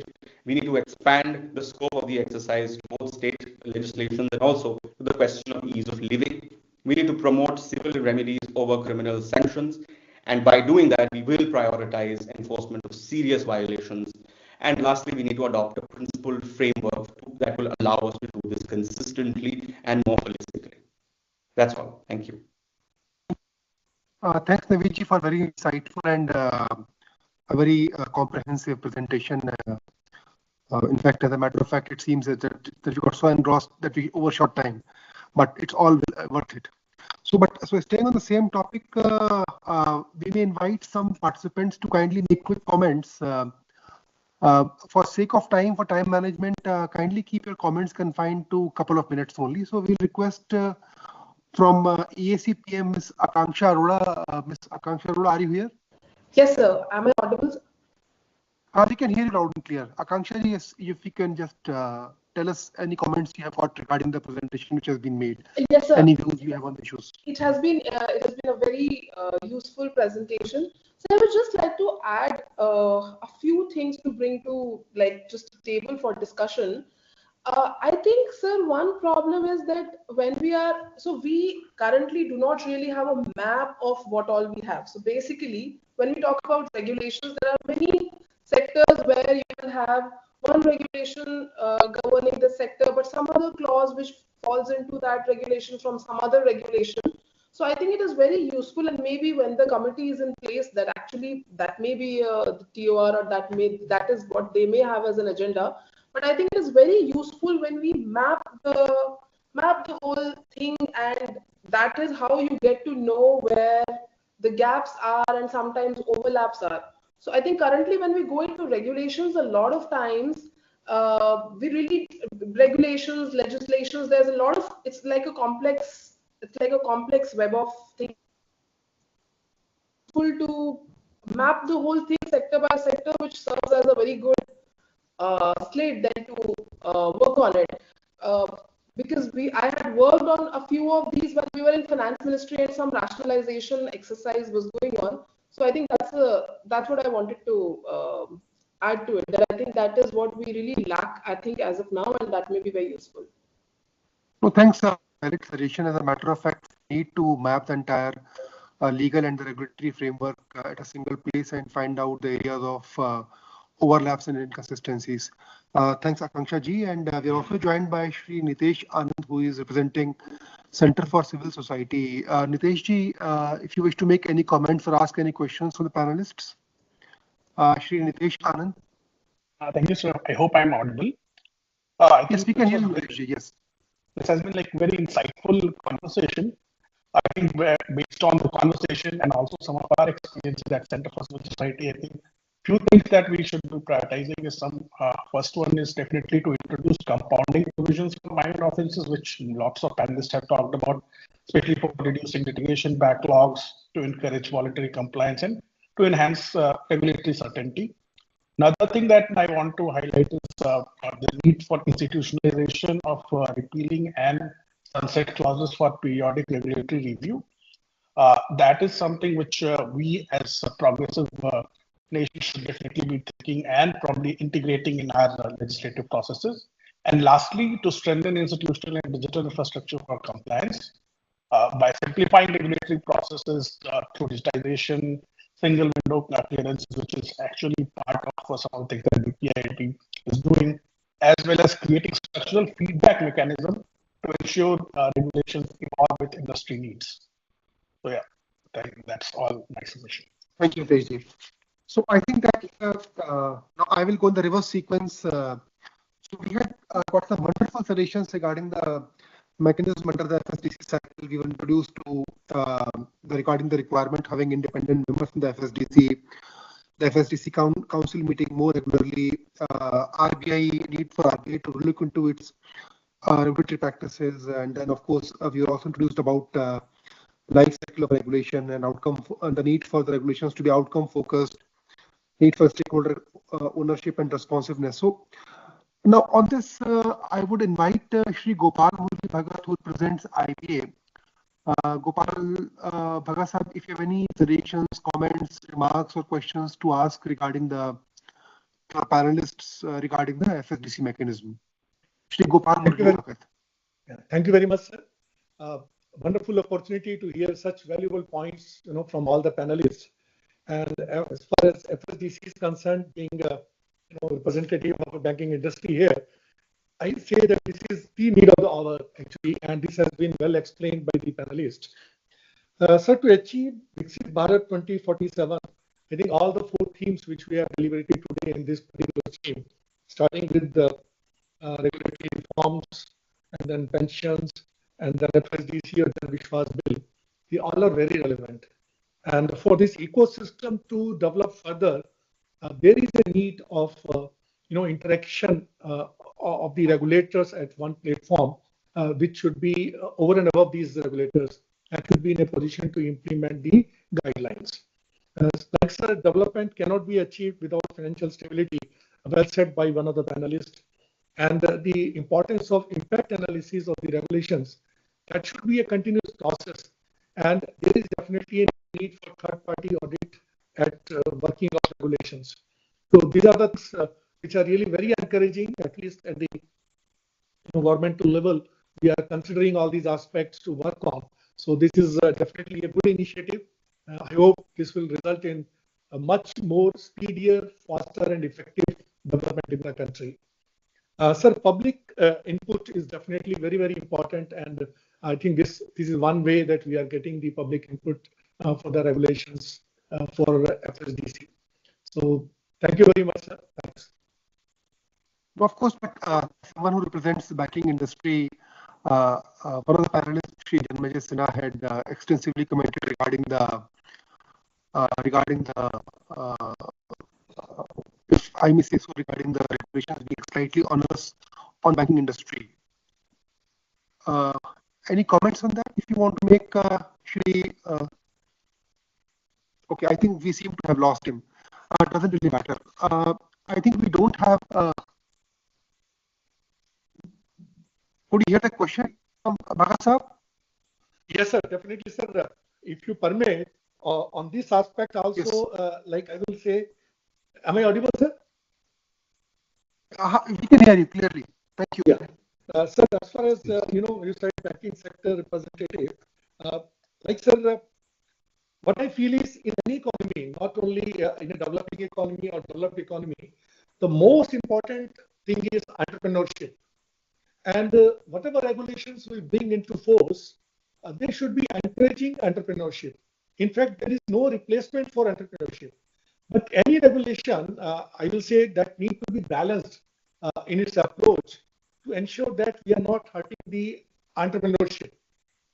Because the risk-taking capacity of this category is really very valuable, and our economy should always value that. So from Mr. Sinha's, I think, points which he raised, I think that needs to be deliberated. We have many cases where, we end up hurting the entrepreneurship.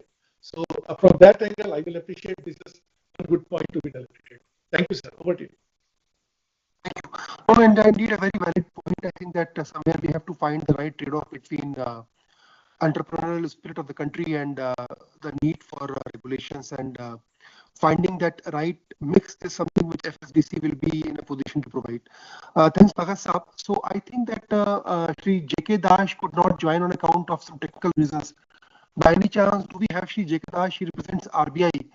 His points would have been very insightful. But anyways, I think we don't have him here. So the other theme was regarding the regulatory reforms, in which multiple suggestions had come regarding from Prosperity and from FHM on the issue of the possible TORs which the committee can have, which looks into the regulatory framework and the regulations. So now we are joined by participants from team lead Shri Rishi Agrawal. I think he has an extensive work on this field, and from Athar Global by Ms. Pritika Hengurani. So I will first invite Shri Rishi Agrawal, who is CEO of Team Leads, to kindly make comments. Agrawal Sahab, if you're here, if you could kindly join us. Sir, I'm very much here. I hope you can hear me okay. We can hear you loud and clear. Thank you, sir. Well, thank you everyone for having me on this panel today. It's really a commendable initiative. Formation of a high-level committee is an excellent way of putting the spotlight on high compliance burden and making targeted interventions. First of all, let me talk about the prevalent high compliance burden. An MSME deals between 600 to 1,000 unique compliances a year. This number translates into about 1,400 to 1,500 total compliances, which is about 5 to 6 compliances a day. A mid-sized company deals with about 5,000 plus compliances a year. They end up working with a number of consultants, including labor, direct tax, indirect tax, EHS, and so on and so forth. Compliance is time-consuming and expensive. Bhuvna already talked about the opportunity cost of compliance as well. This means a thorough review across sectors.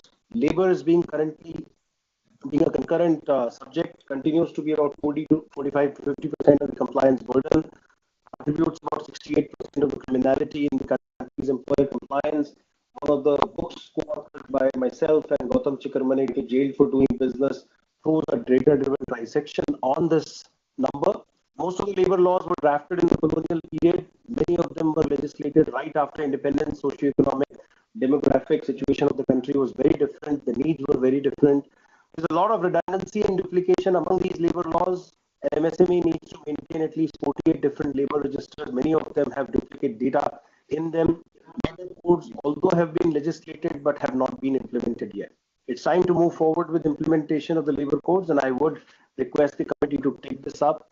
This will help reduce the burden on an MSME and a large enterprise by as high as 70 to 75% in the labor laws alone.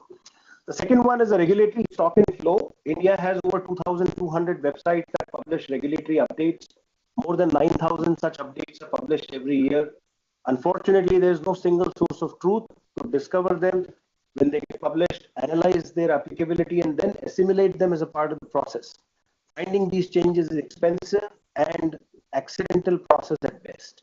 We need to create a single source of truth to publish these changes with search, sort, and subscription capabilities so that an employer does not end up spending a lot of time dealing with regulatory updates. The third large area which can benefit India at scale is digitization. Our enterprises have at least 23 unique identities. There is no common identity which helps create a compliance and governance profile of an enterprise. Recently, PAN 2.0 was announced as a common business identifier. I think we should work with a time-bound program to implement PAN 2.0 across all the departments that issue any identity to the enterprise, and eventually this will translate into building a compliance and governance profile on companies. Imagine giving a loan to a person without having access to their CIBIL score. That's how today regulators and law enforcers deal with enterprises. The last one item here is expeditious implementation of entity locker. We've seen the power of DigiLocker, how it has made citizen services so available, so accessible. It has created a tamper-proof and secure repository. The same needs to be done for enterprises as well. Initiative has been taken up, and I request that all government-issued licenses, registrations, permissions, consent orders, and NOCs should be available in entity DigiLocker in a tamper-proof and secure manner. An entrepreneur should be able to provide a time-bound access to any department of the government for review so that thousands of pages of notarized and self-attested copies don't have to be submitted. And the last item here is API-based filings through National Open Regulatory Grid.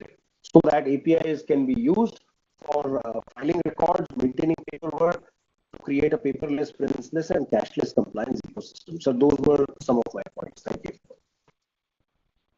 Thanks a lot, Sheikh Walsa, and we have taken note of all the suggestions that you have made. Thank you. Now, may I invite from Artha Global, Ms. Pritika Hingorani, and she is CEO of Artha Global. Ms. Pritika Hingorani, ma'am, can you kindly share your viewpoint on the matter? Yes, thank you.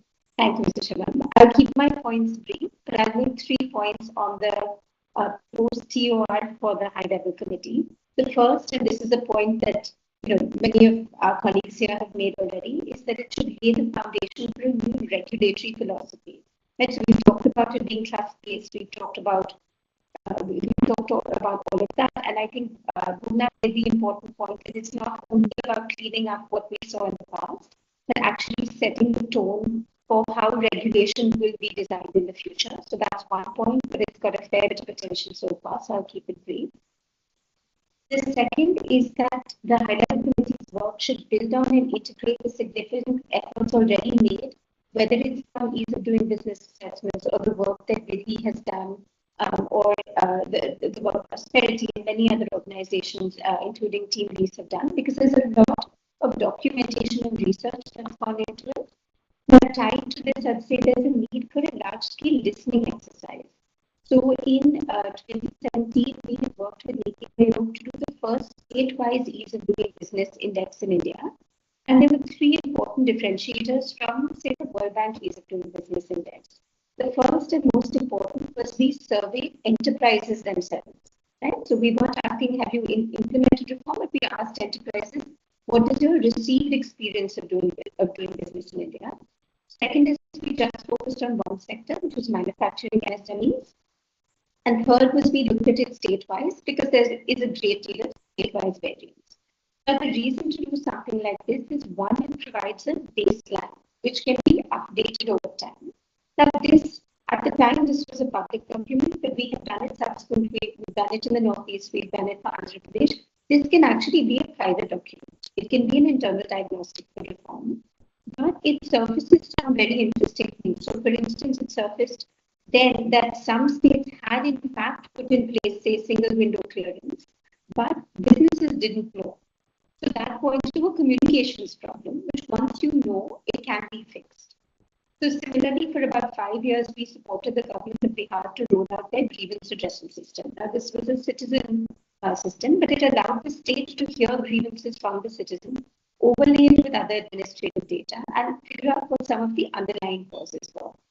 And what was interesting was, even though this was designed for citizens, we found war officers were using it to register grievances about their higher-ups who hadn't released funds. Right? So some sort of large-scale listening exercise.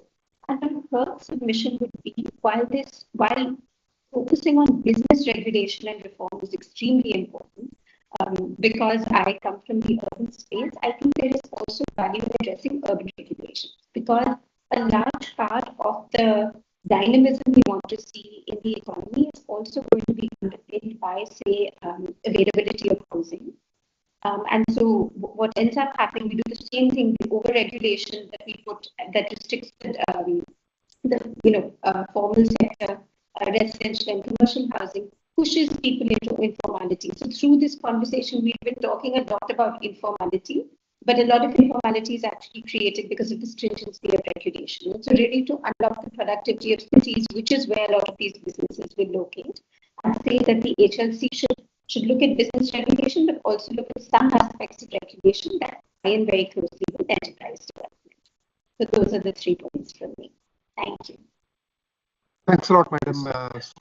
Which brings us to the last topic, in fact, in the reverse sequence. So now, which was regarding the creation of a unified pension forum. And so, can we please invite? May I please invite Shri Pranay Ranjan Dwivedi ji, who represents SBI Pension Fund, regarding his suggestions, inputs on the issue of uniform forum for the pension regulators. So, Shri Pranay Ranjan Dwivedi sir. Yeah, good afternoon, sir. First of all, thank you for inviting me. My suggestion is that there are several pension products under different regulators.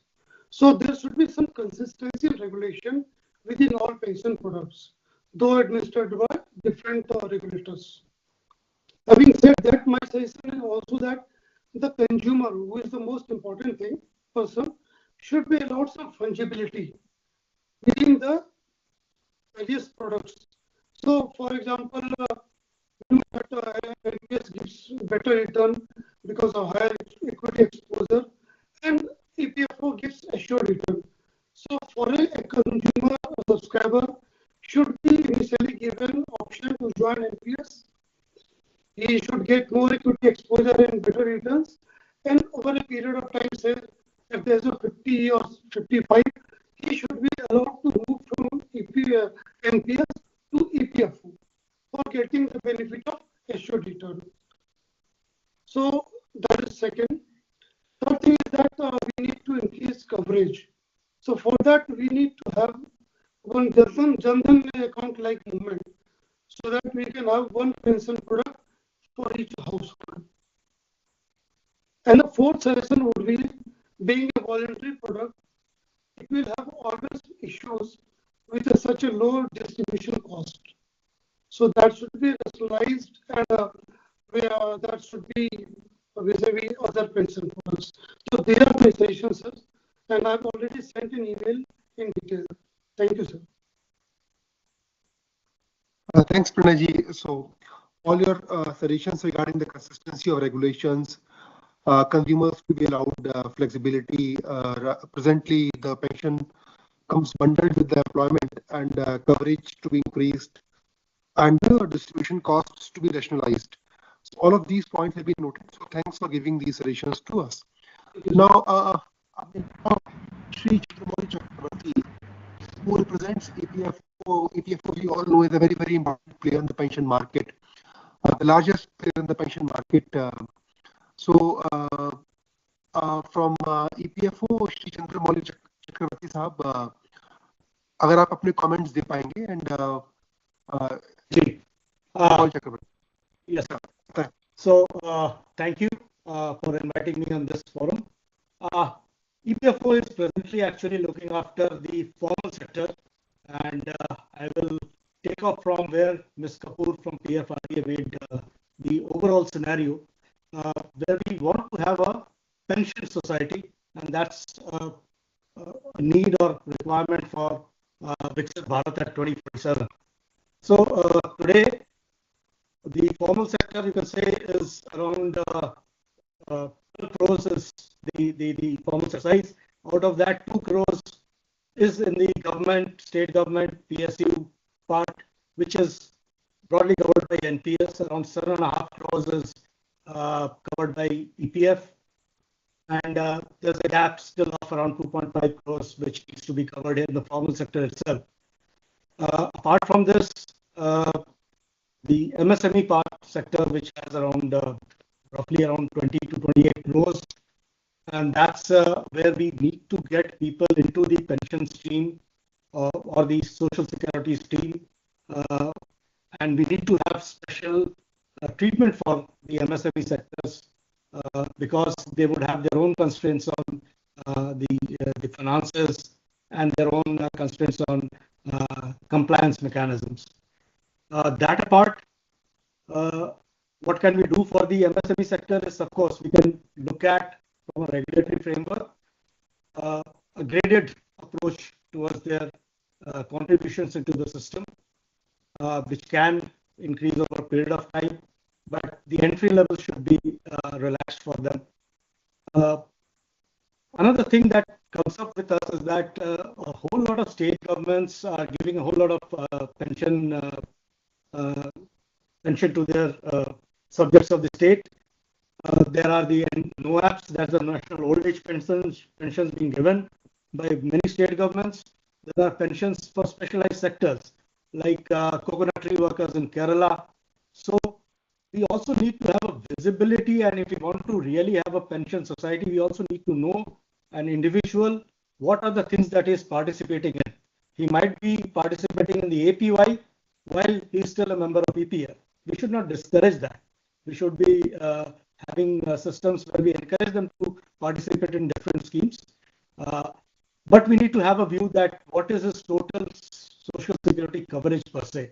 That and this framework that we're talking of here, let them also determine what is an equitable or what is a just amount of pension that he needs in his old age, and based on that final outcome, what should be his accumulations during his working phase. And if we can track that, regulate that, then we can have all those options as well to switch over from the accumulation stage to the payout stage. He can have multiple options to get the pensions, as we say. So to have a very holistic picture of pension society, we also need to track an individual what kind of products he has already invested in, and we need to make a lot of suggestions have been made for a good governance, relaxed governance. We need to lower down the criminality part of it. We do understand there are aspects in our act and scheme as well, which are open for decriminalization. So my view is that as far as the pension sector is concerned, we need to have the regulatory body that we're talking of needs to have a visibility of an individual's contributions to various schemes and how to amalgamate them into a single a just pension system at the end of his working lifetime. Thank you. I think your suggestion regarding the movement from coercion to advocacy of pension product is very welcome. As a matter of fact, time has come wherein we basically enroll pensioners, subscribers into pension products based on advocacy and based on the advocacy of products. So thanks so much, Chandramouli Sahab, for joining us. And I think your comments are very welcome. And as and when decide to form the forum, they will be very, very useful comments. So towards the end, ma'am, thanks for waiting patiently. We're joined by Mr. Pankaj Tandon. She is CEO of NPS Trust, one of the largest pension trusts in India. Madam, on this issue of unified pension forum, any comments if you have to make? Thank you, Sharmaji. Good afternoon to all the panelists and participants. Wonderful to be here amongst you. So a large number of the suggestions that I wanted to cover have already been covered. So I will only take up the incremental suggestions. So at the outset, I was thinking, in case we want to address the three issues of fragmented regulation, low coverage, and weak consumer protection, there is a need for a permanent kind of a structure which will straddle different regulators and other stakeholders as well as the industry. So I would suggest a National Pension Development and Regulatory Council, which would look at, among other things, minimum governance standards for all stakeholders. It would look at, let's say, common minimum disclosure standards, a common redressal, because some of the subscribers' grievances would pertain to more than one regulator. So at the outset, there would be a regulatory and a development council. Now, once the regulation is taken care of, how do we develop the sector? People have talked about increasing awareness. Now, if I talk of the National Pension Literacy Campaign, which Madam Kaur Kapoor said, I would link it to two outcomes. The first is Har Ghar Pension, that is a pension for each citizen by 2047 with sub-targets by 2030 and 2035. And similarly, pension assets as a percentage of GDP by 2030, 35 and 2047. That would be outcome-based. To achieve this, we will have to look at the product strategy. Now, product strategy particularly for the corporate sector.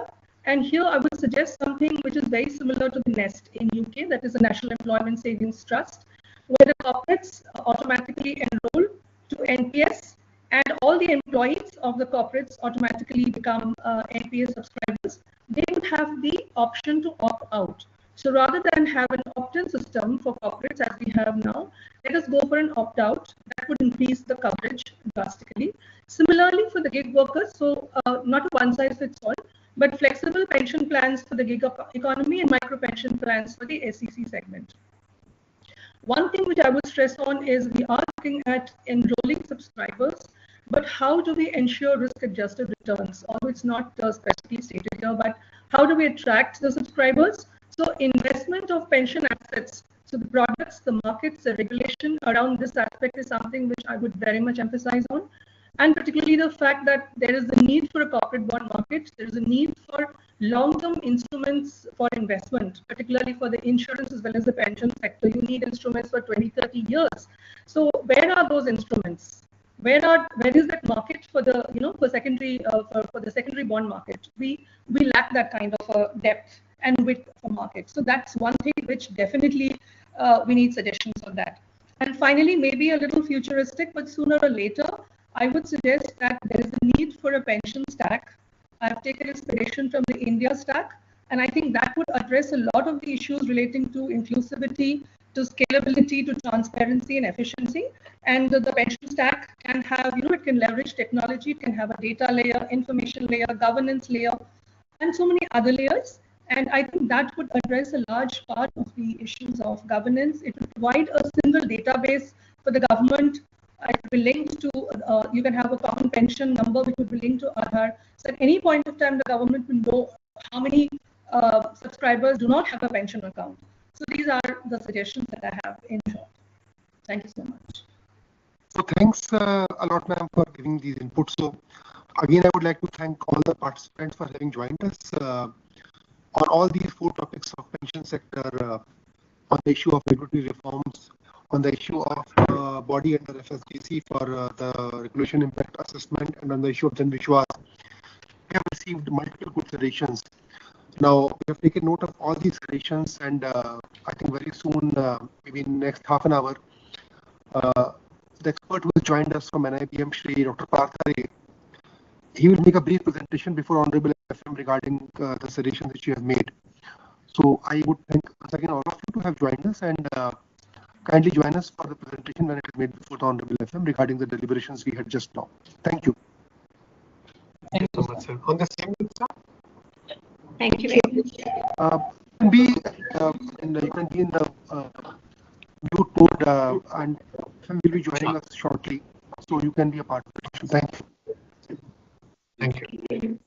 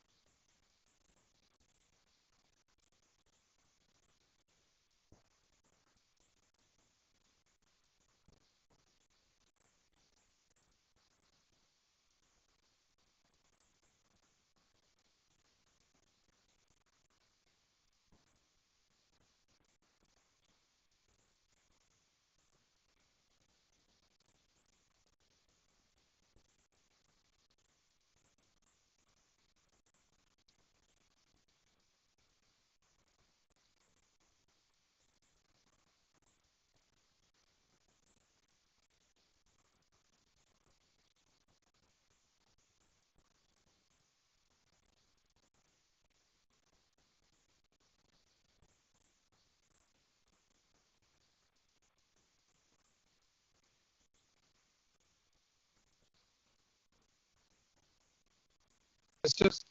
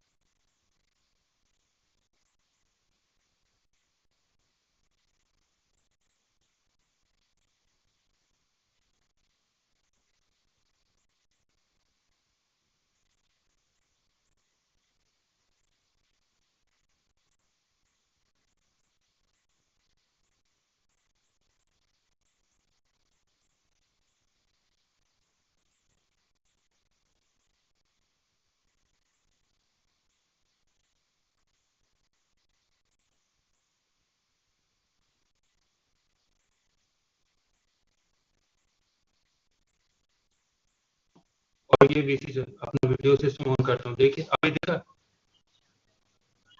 दिख रहा है? ठीक।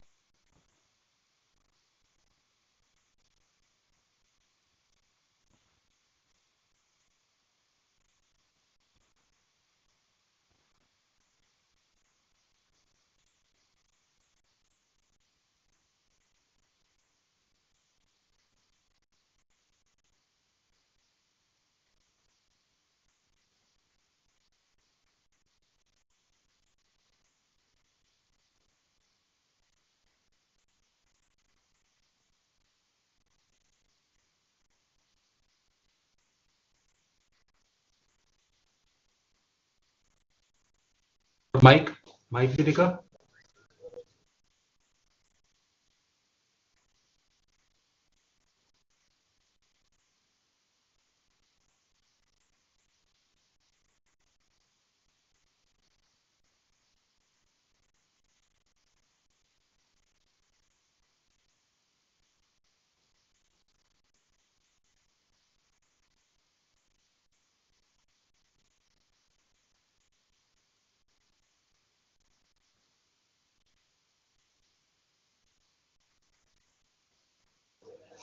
Hello hello, am I audible? Yes, sir, you are audible. Secretary sir? Yeah, you are audible.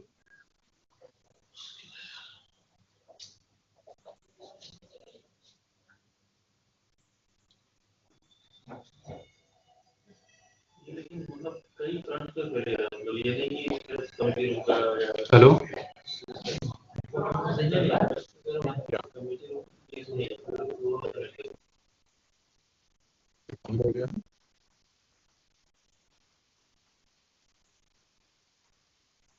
So you should leave this group, sir. That group will be.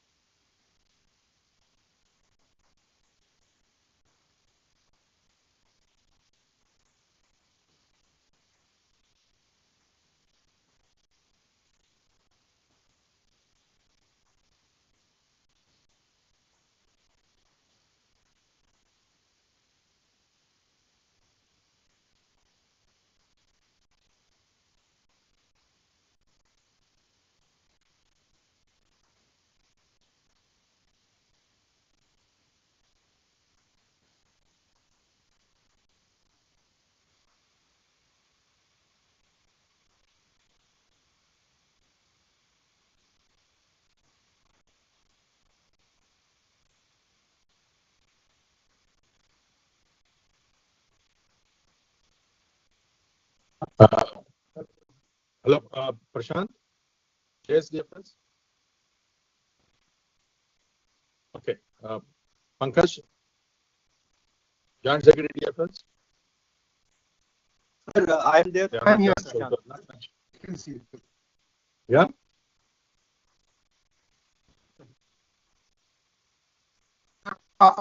Sharma, I am here, sir.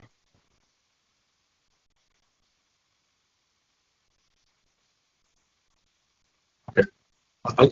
All of us are here.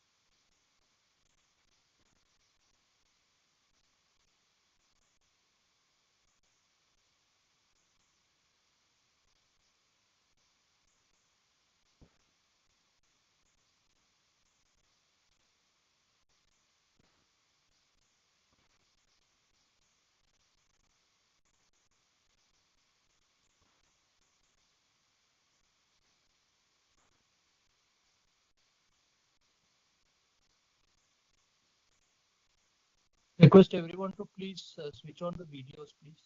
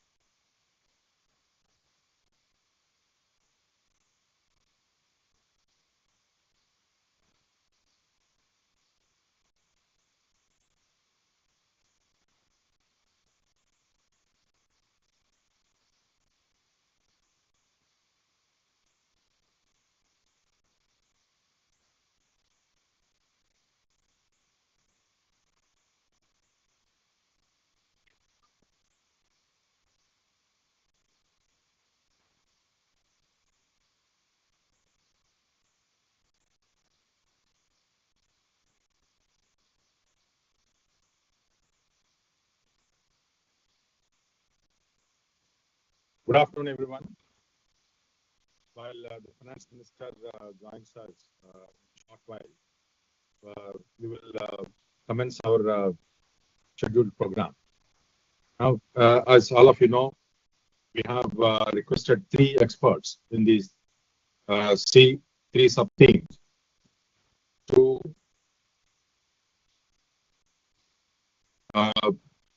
prepare a summary of the discussions and also the conclusions that would be necessary or as recommendations for implementation of the budget announcements made by the Honorable Finance Minister.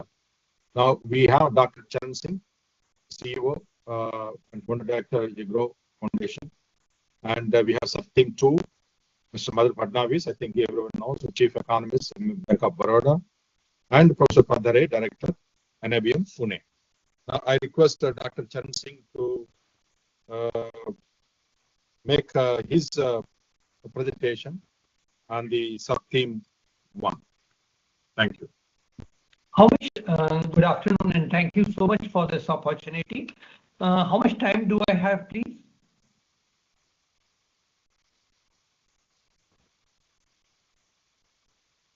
You'll have about 12 to 15 minutes, each one. Sure.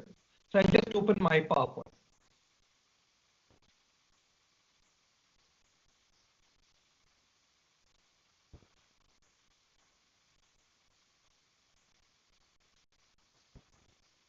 So first of all, once again, let me thank DFS and Mr. Nagaraj to have given me this opportunity to share these thoughts with you. Most importantly, making me a part of the whole scheme of things. I've benefited so much from the rich discussion and the participants who have brought in so much knowledge on the table today. I think we have had a very good discussion since morning on the various topics that were assigned to this group. The number of speakers who have given us their thoughts right from the morning, from the experts who came, and then who spoke to us before the Prime Minister spoke, and then, of course, the discussion that took place. So I would first like to take the paragraph on FDI in insurance sector. I think a very rich discussion happened there.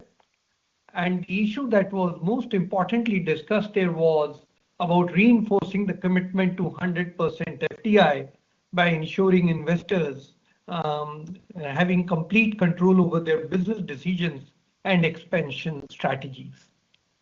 The issue that came up was streamlining approvals, eliminating redundancies, and providing clear, predictable guidelines for foreign investors. The idea of having many more insurance companies than just 73, and the example given was that in America, which has a population of just about 33 crore, they have nearly 6,000 insurance companies. and we have only 73. So we have to have many more insurance companies, at least 2,000. And if we are going to have that number, we need to incentivize and need to have an insurance specific special economic zones dedicated to the insurance sector. And we could expand Gift City role as a global insurance investment hub. I thought that was an excellent idea that came out of the discussion. We also spoke about the different tiers of capital requirements and therein implementing a progressive capital structure where new and small insurers have lower initial capital requirements, enabling market entry. And I think that's very, very important if we want to have a competition in the insurance market.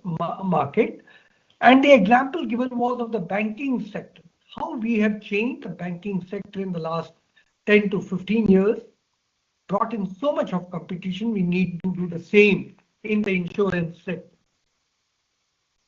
The other one was, and I thought that was also very important, and that was regulatory and tax stability, maintaining consistent tax policies. And that I thought is also important because we need to have a regulatory stability, maintaining tax policies and compliance norms to provide long-term confidence to foreign investors.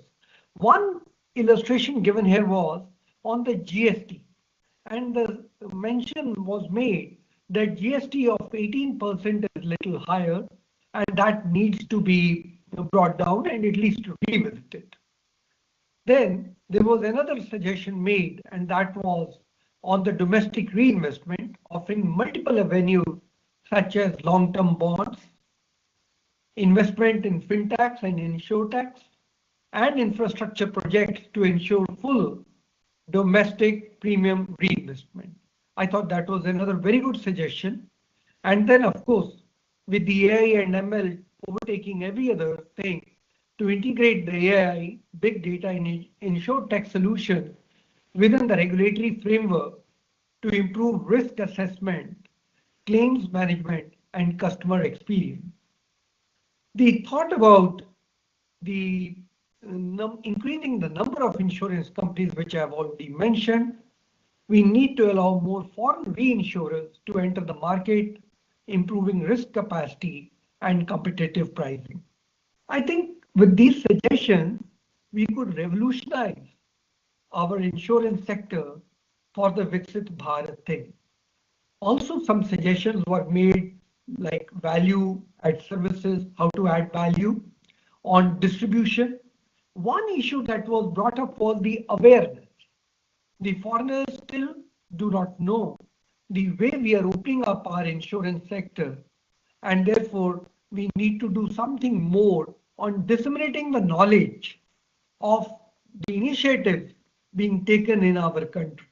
I thought that also needs some attention. We then discussed, and this was a lengthy discussion, on NABARD new bank for financing infrastructure and development, the credit enhancement facility by NABFED. And as we all know, that this credit enhancement is really necessary. Now, this circular of the Reserve Bank of India, which is dated 2015, 10 years ago, would need to be revisited. And therefore, to help in making the partial credit enhancement facility, which is extremely important to develop the corporate bond market for infrastructure, has to be encouraged. In that context, suggestion came that the RBI circular probably would need to be revisited. It's 10 years ago. And in that context, the story of relaxation in the PCE limits under single borrower group exposure norms, which are presently limited up to 5% of the overall single borrower group exposure limit, needs to be revisited. Quite a few of these are dependent on the board approved, and therefore I think that also needs to be revisited. The capital provisioning may be allowed for the amount of PCE offered instead of the full face value of the bond, and PCA may be allowed for up to 50% of the bond issue instead of the current 20%. This comes from the RBI circular. In case of joint offering of the PC along with MDBs, and I think that's another very good point, I'll come to it in a second, the risk weight for the purpose of calculation of capital should be 0% for internationally AAA rated entities instead of present 20%. There was a suggestion also on the risk weights of the PCE. So, and I think that needs to be revisited. Again, for PC of municipal bonds, the aggregate cash flows of the municipal entity may be considered instead of individual projects, which may not be viable at standalone basis, but would be important for the improvement required for the betterment of the quality of life of the citizens. The suggestion of exploring risk-sharing mechanism with MDB, the Multilateral Development Bank, to reduce the cost of PCE is also, I think, very good and needs to be considered, a suggestion that has been made. The insurance and pension fund regulators, and I think they are bringing in lots of money if we want to develop the corporate bond markets for infrastructure, and they have the money with them. We may have to bring out guidelines enabling or directing capital providers to invest in to credit enhanced bonds. That will increase the liquidity in the market. And regulators need to create capacity building platform for PC market participants. This will be facilitated by NABFID, that's the assumption. And the Ministry of Finance may look at launch of Guaranco after the PC market stabilizes. This will bring in lots of resources from Africa and Asia. And of course, this is a London-based fund which can help us. This may also be undertaken by NABFID. There was another suggestion made, and I thought that was very relevant. Once we are into it, NABFID will evaluate the performance and help in guiding the market. That performance evaluation could be quarterly or 6 monthly or even annual. And that will also encourage the participants in the market. One suggestion that came in here was how do we develop the retail market? So in the bond market, as you know, private placement has an important role so far, which has been curtailing the bond market development. Of course, G6 market has developed extensively, but municipal bonds market have not, and general corporate bonds have not. So how do we encourage the retail segment? That is, I think, very important. The next issue that was discussed was on the merger of companies and how do we really go for speedy approval of company mergers. That facilitates ease of doing business. The discussion here also was raised, and the issue was to consider enlarging the coverage of fast-track mergers. Many suggestions came in, but one suggestion that was really good was creditors' consent norms need to be examined. Should we still be at that 90% threshold? I think that needs a revisit. It could be probably undertaking from the parent company that all norms will be fulfilled and one need not wait. Second, the wholly owned subsidiaries with listed companies, can we facilitate that and cover it under the fast-track mergers? There was also the issue of considering removing the requirement of service of notice to the registrar of companies and official liquidators on multiple occasions in case of fast-track merger. I think something is on the anvil and being considered. And then to consider aligning, and this I think is again very good, aligning the threshold requirement for approval by shareholders and creditors for fast-track mergers in line with mergers sanctioned by NCLT. So it will bring in sort of a level playing field. And finally, to consider sanctioning of mergers by one, this will facilitate by one NCLT, where transferee company and transfer companies are situated in different jurisdictions. So I think if a bench is there, that can really facilitate the fast merger of companies, which will then, of course, help in ease of doing business. We had a lengthy discussion on the bilateral investment treaty.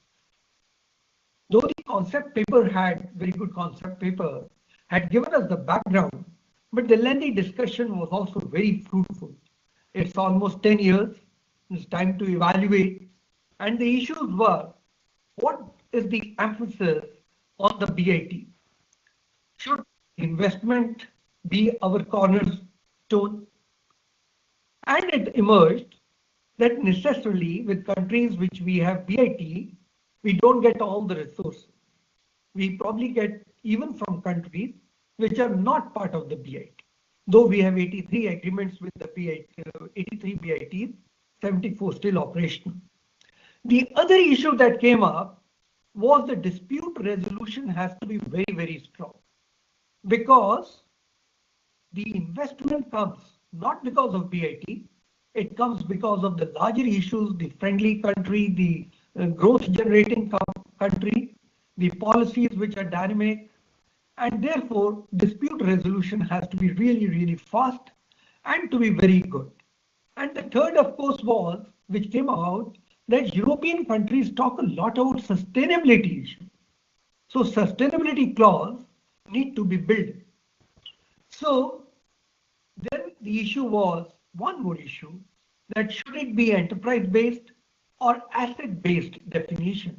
And it emerged in the discussion that in the enterprise-based is sort of staging back a comeback. So then the issue was, the broadly framed BITs mean greater exposure to investment claims.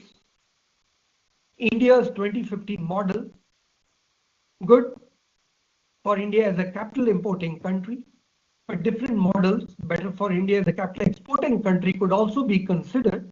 And the story of Mauritius and Singapore did come in. I've already mentioned, but track and resolve disputes of foreign investors should be very quickly resolved, and that really promotes investment facilitation by regulatory changes. The capacity building of ministries required to assess potential breach of BIT and design law has to be improved. There has to be a clear and a better strategy during consultation phase itself of how a dispute would be resolved, and cost benefit analysis to be decided at the time of settlement. There is this local remedies clause, 5 years generally, 3 years experimented once. So the understanding is in the discussion that 5 years exhaustion of local remedies may remain, but be enforced with a more efficient dispute resolution process and in much lesser time frame. There has to be caution in using broad interpretive clauses like fair and equitable treatment. Actually, they are not really needed in bids. So this was discussed, and also MFN is not really needed in the bids. Another suggestion on dispute resolution I thought was very good, and that was sort of having an ombudsman or an external tribunal that could be brought in. The last point that, of course, we are talking of revamping, rethinking and redesigning, so all these thoughts came in. But one issue that came up was that we need to be raising the awareness of it and the sensitivity of all this. Now, in that context, one issue came that when we modify our laws, we should be sensitive to the international laws, and could by accident anything happening or breach of an international law should be also considered. The last point which the group considered was the investment friendliness index of states, paragraph 105 in the budget, and everybody appreciated that this will take us a long way into competitive federalism, and this is really important because if India has to achieve its Viksit Bharat, it has to happen through the states, and states should have the skills and the models to compete and therefore seek improvement in their norms and capacities, and they need to compete to attract investment either from the other states or from across the world. So there were lots of suggestions that came in here, even in the presentation before the PM's talk and in the discussion which the group had. So the issues that came up were, the key issues that came up were, should it be the index that has to be formed? Should it be state by state? Should be. Should it be sector by sector? And when we say sector by sector, there could be some sectors which serve the purpose of employment generation, like leather industry, for which the budget had special provisions. So if employment generation is the emphasis, the index should capture that. Investment infrastructure is going to be the focus, the index should capture that.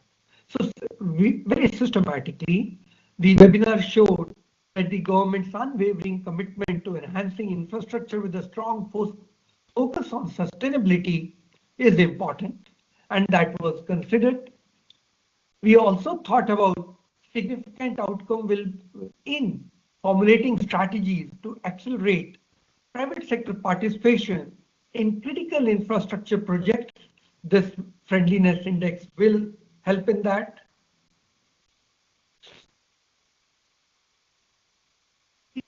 Thing that was discussed, as I mentioned, that we will need to look into what are the key things that the government wants to focus on. Global value chain. If it is global value chain, we have to think how states are identifying and will play a role in those sectors that align with the global value chain.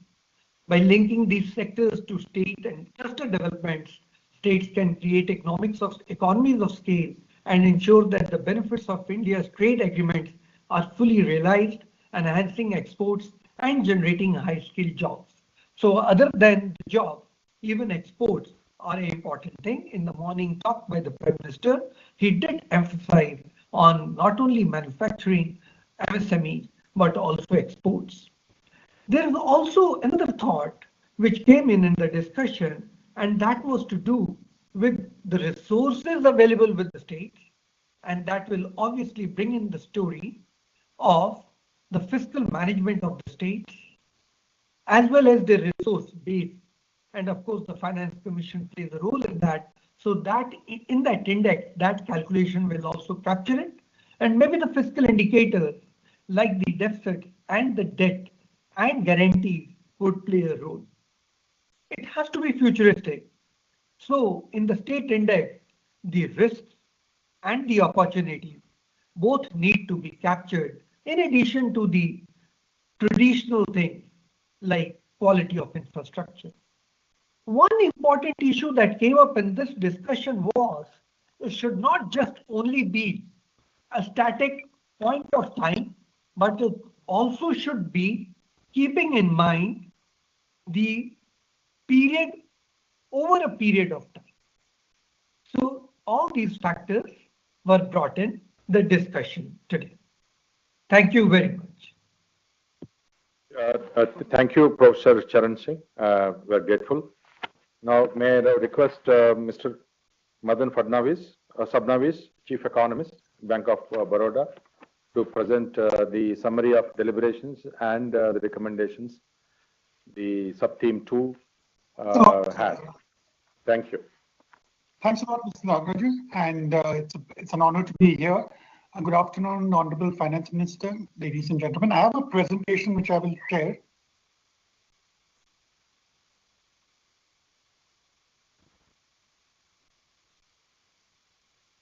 Is the presentation visible? Can you all see the presentation? Yes, yes, please go ahead. So we had this interesting session, which was basically looking at the ease of access to financial services credit, looked at the budget propositions. There were 3 of them, one concerning the Grameen credit score. The second was expanding services of India Post Bank, Payment Bank. And the third was KYC simplification. So let's start with Grameen credit score, who provides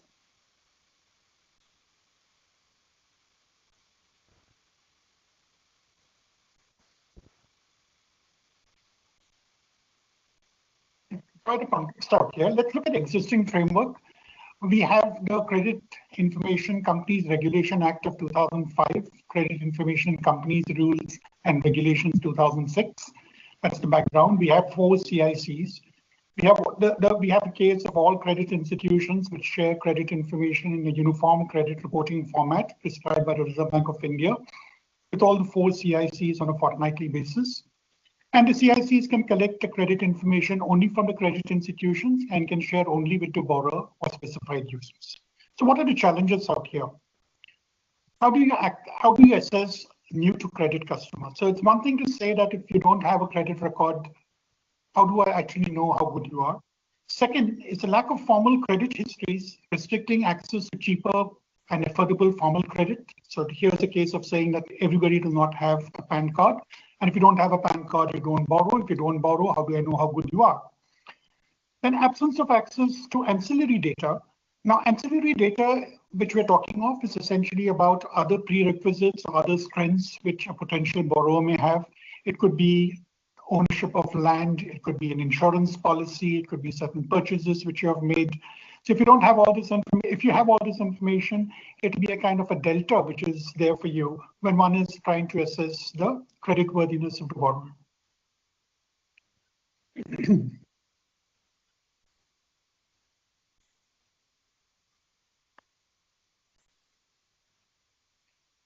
Now, what should be the strategy here? We are saying that consultations with users of the score, that is the lending institutions, the developers of the score, that is the CICs, and other stakeholders by the RBI. So essentially, we're saying the Reserve Bank of India should get into a dialogue with these institutions.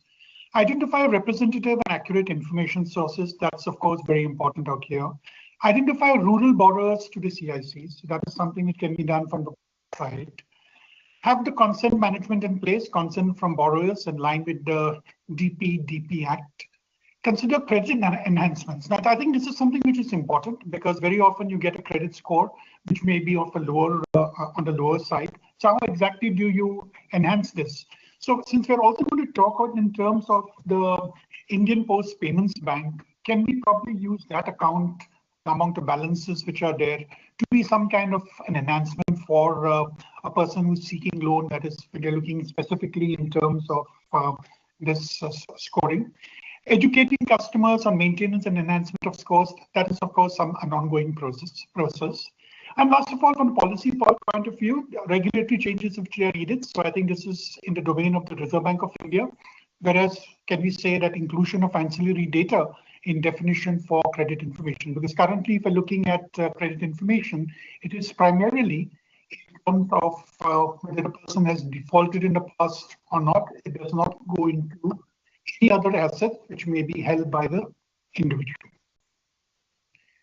Now, what could be the design going forward? Number one is to digitize credit scores of self-help groups. And this is something which came up in the discussion in the afternoon today. And once you're able to digitize these scores, you can do the same thing even for the individual members. Second is to have access to the financial data. So when you're talking of financial data, which exists in most cases, information from the PACs, from the self-help groups, any direct benefit transfer, insurance policies, utility payments, so on and so forth. Non-financial data, I think that is something else which is important. So we're looking at PDS data, any kind of household assets which you have, Mandi data. I think this could also be very important because if we're talking of rural India, we're talking of farmers who are selling the produce in the Mandi. If we're able to capture this data, that itself will help to give a higher score to the individual.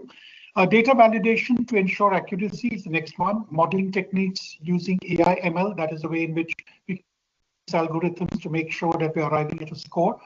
And then therefore we can say generation of score between 300 and 900 to keep parity with the existing credit scores. So this is the kind of a framework which could be recommended. And in terms of implementation framework, we should develop interfaces for easy integration with the loan application systems of lending institutions. That's number one. Two, continuous monitoring and updation mechanism for scoring model based on performance data, evolving financial practices and feedback. And we feel that this is something which could probably be rolled out in the middle of this financial year. So we're saying maybe by September, December is something where this could be rolled out. Next, if you're looking in terms of expanding services of India Post Payments Bank, this was the second issue which was discussed. Again, let's look at the existing framework and the challenges which are there. If you look at the existing framework for IPBB, we have a savings account, a 2 lakh limit. There's a sweep in, sweep out facility linked with the post office savings bank account with no upper limit. Then we have a banking access point, physical post office, smartphones is the way in which these are the delivery channels. We have UPI transactions which are enabled. We have third-party products coming through the insurance companies which are being sold. We have citizen-centric services, child Aadhaar enrollment, Aadhaar mobile update, digital life certificates, so on and so forth, DBT, and Aadhaar-enabled payment system. So this is a fairly strong and robust system which has already been developed and is very much in place. And the idea is, of course, that if we're talking of financial inclusion, we're talking of further financial deepening, how exactly do we take it forward? Now, what are the problems which we have here? There's low penetration of assisted digital financial services in the unserved and the underserved areas. So there are always large pockets of the country which are still not served well by the financial system. So that is something which we could be looking at. Next, we're talking in terms of last mile reach of citizen-centric financial and government private scheme services. Low digital and financial literacy. This is again an ongoing challenge which is being taken on by the regulators as well as the institutions. Banking business is restricted more to individual savings account, a balance limit of 2 lakhs. Important part is we don't have credit facility under the payments bank model. So this is something which we need to ruminate over also. And non-availability of institutional account facility and no credit services except as a channel for third-party use.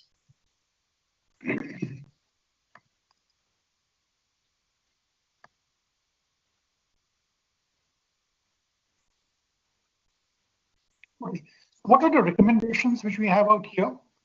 One is extension of microcredit in rural areas with new tie-ups with banks and financial institutions. Second, institutional accounts, something which should be enabled out here.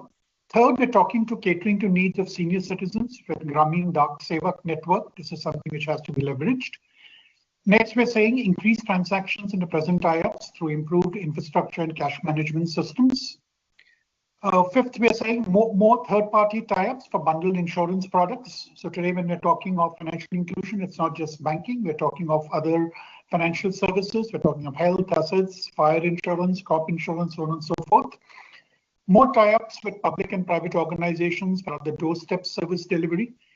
And we can also look at in terms of tie-up with mandis across the country. So again, when we're talking in terms of rural farmers who are having accounts out here, there could be tie-ups along the mandis so that as the sales take place, we're talking of the money being paid into their accounts. And the same amount could also be used when we're talking of their credit scores. So I think there could be integration which could take place between the two. And we can also consider creating an input that can go to the Grameen credit score. So I think this way we'll be able to integrate not just what we're doing for the payments bank, but also in terms of the Grameen score.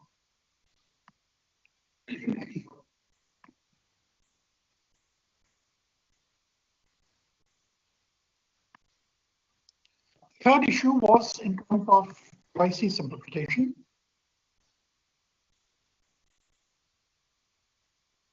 And let's look at what are the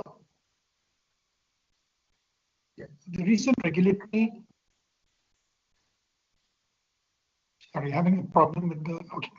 Yeah, the recent regulatory initiatives, the amendment carried out in PMLA by DOR notification 19/7/2024. Let's keep this in mind.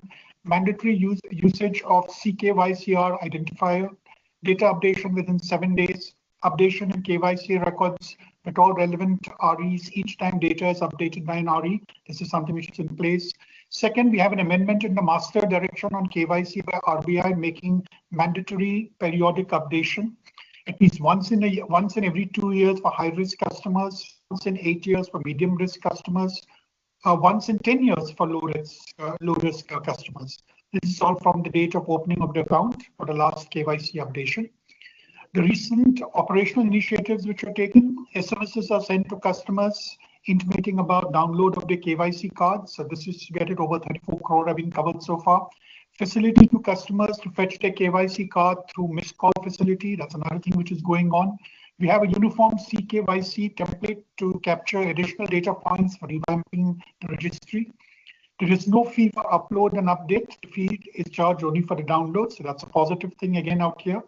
And there's awareness sessions of REs for RE staffs at different forums, including the SLBC meetings. So these are efforts which are being Now,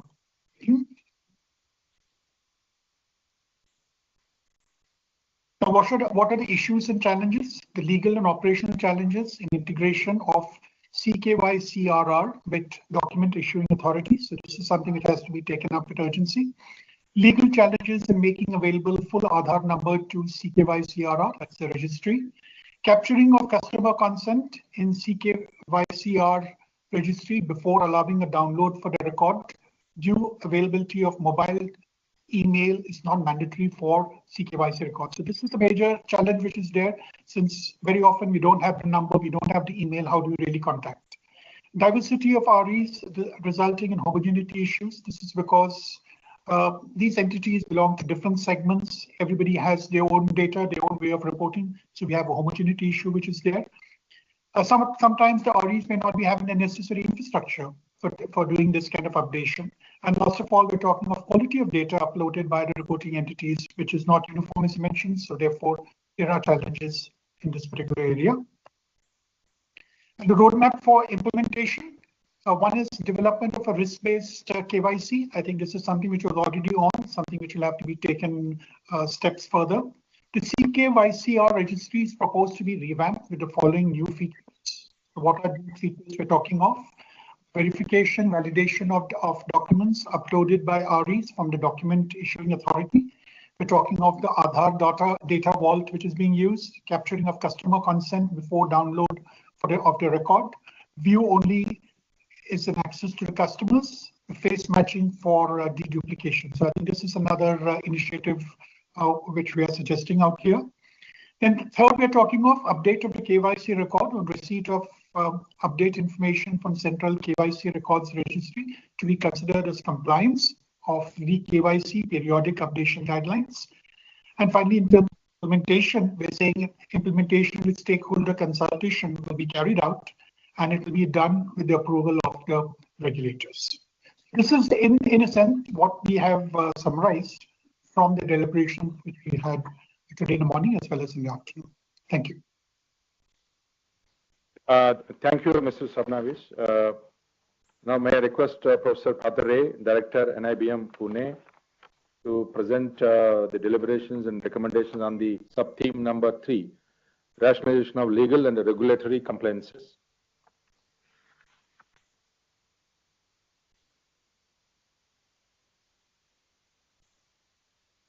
Am I audible, sir? It is visible. Am I audible? Yes, of course. Okay. I'm thankful to DFS and Secretary Nagaraju in particular for inviting us for this webinar. Honorable Finance Minister, Secretary and other senior officials and professional colleagues. This seminar in some way we looked into one particular theme, namely sub-theme 3 on regulatory investment and ease of doing business. In doing so, there are 8 presentations, quite dense, each going into details of what could come out from this generalized overall budget proposals. The broad philosophy that comes out from these presentations is perhaps 3. There's a subtext that with sound macroeconomics, citizens' trust, and market-friendly and people-friendly regulation, those 3 are the trinity of transformation to Viksit Bharat.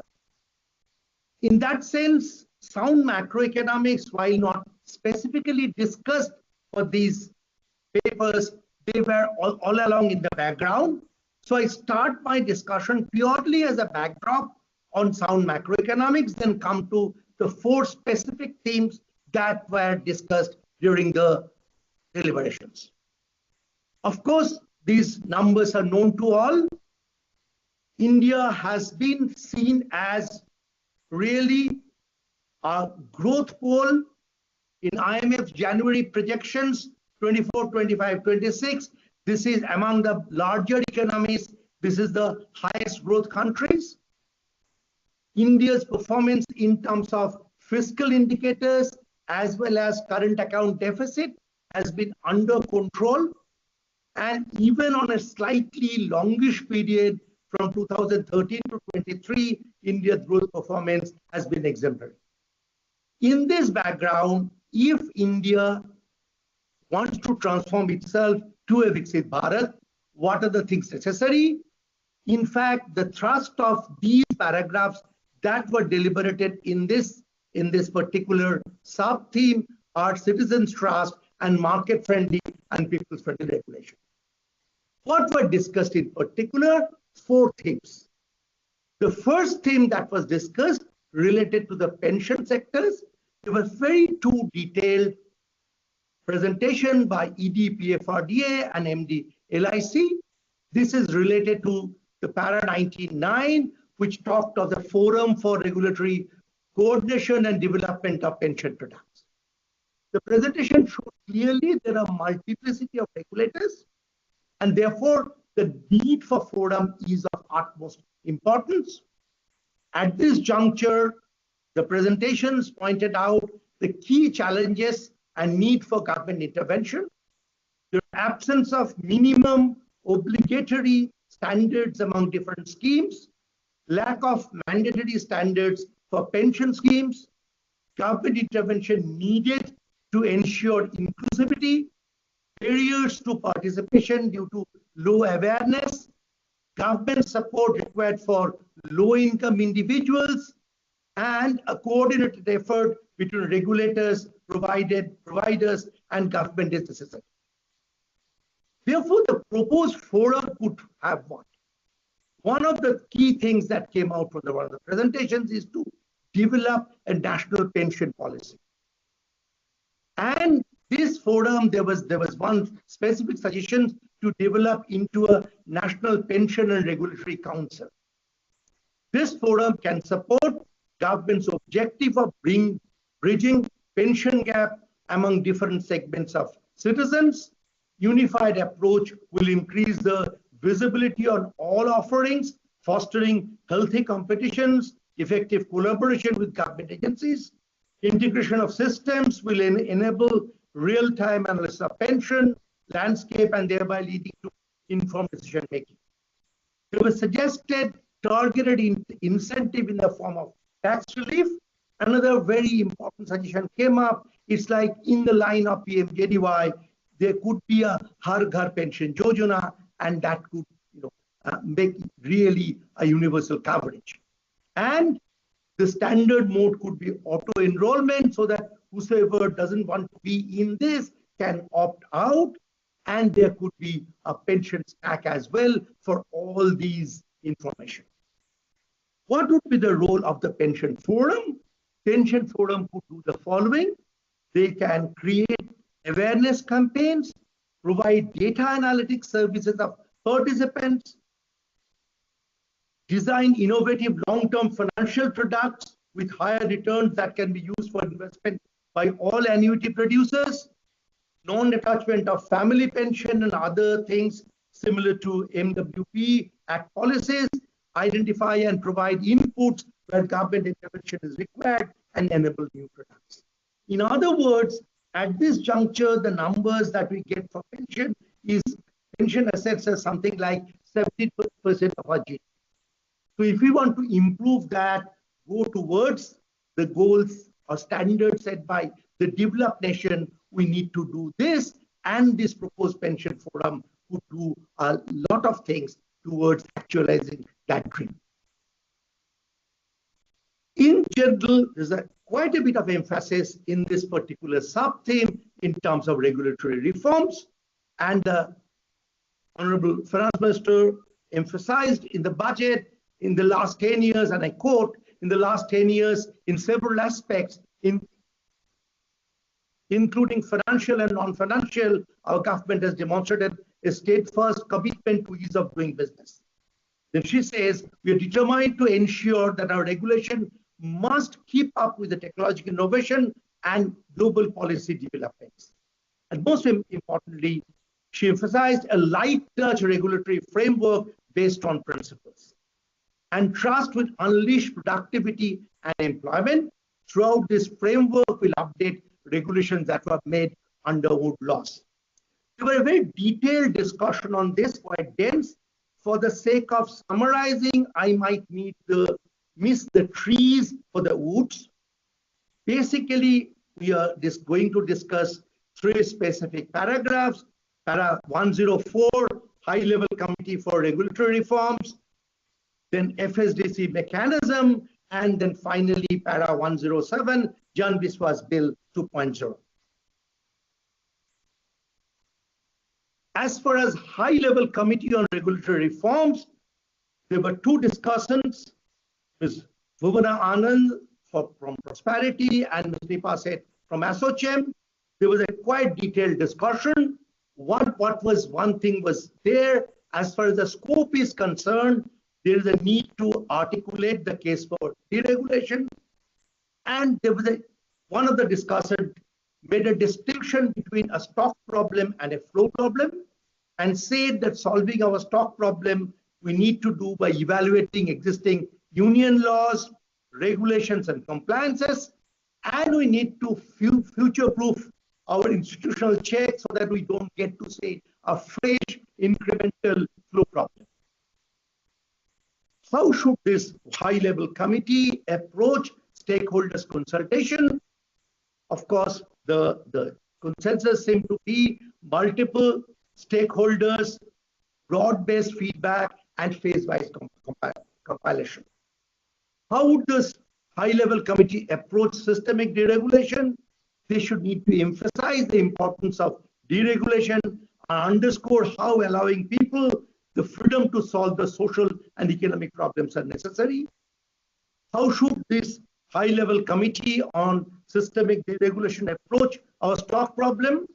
They should liberalize standards and control and adopt something like minimum necessary, maximum feasible. So it's kind of giving a floor and a ceiling as far as regulations are concerned, set legal safeguards for enforcement, ensuring due process of law, and use-based regulation. There was quite a bit of discussion on MSME specific regulations like GST issues, risk-based differentiation, self-certification, or AI and big database inspection. Altogether, this set of things said that the high-level committee has quite a plate to serve in terms of rationalizing and simplifying the regulatory structure. The third issue that came up is the FSDC mechanism. There were 2 discussions.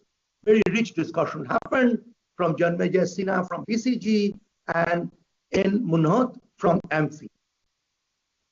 In terms of FSDC, what could they do? Of course, one of the feeling was that it needs to be cost effective. Of course, there was a typology was developed, a typology of economic, prudential, and informational regulations. There were discussion on tenets of good regulation, which should be outcome-based, stakeholder ownership-based, responsive, impact-sensitive, clear and consistent, and risk-appropriate. There was some quite rich discussion on principle versus rule-based regulation, and more people, more and more ideas tilted towards principle-based regulation rather than rule-based. And quality of regulation versus quality of enforcement was one issue that was flagged by one of the discussants. A general theme was how to leverage AI and big data. AI-enabled data lake could be thought of, and only then this would be the appropriate regulatory structure for Viksit Bharat. Regulators need to balance growth with risk. Incentives are often against growth. They need to have the growth risk trade-off in developing any kind of regulation. Regulations need to answer certain questions. Problem, the FSDC This realm could be further. FSDC right now is only for the institutional structure. A proposal was made whether they could be extended to include independent people. There could be review of FSDC, control, directions, permission, and reporting. They need to deal with new trends like geopolitical tension, technology and generative AI, global warming, green finance, data and privacy, global standards. One of the discussions also pointed out, as far as this is concerned, we need to have an oversight mechanism on RBI as well. The fourth issue that was discussed is the emphasis on trust, the Jan Viswas Bill 2.0. There were two discussions, R. Pandey from SAM and N. Mahmood from Vidhi Legal. There was a very detailed legalities and other associated, both in terms of instances and in terms of principles. While the general consensus was building trust is extremely necessary, and government has made significant strides in decriminalizing minor offenses through Jan Viswas Bill 1.0. However, still now, something like 7,000, slightly more than 7,300 offenses still on central statutes.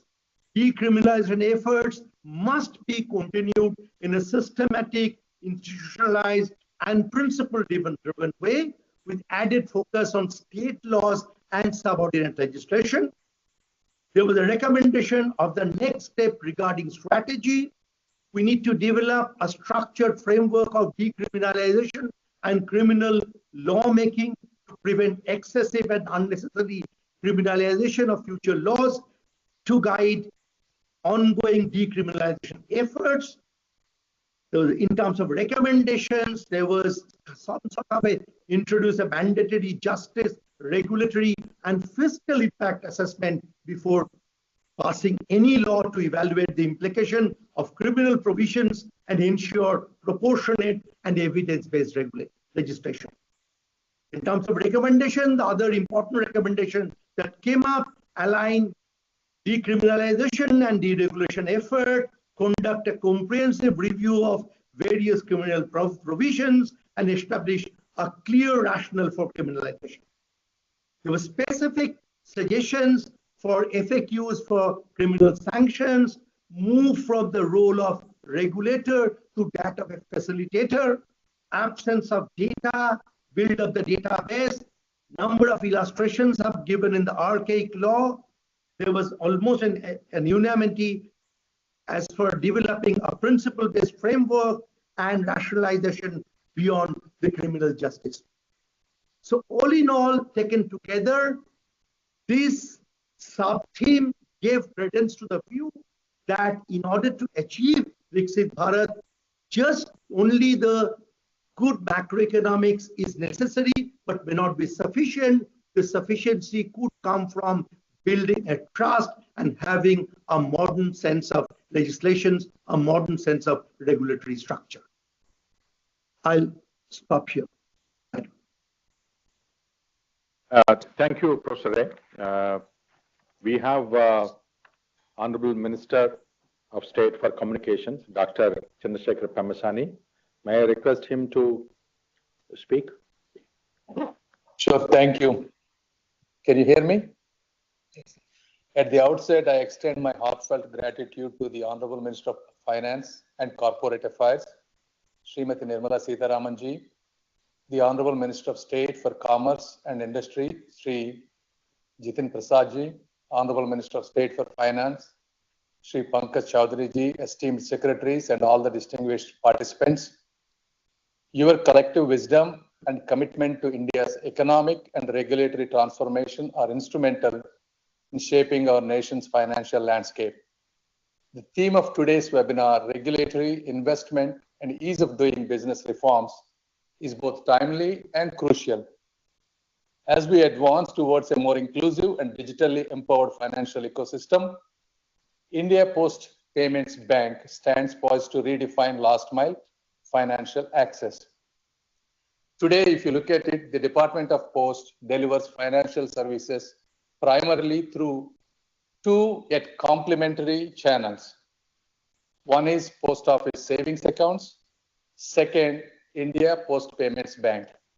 While these two systems have traditionally operated in silos, integrating them presents a game-changing opportunity for financial inclusion. As our Honorable Prime Minister Sri Narendra Modi ji often emphasizes, the one government approach is about breaking silos, fostering collaboration, and ensuring that every initiative works in synergy to maximize public benefit. If you look at it, the post office savings account commands a massive customer base of almost 35 crores, while IPPB has around 11 crore customers. This was achieved in a short span. So the IPPB aspires to scale this number to 20 crore in the next 3 years. So leveraging the vast network of our existing savings accounts can be a game changer here. Conversely, the savings accounts has lagged in technology adoption, an area where IPPB has demonstrated significant capability. For example, IPPB stands out with doorstep banking, where the postal staff use handheld devices to open accounts, accept deposits, process withdrawals, and handle bill payments right at the customer's location. Meanwhile, post office savings accounts require in-person visits, with most transactions conducted at post offices. And currently, IPPB can only accept deposits up to 2 lakh, beyond which funds are redirected automatically to post office savings accounts. So by integrating technological advancements, we can provide a single point solution for financial services that is convenient and efficient for our citizens. So the potential synergy has immense benefits. One, unified customer experience. Second, stronger financial inclusion. Third, cross-pollination of products and services. Four, cost optimization and resource efficiency so that we do not need additional manpower. Fifth, technological upgradation and speedy innovation. And finally, trust and transparency. So even within the current frame, even if we cannot do regulatory, even within the current framework, IPPP has so much untapped potential. For example, approximately around 35 central government schemes, only 6 currently route their DBT schemes through IPPB. So expanding this coverage by enabling Aadhaar-enabled payment systems will significantly increase our impact. Similarly, IPPB's share in UPI transaction stands just 3%, whereas the large players like Google, Apple, they all have more than 20-30%. So our goal must be to elevate this to at least 50 to 20% through what we are thinking of Doc Pay, or forthcoming digital payments app designed to serve even those without postal bank accounts similar to Google Pay. In addition, we can expand our merchant network to achieve these target levels, provide digital platforms in all vernacular languages so that accessibility can be enhanced, and importantly, launch a mission mode training for rural communities to reduce cash dependency and curb corruption. In addition, we should be able to provide high yield savings products such as mutual funds or index funds via these channels, allowing all our rural citizens to share in India's growth story.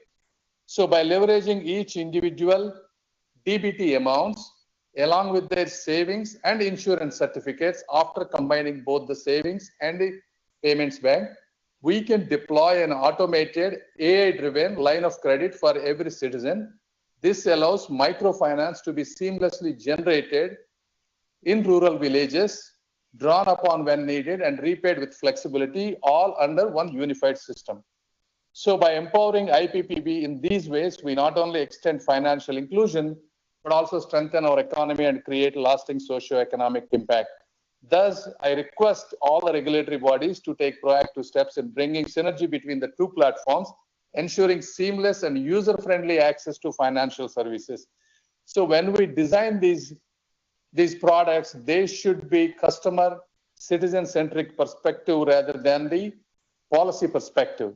So this is my request. Let's work together to make this vision a reality. From Department of Post and Department of Communication, we will be doing some of the activities that are within our scope, But if the Department of Finance can also see the vision that we are going, it would make a huge difference for the citizens. And I wanted to thank you once again for all the people who are listening. Jai Hind and thank you. Thank you, Honorable Minister. Now, may I request Mr. Pankaj Chaudhary, Honorable Minister of State for Finance.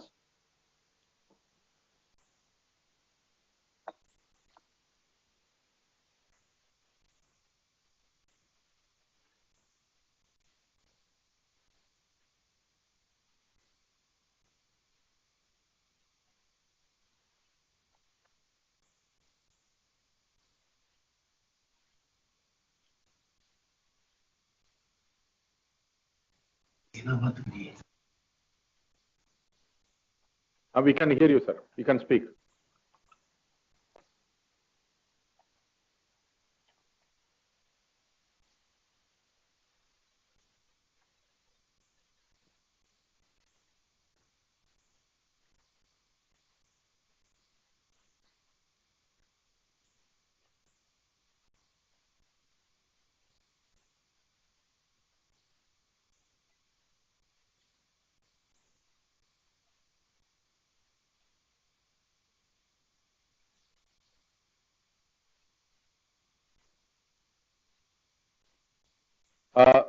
Honorable MOS for Finance, Shri Pankaj Chaudhary, sir.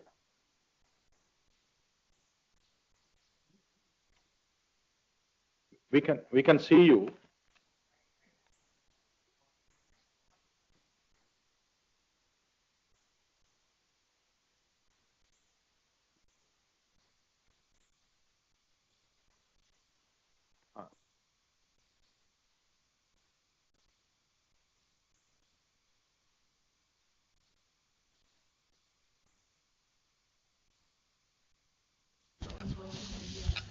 Secretary Nagaraju.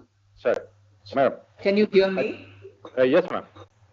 I just wonder if you're requesting Pankaj Chaudhary ji to say something, if he wishes to say, or is he expected to say? Can we just check up with Pankaj ji if he wants to say something? If not, we can move Commerce and Industry MOS. All right. Sir, you wanted to say anything? Pankaj ji, आपको कुछ कहना है? He can't hear. Can you hear me? Others? Yes, sir, we can hear you, ma'am. All right. If Pankaj is not able to hear, I wish somebody informs him on the phone and ask him, Pankaj Chaudhary ji को कुछ कहना है? He's not able to hear. So maybe we can come back to him. In the meanwhile, Secretary DFS can request Commerce and Industry MOS if he wants to start. We can go back to Pankaj Chaudhary. Oh, ma'am. But we don't have, ma'am, from the DPIT and Commerce. Is nobody? Then please can you call up on the phone and request Pankaj Chaudhary ji if he wants to say. I am doing, ma'am.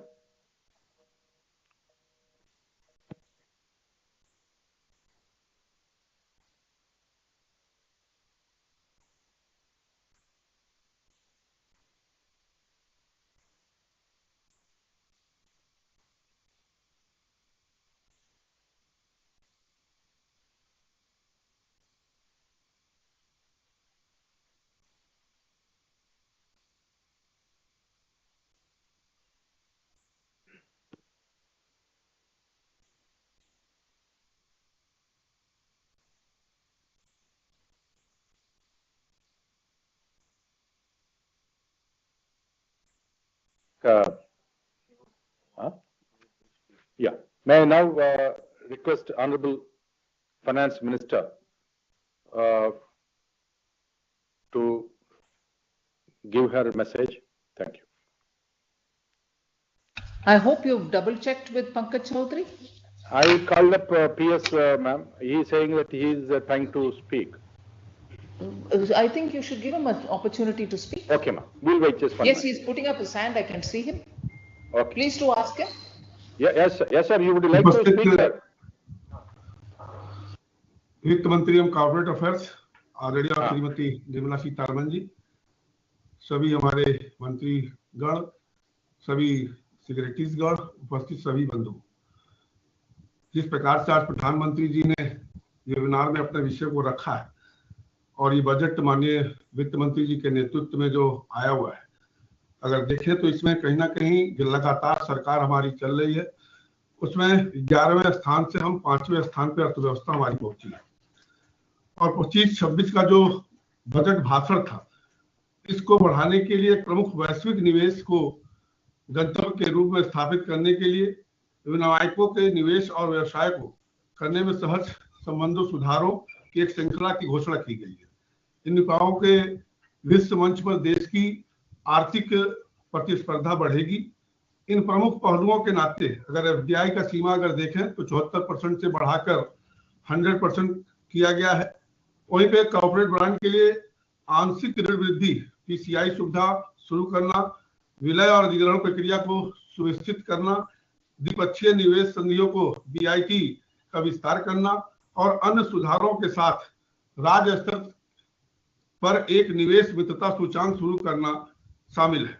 ये कदम व्यवसाय परिचालन को सुव्यवस्थित करने, पूंजी की उपलब्धता में सुधार करने और भारत की समग्र आर्थिक प्रतिस्पर्धा को मजबूत करने के लिए तैयार किए गए हैं। जैसा कि उद्योग जगत के विशेषज्ञों द्वारा आज के सत्र में चर्चा की गई है कि एफडीआई सीमा बढ़ाने से न केवल विदेशी पूंजी या अन्य औद्योगिक आकर्षित होगा, बल्कि बीमा प्रसार से भी सुधार होगा, जिससे आबादी के एक बड़े हिस्से में को किफायती प्रीमियम पर बढ़ी हुई बीमा कवरेज प्राप्त होगी। इस कदम से प्रौद्योगिकी प्रगति के साथ साथ ग्राहक से जुड़ने की प्रक्रिया में बेहतर सुधार भी उम्मीद है। इसी तरह पीसीआई सुविधा कॉर्पोरेट ब्रांड के क्रेडिट रेटिंग बढ़ाएगा, व्यवसायों के लिए उधार लेने की लागत कम करेगी, विस्तार की सुविधा प्रदान करेगी और भारत में के बॉन्ड बाजार से अधिक निवेश आकर्षित होगा। विलय की प्रक्रिया में अगर देखें तो युक्तिकरण और प्रतिक्रिया जटिलताओं को कॉर्पोरेट पुनर्गठन से जुड़ी देरी को कम करने, व्यवसाय करने, सहजना में सुधार करने होने की अपेक्षा है। विशेष रूप से बीमा क्षेत्र में एफडीआई ने फिट द्वारा क्रेडिट वृद्धि की सुविधा और विलय की प्रक्रिया के सरलीकरण के बारे में आज प्राप्त मूल्यवान जानकारी इन घोषणाओं के लिए एक प्रभावी कार्यान्वयन रणनीति तैयार करने में मेरे विभाग का मार्गदर्शन करेंगे। मुझे आपके सूचित करते हुए प्रसन्नता हो रही है कि वित्तीय सेवाएं विभाग इसे प्रारूप देने के अंतिम चरण में है और बीमा विधि संशोधन विधेयक का मसौदा शीघ्र ही प्रस्तुत किया जाएगा। इसके अतिरिक्त मैं समझ सकता हूं कि नेफेड शीघ्र ही बजट घोषणा के अनुरूप आंशिक ऋण की सुविधा शुरू करेगा, जिसमें इसके उत्पादक डिजाइन और अवसंरचना शामिल है। विलय एवं अधिप्राधिकरण प्रक्रिया को सरलीकरण के संबंध में हितधारकों से गहन परामर्श के बाद कंपनी अधिनियम के आवश्यक संशोधन लागू किए जाएंगे। इस सामूहिक प्रयासों का उद्देश्य भारत को घरेलू और अंतर्राष्ट्रीय दोनों प्रकार के निवेशों के लिए अधिक आकर्षक गंतव्य बनाना है, जो 47 तक अधिक गतिशील, आत्मनिर्भर और विकसित भारत की ओर राष्ट्र की प्रगति को दिशा निर्देशित करेगा। जो प्रधानमंत्री जी का विजन 2047 में भारत को विकसित बनाने का हो, उसको पूर्ण किया जाएगा। धन्यवाद। Thank you so much, sir. Now, may I request Honorable Finance and Corporate Affairs Minister, Srimati Nirmala Sitharaman, to provide us guidance on the budget announcement and today's deliberations. Ma'am. Thank you very much. Webinars are organized under the guidance of the Honorable Prime Minister, Shri Narendra Modi, on the Union Budget, play a very crucial role in promoting direct engagement between policymakers and stakeholders across the various sectors. The post-budget webinar series has resulted in building synergy among stakeholders. These interactive sessions enhance clarity on budgetary provisions and encourage collaborative problem solving as per the mantra of the Honorable Prime Minister, Sabka Saath, Sabka Vikas, Sabka Vishwas and Sabka Prayas. These structured and thoughtful sessions provide a platform for industry leaders, economists, policymakers, experts and citizens to gain deeper insights into the budget announcements, policy priorities, and also economic reforms. Today's webinar, organized by the Department of Financial Services, was on the theme of regulatory investment and EODB reforms, and focused on the parameters that will help promote investments and to improve the business climate in India. Honorable Prime Minister emphasized during the inaugural session earlier today, we cannot be spectators, we have to play our role. This aligns with our commitment to encourage global economic partnerships, leveraging technology to strengthen traditional sectors and significantly enhance the export potential of India. Earlier today, the Secretary, Department of Financial Services, the Chief Economic Advisor, Secretary Post, Secretary of Ministry of Corporate Affairs, and Secretary DPIIT spoke on various issues pertaining to their departments. 3 sub-themes saw 22 panelists and 28 active participants have a structured and thoughtful discussion on the various issues. The discussion was witnessed by a large audience comprising regulatory bodies, senior government officials, companies, industry associations, academia, banks, and sectoral experts, and so on. The highlights and main takeaways of the breakout sessions have been presented here by Dr. Charan Singh, CEO of the eGrow Foundation and former non-executive chairman of Punjab and Sindh Bank, Sri Madan Sabnavis, Chief Economist of Bank of Baroda, and Professor Partha Ray, Director of the National Institute of Bank Management in Pune. Since 2017, the budget has been presented on 1st February instead of 1st March, which gives us more time for the departments and ministries to plan and implement the budget announcements in the same financial year. Our government remains committed to the ensuring of timely implementation of all budget announcements for the year 25-26. This is consistent with our track record of delivering on promises made in previous budgets. For instance, the new MSME credit assessment model announced in Budget 24-25, which is still in the Parliament for clearing, which is the year ending March 31st is just around the corner, has progressed significantly. 11 public sector banks have already operationalized the model for existing customers, and 7 banks have extended it to new customers as well.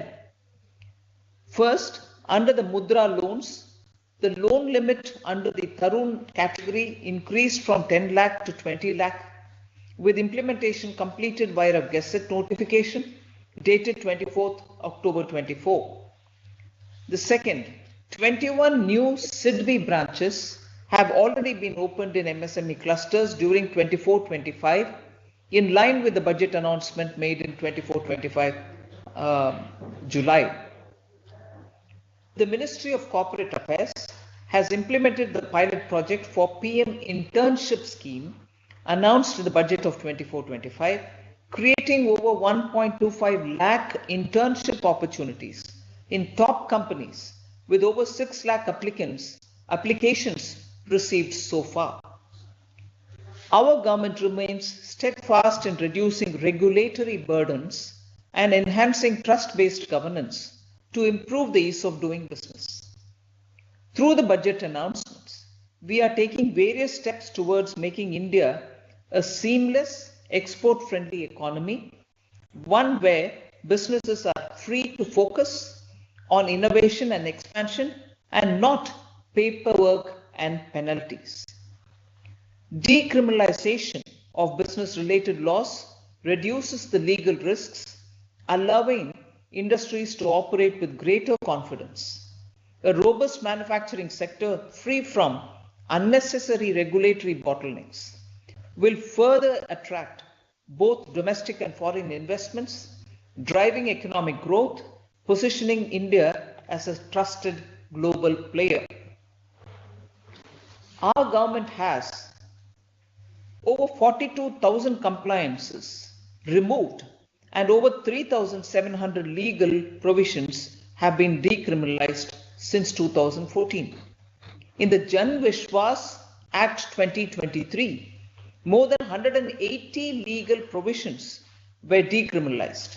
Our government will now bring up the Jan Vishwas Bill 2.0 to decriminalize more than 100 provisions in various laws. It will further simplify processes for businesses. Honorable PM actually referred to these steps which have been taken in his inaugural statement this morning. The pathway for reforms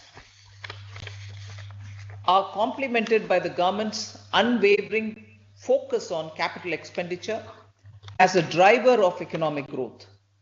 For the year 25-26, total effective capex is proposed at 15.48 lakh crores, which is 4.3% of the GDP, with 11.21 lakh crores allocated as core capital expenditure by the center, which is 3.1% of the GDP.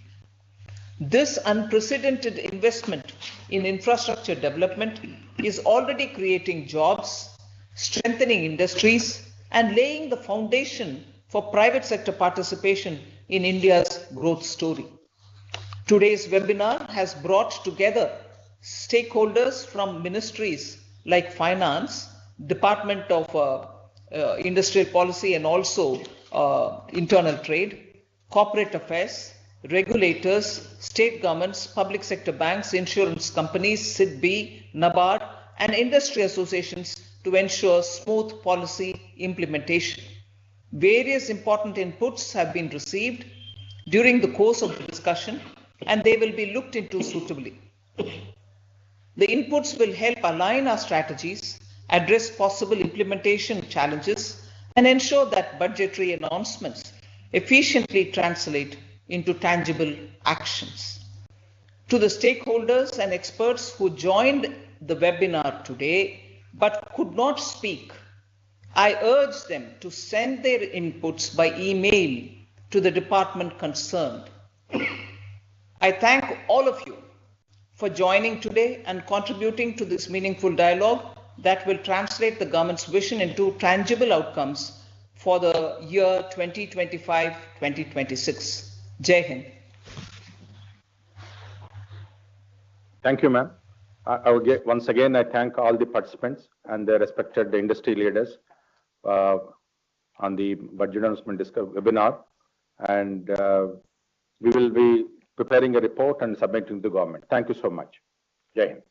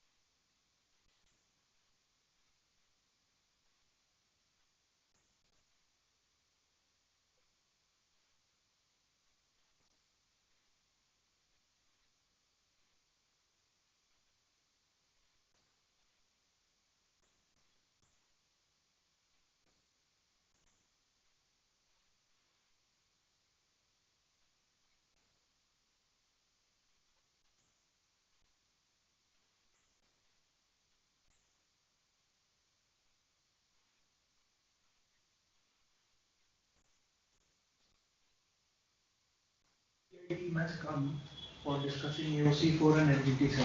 आप discuss कर अमित से बोलो sir, अभी Amit discuss कर रहा है, मैंने अमित से बोल दिया कि यू डिस्कस